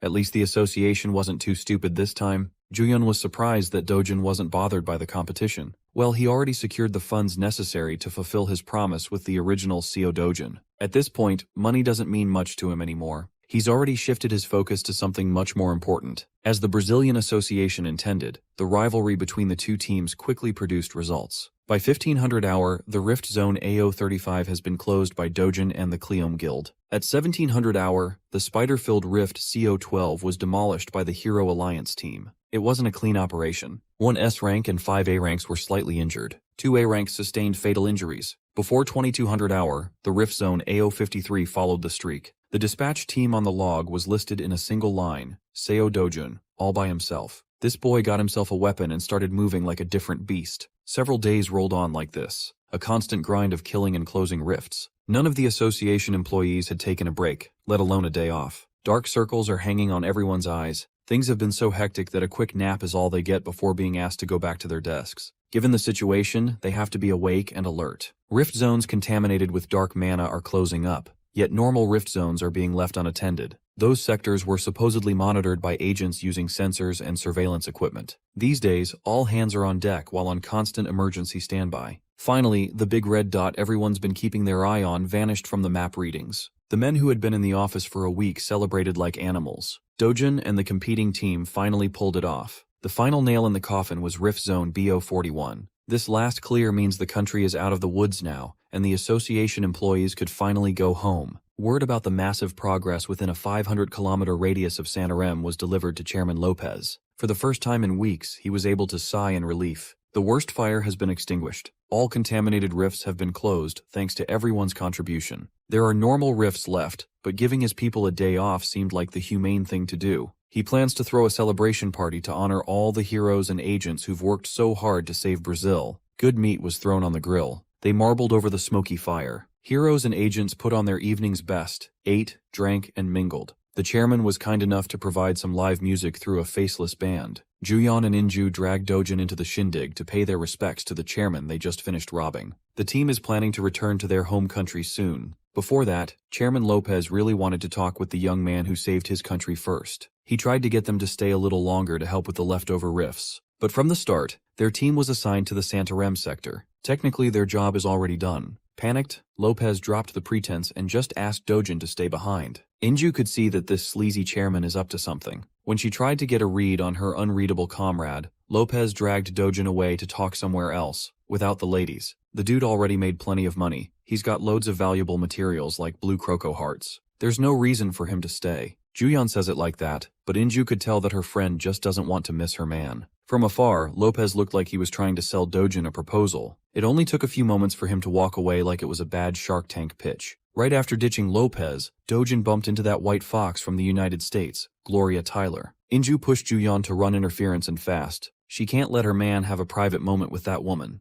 Inju warned her innocent friend that no man can resist a woman like Gloria. She's a certified fat-ass white girl after all. If Juyeon doesn't want to lose the boy, she's got to move. The thing that really bothered her was how Gloria referred to Dojin by the name Carcel. Gloria presented him with an opportunity, and Dojin seriously considered it for a moment. Juyeon wanted to get closer to hear more of their conversation. Her mind was going crazy with possibilities. Did the White Witch ask him to move in together or something? Finally, Gloria bade him farewell, optimistic that he would give her an answer soon. While the American hero walked away, Juyeon noted how gorgeous she was. Despite being in the presence of otherworldly beauty, Dojin was unbothered. Juyeon wonders if this guy is into women at all. Maybe he's a pure Sigma, just addicted to the grind. Before Gloria got too far, Dojin came after her to ask for a favor. He wanted to take a look around this year's gold market auction in Las Vegas. For that, he'll need an invitation. Something like this was no problem for Gloria, but she does have one condition. All Dojin has to do is come to her house a week before the gold market opens. Maybe she could show him a thing or two beforehand. Hearing that bold invitation, Juyeon knew that she was outmatched. She could imagine how Gloria Tyler would look naked, and even she was flustered. No matter, it's up to Seo Dojin to accept or refuse. Gloria noticed the young woman looking at Dojin like a helpless puppy on the sidelines. She excused herself and gave Dojin some time to answer. Since she's hoping for a yes, she decided to give the gold market ticket in advance. Without a fuss, she sent him something better than a one-time invitation, a VIP membership. Juyeon watched as two beautiful specimens stood still in time in front of her. It was a nice picture. Before she could wallow in self-pity, Kang Yongpyo interrupted with an inappropriate comment. He saw the top beauties of Korea and the United States crowding around his op. He had to pull up. Yongpyo joked that only a real talent could secure the prettiest flowers in each hand. The banter was unpleasant, but the atmosphere was electric. Shit could go down any moment. Kang Yongpyo is a known troublemaker maliciously linked to Dojin. Instead of throwing hands, Yongpyo simply laughed like a drunken fool, attracting everyone's attention. He assured the people that there's no need to be so on edge. He didn't come here to fuck around or anything. Yongpyo just really wanted to introduce a friend of his. But there might not be any need to do that, since this friend is already acquainted with Dojin, the broken-armed Yakuza, Ryoma Takashi. The whole party collectively held their breaths. Ryoma Takashi looked like he was about to blow the place up. Juyeon was surprised that the hospital let the guy go so soon. Chairman Lopez deliberately abstained from inviting Takashi to prevent this from happening. Of all the times they could, the two had to run into each other at a party. Dojin didn't budge a millimeter. The dude was nonchalant. He broke the silence by commenting on the injury he gave the guy. Takashi surprisingly remained cordial, and even thanked Dojin for the valuable experience. The Brazilian chairman tried to politely mediate and diffuse the tense situation, while trying to justify why he didn't invite the Japanese hero. He almost succeeded in diffusing trouble by dragging the injured tough guy to a more comfortable part of the lodge. Yongpyo clicked his tongue in frustration. That old geezer is getting in the way of his childish plans. So he caught up to them and ran his tongue. The delinquent S-rank knew where to poke the Yakuza. He urged Takashi to just rest up since the wounds he got from Dojin must still be throbbing in pain. Yongpyo insisted that an apology was surely in order. Whatever the circumstances, Takashi was hurt. A little sorry doesn't sound too imposing. Takashi recalled the feeling of being treated like a worthless punching bag and clenched his fist. Chairman Leo and the ladies prepared themselves for action. Dojin smirked and asked his Japanese acquaintance to repeat a simple phrase, "Yakuza are shit." Every hero and agent in the party was struck silent. What the hell was Seo Dojin trying to do? The Yakuza are known for their pride and ferocity. Takashi turned his head around and looked at Dojin with his empty eyes. At the top of his lungs, he agreed that the Yakuza are indeed shit. Kang Yongpyo knew this guy. He never could have expected this twist in 100 years. Dojin continued that the Yakuza are trash who contribute nothing to society. Absolute, total trash. Unlike everyone else, Juyeon had seen this trick before. Hearing the poor guy talking wild trash against his own people, Yongpyo implored Takashi to stop spouting nonsense. When he saw those eyes, all the hairs on his body stood up in fright. There was something deeply wrong with them. In Takashi's hand was a phone with a curious audio recording playing on cue. With his one working appendage, he played the recording. Immediately, everyone recognized Kang Yongpyo's voice in a call recording. The delinquent never bothered to hide his tracks. He called to inform Takashi that there was someone in Brazil who needed a good killing. Takashi even played dumb enough to make Yongpyo dump Seo Dojin's name in a recording. The plan was simple. Handle the boy inside a rift and reap the rewards. Other than killing their target, Yongpyo also shared his plans to hook up with some top-notch chicks. He'd love to use this chance to reel in Gloria Tyler at least once in his life. Hyun Juyeon would be a nice prize too. He likes the never-been-touched vibes. Kang Yongpyo's criminal plans and dirty thoughts were aired out in front of his peers on a loudspeaker. Dojin didn't think the lynx's eye would be this effective in shit-stirring, but it is. With Takashi completely under his spell, Yongpyo certainly picked the wrong opponent. From now on, he intends to make the delinquent slowly suffer until death becomes the only humane way out. All eyes are on Kang Yongpyo. How he responds will be on the front pages tomorrow, regardless. Socially cornered, he smiled like a psycho. Completely shedding his cordial front, he blamed the dumbass Yakuza bastard for ruining his brilliant plan. He walked up to his partner in crime with aggression. Things are already fucked enough as it is. If Takashi keeps running his mouth, things will get even worse. To prevent that from happening, Yongpyo took action. His hand tightened and sharpened before stabbing directly into Takashi's chest. He felt Yongpyo took hold of his heart, squeezing it hard. The delinquent pulled out, and the Yakuza fell down with a bloody hole in his chest. Things happened so fast that no one was able to go after Yongpyo as he fled the scene of blatant murder. Chairman Lopez stammered out the catch order to his men, but it's simply impossible. He might be human filth, but Kang Yongpyo is an S-ranker. While the agents continuously fail to close the gap by a long margin, Juyeon was gearing up to join the action. She wanted to run alongside Dojin only to find the guy standing still like a statue. He was just watching the chase sequence like it had nothing to do with him when he could have stopped all this. When Juyeon asked why he didn't move, he didn't grace her with an answer. The events of the shocking banquet spread across the world in an instant. Given the people involved, the impact on Korea and Japan as nations was beyond imagination. Both governments and their hero associations decided to keep their heads down, wary of public opinion. The media dug up and ran stories of Kang Yongpyo and Takashi's past deeds. Chairman Na Tai-wong had no other choice but to commit to damage control just because of some idiotic fuckers. He wasn't the only one having a hard time with this news cycle. The rich bitch, Hong Hee-ju, could feel the walls closing in on her. She took her anger out on the absurdly expensive pottery around her office. Hee-ju swung that gold club like she was in a rage room. Her poor bald manager just watched from the side, careful not to get in his boss's crosshairs.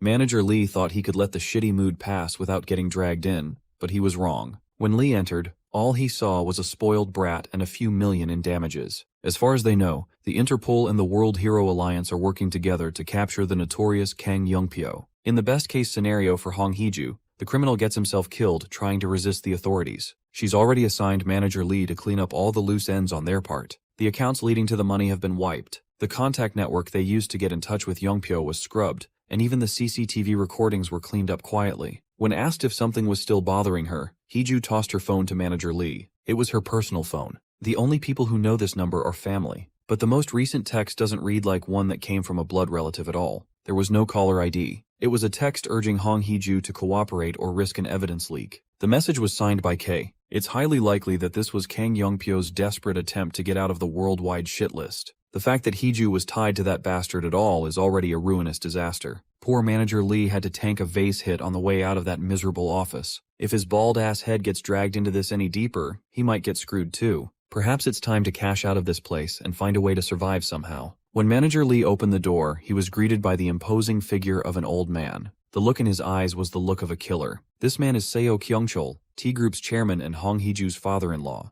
Manager Lee recoiled back at the sheer aura of the man in front of him. He kept himself together, apologized for the intrusion, and got out of the way. Hong Heeju's tantrums quickly ceased with the patriarch of the family present. Kyung-chul gave the foolish girl a brutal slap in the face, the kind that you'd see in a power slap. Down on her knees, she trembled in fear of losing everything. Kyung-chul doesn't appreciate being seen as some old man rotting in the company's back room. Heeju tried to play dumb, but it only earned him another slap to the other cheek. There was no way the patriarch wouldn't know about the failed plot to kill Dojin that involved Kang Youngpyo. He just found out that his own bloodline had produced an S-rank hero. He wants the kid to come back home by any means necessary. Kyung-chul simply couldn't stand P Group's grandstanding just because of one Jung Sung-ho. First, they're going to finalize a decision on how to clean up the mess Heeju made. While everything around Kang Youngpyo continued to spiral into chaos, Dojin and the group are currently on the way home to Korea. Overall, the expedition paid exceptionally well. He gathered enough materials for the sword and a boatload of cash to boot.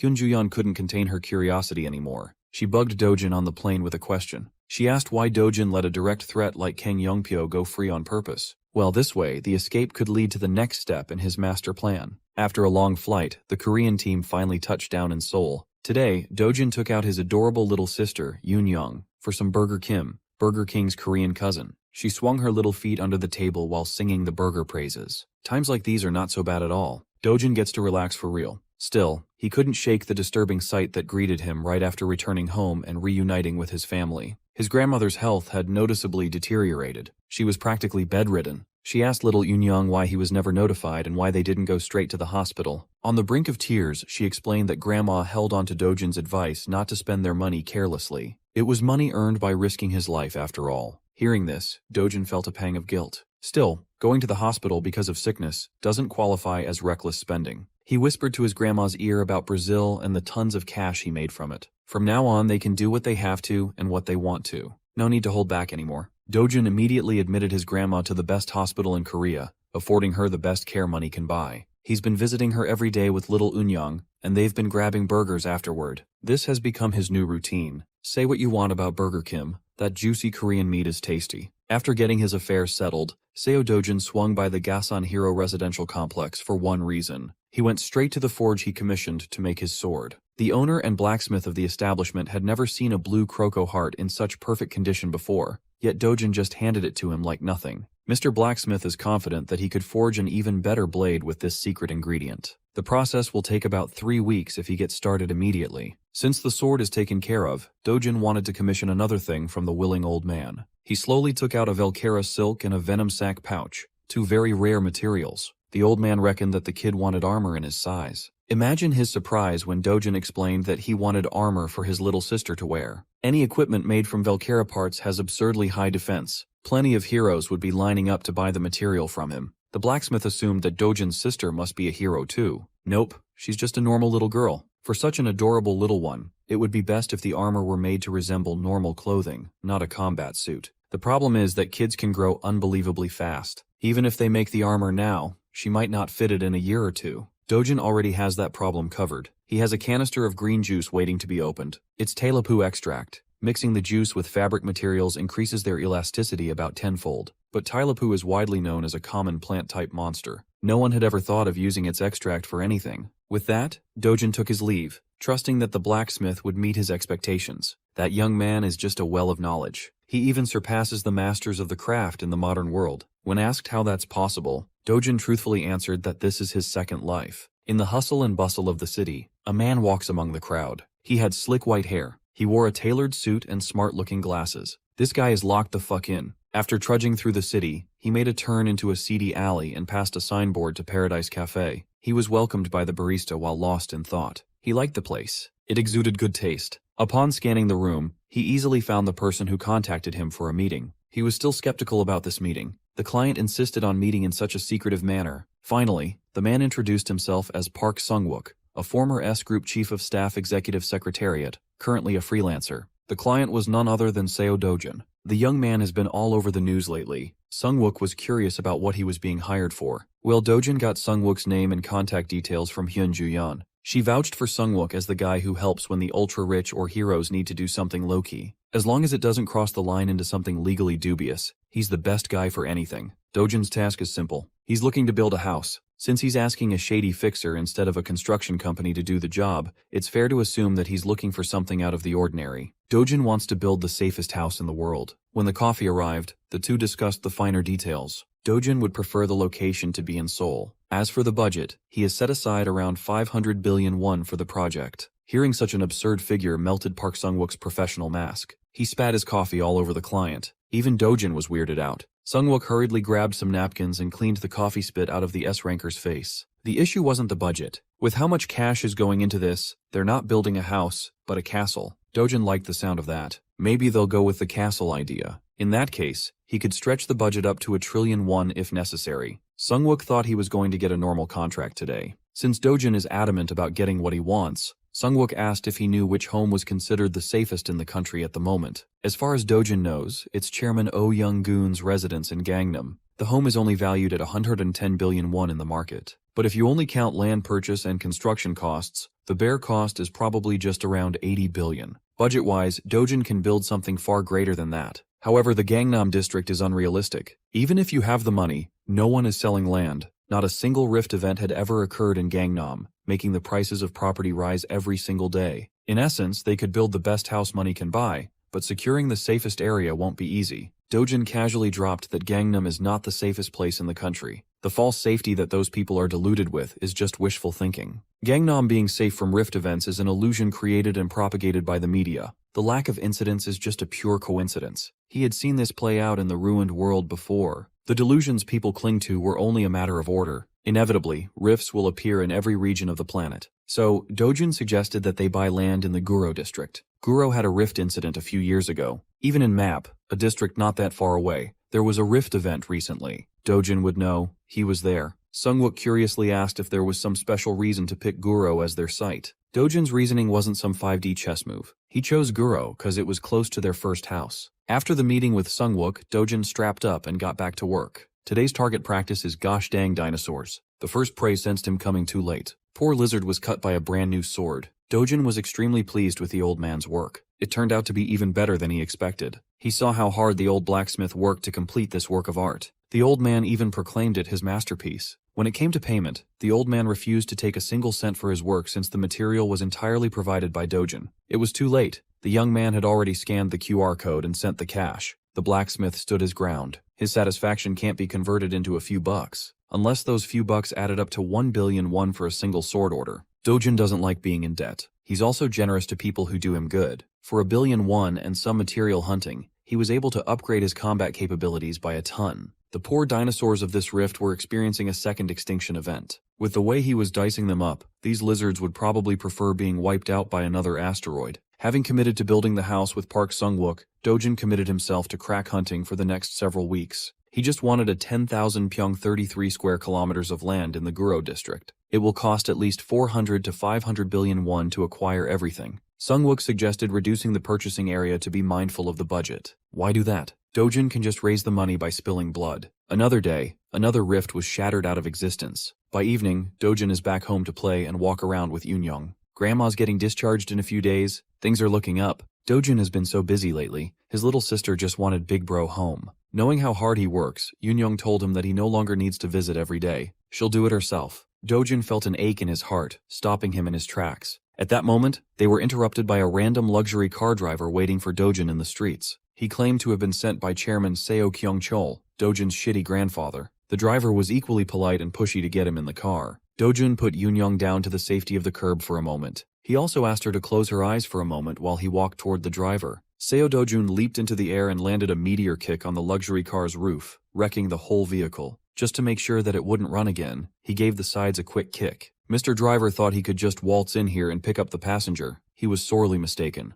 Dojin warned the guy to fuck off and never come back. Something about his eyes says he's being 100% for real. The lanky driver ran off shakily, and Dojin didn't avert his eyes for a second. When that was taken care of, he told Yoon-young that Big Bro was just teaching someone a lesson for trying to interrupt their time together. Hell, Yoon-young wanted to get her turn teaching lessons to bad guys too. Lifting her back up his shoulders, Dojin assured the little lady that there's no need to worry. Anyone who even thinks of messing with his family will go to an early grave. Word about Dojin's land purchases in Guro had reached the ears of other people. Juyeon was the first to know since she knew Sung-wook. Inju found out from her and took it as a massive opportunity for her best friend. Inju insisted that Juyeon's next mission should be moving in next door to become Dojun's warm and caring neighbor. She's been saving all her hero money and has nothing to use it for. This is the moment when she should open up that wallet. Dinner with the girls was very passionate and rowdy tonight. If she doesn't make a move, that seductress Gloria Tyler might get the last laugh. She might worm her blonde ass into his life, becoming closer to Dojun.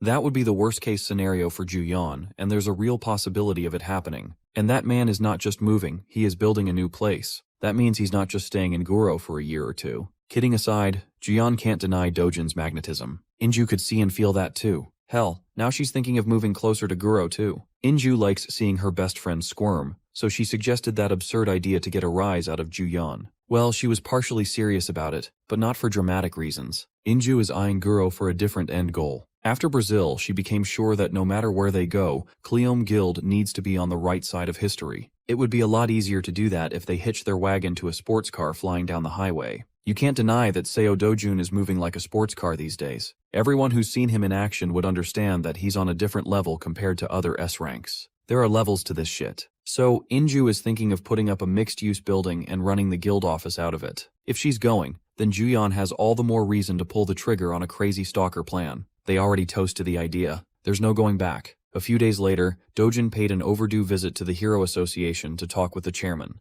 In the past 2 weeks alone, the young man had cleared 9 rifts consecutively. The payout isn't small, so Na Taewang thought a face-to-face meeting and payment were necessary. He also wanted to hear the reason for the rift hunting spree straight from the culprit. The old man is worried that the kid is rushing in fear that Korea might become a hot zone like Brazil. Dojun was just focused on watching the cash hit his account. For some light work, he was paid 45.2 billion won. With this cash injection, he's fine for now. He should be able to slow down the clears. Still, the chairman wanted a straight answer to quell his anxieties. Dojun asserted that he's just doing what's in front of him. These days, he needs a lot of money, so he works for a lot of money. He shared his plan to build a house, and Na Taewang was dumbfounded. Since Dojun's here anyway, he also brought up something he'd like to ask the old man regarding the construction. After his visit with the chairman, land transactions around the plots Dojun purchased began happening at a rapid pace. The first movers were Hyun Juyeon and Jong In-ju. Then, Na Taewang and the members of Cleom Guild arrived at the same time. As if catching a whiff of something big brewing, a few of the wiser heroes and real estate speculators joined in. Eventually, news of this development reached Dojun's grandfather. As T-Group's chairman, Seo Kyonchil felt proud of his blood for investing in real estate like a real capitalist. He ordered his men to find where the kid was buying and to snap up as much of the surrounding land as possible. Rumors bred more rumors. The rumors drew in those with money to spare, the buyers. And before long, land prices in Guro district skyrocketed to the moon. Before the inflation of land value, Dojun had already secured his 10,000 pyong, or around 3 hectares of land. Now comes the crazy part. Dojun already has a design in mind. It involves a gigantic dome covering the whole area. Sungwook continues to be baffled by his new client's decisions. The plan shows a tiny house that's only about 150 pyong in the middle of a 10,000 pyong site. He's got hectares of remaining empty space to fill. Dojun doesn't see the problem in his design. He just needs a safe house built. It's basically just a rounded outer wall, a really tanky and chunky castle wall in every sense of the word. Since there is no need for elaborate interior construction, the timeline should be pretty quick. As for the property's designated use, they have to figure out how to get this approved by the district office. Thankfully, Dojun has Chairman Na Taewang handling all the troublesome bureaucracy.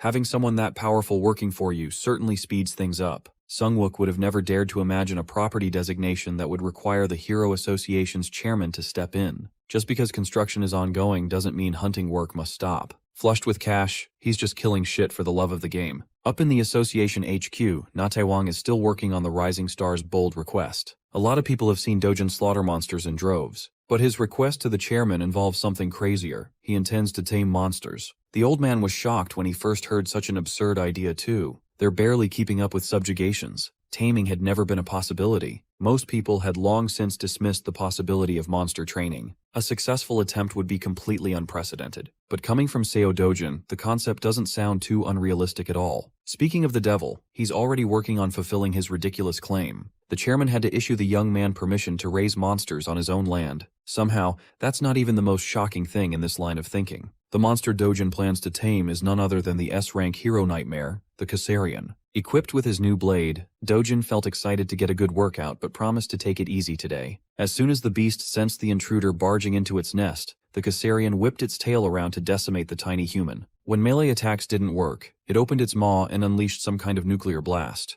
It roared and flew up, its centipede-like body supported by massive wings. 1 hour later, the sounds of combat had subsided in the volcanic mountains. The beast, trying its best to kill him just 60 minutes ago, is now behaving like a spoiled puppy. Caesarian looked exhausted and beaten, yet completely submissive. Dojin patted its snout and promised to come back in a bit if the little monster behaves. He entered this lair ready for combat, and he exited while humming a tune. The beast, notorious for being one of the toughest to hunt, is now down on its belly, purring like a cat. In the middle of the night, Hyun Juyeon was woken up by a phone call from Seo Dojun. Still half asleep and with drool on her face, she picked up. He could tell that he woke her up, but he really needed to ask her something. Dojun wanted to know if they distribute magic stone powder at Stonemen by any chance. It was a strange question. Energy is lost when they get crushed into powder form. No one in their right mind would turn precious magic stones into fine dust. Well, Seo Dojun is not in his right mind, and he needs some powder for something. Slapped out of her peaceful sleep, Juyeon felt like she had to know what Dojun was trying to do with the magic stone powder. He refused to answer and hung up.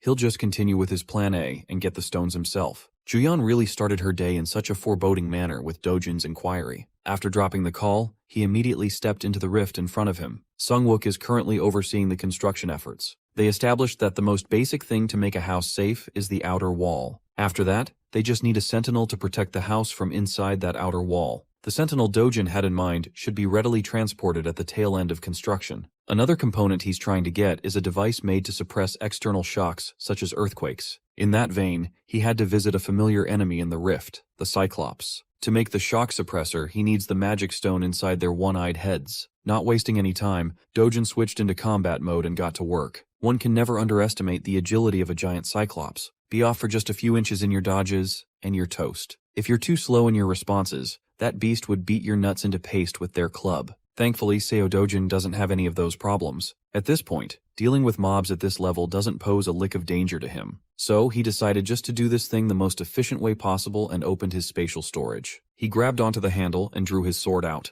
Armed with some crisp metal, Dojin's aura turned sharper and faster. It's time to showcase the swordsmanship of the Vandayan family. He readied his body and entered the third form, Spiral Vrex Catus. From up above, borrowing from the brightness of the sun, he rained down destruction upon the unfortunate Cyclops. Scorchingly sharp sword winds cluttered the area, homing in on the target. The hidden spiral destruction within the splendor. Each swirl was like a high-caliber bullet, riddling the monster's body with repulsive holes. Dojin gently landed at a safe distance, carefully observing the aftermath of his attack. This man is all about aura farming and hype moments. That's his overpowered quirk. After dismembering a monster corpse, Dojin retrieved a decent-sized magic stone ripe for crushing. He closed his hand, and the durable mineral turned to countless shards. Without any elaborate machine assistance, Dojin turned that precious resource into a low-value powder with his bare hands. Come to think of it, rifts are a kind of external shock, too. Maybe a suppressor would also help suppress rift activity. That would be a nice addition to his safe house project for sure. While Dojin was busy going between hunting rifts and visiting his sick grandma,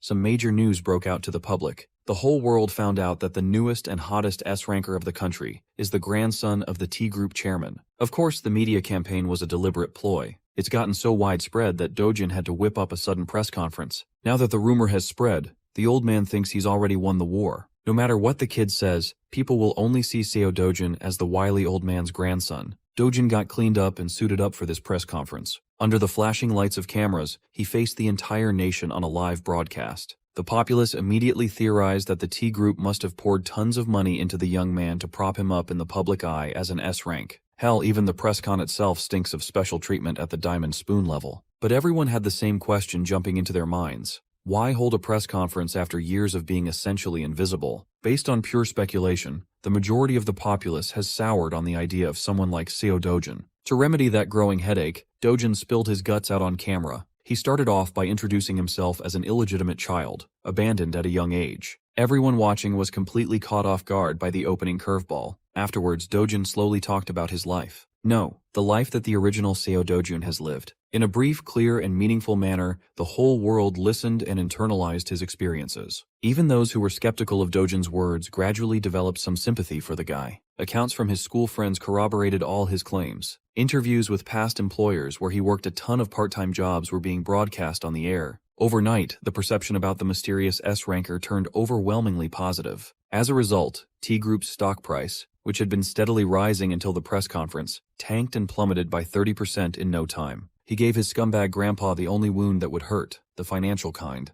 The old Seo Dojin, meek and weak, had one simple wish: for his grandma and little sister to live safely for the rest of their lives. Soon, that promise will be fulfilled. The current Dojin is working hard to make it happen. Through his own efforts, he's about to secure the greatest safety of all. He already dealt with loan sharks long ago. T-Group quieted down after the press conference tanked their stocks. Kang Youngpyo is still out there, but that dumbass will eventually fall into his trap. The only thing left to be wary of was the rifts that could appear at any time without warning. But once the house is completed, it'll be able to withstand any rift-related incidents. As instructed, the engineers prioritize the outer wall first. The residence itself will be finished soon after. Dojin would like to expedite the construction to move in as soon as possible. The project manager argued that constructing the home of the world's greatest hero will take a bit more time because they cannot afford to overlook even a single screw. Dojin offered to double the construction fee, and the manager's tone quickly changed, promising the compound would be completed within 10 days. Tonight, Dojin gave all the workers a break. No one is allowed to see what he's about to do.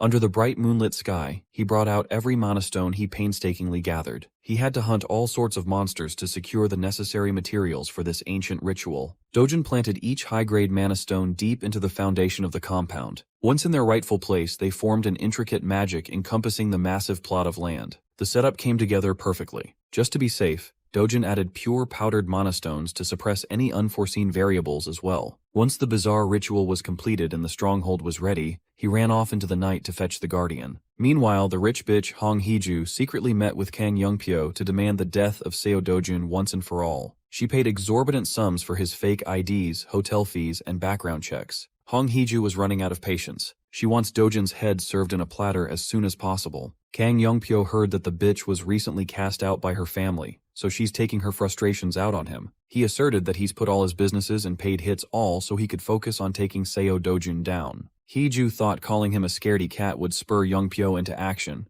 but she was sorely mistaken. He wanted to turn her into a fine mist of blood and guts right then and there. Usually the easiest way to deal with a fellow S-ranker was to grab some old geezer or brat as hostage for leverage. But Dojin never leaves his family's side these days. Youngpyo is barely holding himself together. Given the chance, he's ready to wipe out Dojin's entire bloodline if he has to. Yet this witch had the balls to call him a coward. S-rank Kang Youngpyo insisted that he's not scared of some little punk. He grabbed Hong Heju by the throat just because his ego got bruised. Youngpyo vowed that the moment Dojin slips, those he holds will become lambs to the slaughter. He threatened to include Hong Heju in the death toll if she didn't shut up and get out of his way. This is not even a job for him anymore. This is a vendetta. While his ops were crumbling, Seo Dojin was busy hunting. He visited a rift where only Death Knights spawn. There is no boss monster in this castle, only Death Knights. As soon as he entered, 3 Death Knights welcomed him with blades in hand. 3 should be manageable. Death Knights are far from easy to take down for several reasons. For starters, they have no true physical form and feel no pain. The only way to beat them is by precisely severing the core of their soul. They also retain the swordsmanship they learned and trained back when they were human. Each Death Knight sports their own distinct style, unleashing unique, dazzling flurries one after another. Against specters who were once respected knights, it would be discourteous to face them barehanded. With a sword in hand, Seo Dojun jumped straight into a 3 versus 1 action. For his opening attack, he decapitated the empty helmet of the nearest Death Knight. The next 2 aggressively charged at him in tandem. It's been a while since he had a proper sword fight. As far as he can remember, he's held a blade since he first learned how to walk. He was destined to be a sword god from birth. The Death Knights did their best to keep the pressure up, but their blades were far too dull. To handicap himself, Dojin elected not to use any martial techniques, just pure swings and fundamentals. With a handicap in place, the hunt should be far more enjoyable and challenging. It also makes every exchange infinitely more exhilarating. The last Death Knight out of the 3 that welcomed him couldn't even get an attack in. Dojin was a bit disappointed. He thought at least one would stand out even among the so-called normals. Thankfully, his wish for a challenging match was answered by a new arrival. The Rift must have recognized his level and sent out an elite to give him a run for his money. Judging from her breastplate, this one must have been one hell of a lady knight back in the day. From the first exchange, Dojin could tell that this one was a cut above the last 3 he massacred. The edge of its blade was razor sharp. Keeping up without techniques was a challenge. This was what he was searching for, a chance to let off some steam through earnest combat. He parried a perfect swing, complementing the Death Knight's fine strike. Exploiting the opening made by the parry, he made the busty Death Knight drop down to her knees in defeat. With his blade, Dojin properly christened her to stand as his sentinel. Dojin had inducted 5 elite Death Knights over the course of 2 days. It was a rewarding number for the effort exerted. He could have gathered the same number sooner, but he had too much fun with his handicap. Conveniently enough, the Death Knights are bound to Shadow, making transport a breeze. The recruitment of guards is complete. A security team that doesn't need to eat or sleep and does its job at 100% uptime was locked in. Next on his shopping list is a guard dog. For that, he returned to a familiar rift, the Caesarian's nest. The ancient draconic beast did not welcome him with open arms at all. This particular Caesarian immediately recognized Seo Dojin as the human who wreaked havoc last time he came to the rift. Dojin asserted that he didn't come to play today, so the scaly bastard should just follow along like a good boy. The Caesarian's pride didn't allow for a peaceful surrender, calling Dojin nothing but a bug.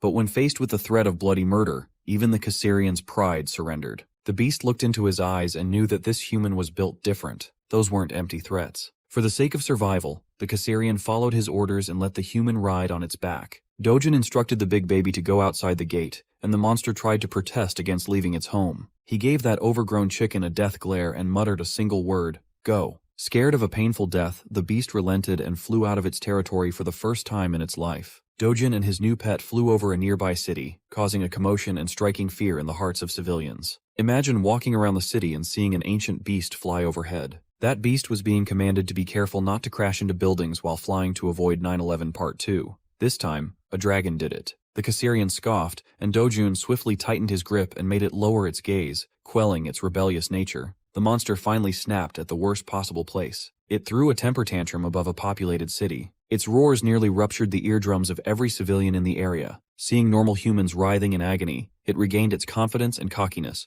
declaring itself a superior existence. Dojin had to discipline the big chicken by giving it a bone-breaking whack. From that point forward, the Caesarian moved quietly and obeyed his every word. Their first stop was Guam, a United States territory in the Mariana Islands of the Pacific. The Caesarian landed on the barren ground of the abandoned state, and Dojin dismounted. Rift zones can form anywhere in the world. One rift tragedy struck the remote island, leading to mass evacuation and total monster takeover. Right now, Guam has become an isolated monster lair. Seo Dojun brought the Caesarian to this chaotic place for one simple thing. In here, the ancient draconic beast could go crazy to its heart's content. And so, the big chicken unleashed its fury and frustrations on the monsters that ravaged the territory. Against some run-of-the-mill rift beasts, Caesarian looked like an invincible raid boss. Dojun just watched from the sidelines and harvested mana stones from every kill. As long as Caesarian earns its keep, he'll make sure it gets its daily walks like a good dog. Eventually, Dojun's new house was completed within the agreed timeline.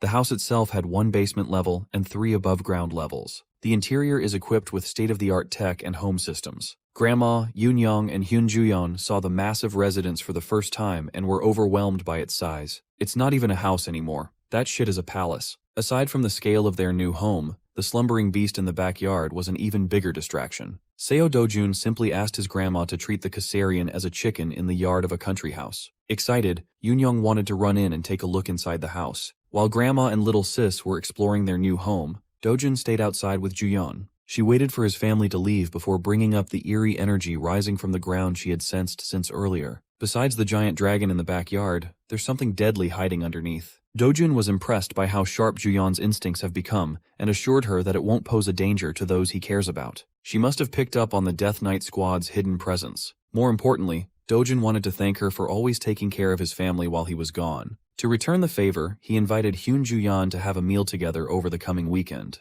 Just the two of them, no distractions. It would have been a romantic move if he hadn't forgotten that he had already promised to go to the amusement park with Yoon-young this weekend. Now he just looks like an ass. Dojun had been so absorbed in gate hunting lately that he momentarily forgot. It can't be helped. Little Yoon-young must take priority. To save him from the dilemma, Juyeon offered to go together. He can just take little sis and waifu to the amusement park together. She's the best girl for real. The days flew by and the weekend arrived. 2 of South Korea's most powerful S-rankers and a little girl went to the amusement park like a happy family. Given their high profiles, they cannot avoid the public eye. From afar, they looked like a match made in heaven couple, and the general public agreed. Dojun made Juyeon's ass hurt in bumper cars. The roller coaster barely had an effect on the S-rankers, but Yoon-young was having the time of her life. By sundown, the little girl was knocked out cold, drooling on Big Bro's shoulder. On their way back home, Juyeon caught him stealing a glance at her. He remembered how fondly Yoon-young talks about big sister Juyeon. She would frequently come over and cook for them. It was nice to see Yoon-young being a normal kid,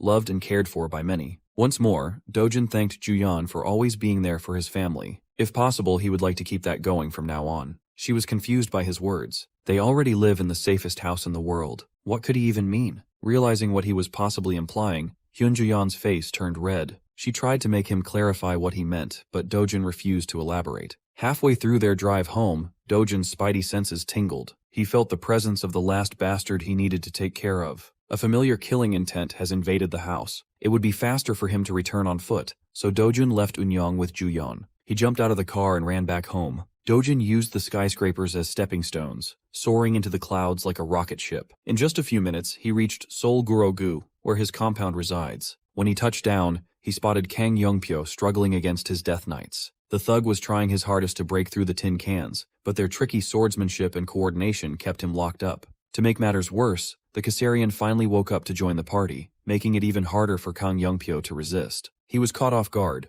Who in their right mind would keep a dragon as a guard dog? Dojin expected this bastard to make his move when neither Juyeon nor he was around. If Kang Youngpyo had been a little less cowardly, he wouldn't have gotten caught in the trap. Having seen enough of his pathetic power, Dojin made his army of elite death knights stand down. He called out Kang Youngpyo for barging into his house, only to be pitifully chased away by his guards like a common criminal. Dojin doesn't want to hear any ear-splitting barking today. He wants all the smoke. The angry Kang Youngpyo loaded up an aggressive attack, but his wind-up was met with a fist to the skull. Dojin laughed. He just swung lightly, and this fraud couldn't even dodge a simple punch. While the thug was trying to recover, Dojin kicked him in the gut, rearranging his internal organs. Youngpyo threw up stomach bile while refusing to believe the reality. Sure, they were both S-ranks, but they are worlds apart when it comes to power. Dojin cocked his fist back and offered to be a little gentler on his next attack. It took every bit of Youngpyo's brain power to move his head to the side. A piece of his ear was deleted out of existence. Had he not moved his head, his brain would be blown to bits right now. Although it was humiliating, he finally brought out his final gambit in hopes of leveling the playing field in a head-on clash. Instead of trying to beat Dojin fair and square, he'll use his last resort to go after the kid's family instead.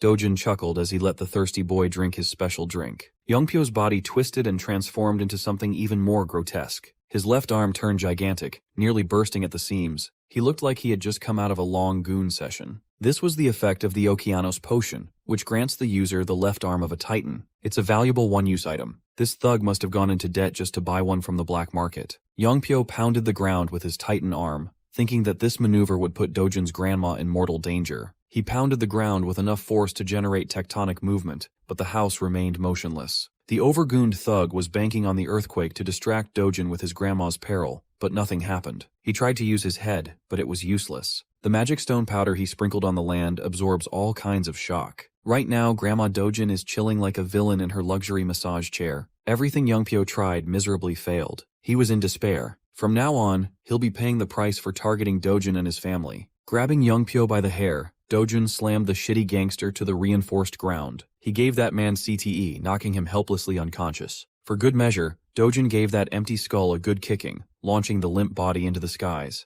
By the time Yoonyoung and Juyeon reached home, Kang Youngpyo was completely out of commission. Juyeon made sure to cover the little girl's eyes. Big Bro looked a little too menacing right now. Kang Youngpyo was barely alive when he was handed over to the Hero Association. That night, Seo Dojin was visited in his dreams by the previous owner of his body. It's been a long time since they first met. The old Dojin thanked him for making all those wishes come true. He has no more worries on his way to the other side. He's done more than what they agreed on at the start. Old Dojin didn't even know how he could repay the man who took over his life. New Dojin was just glad to be of service. These days he wakes up to Hyun Juyeon's beautiful smile every morning. Old Dojin already paid him back plenty. Thanks to him, the sword god finally found his happiness.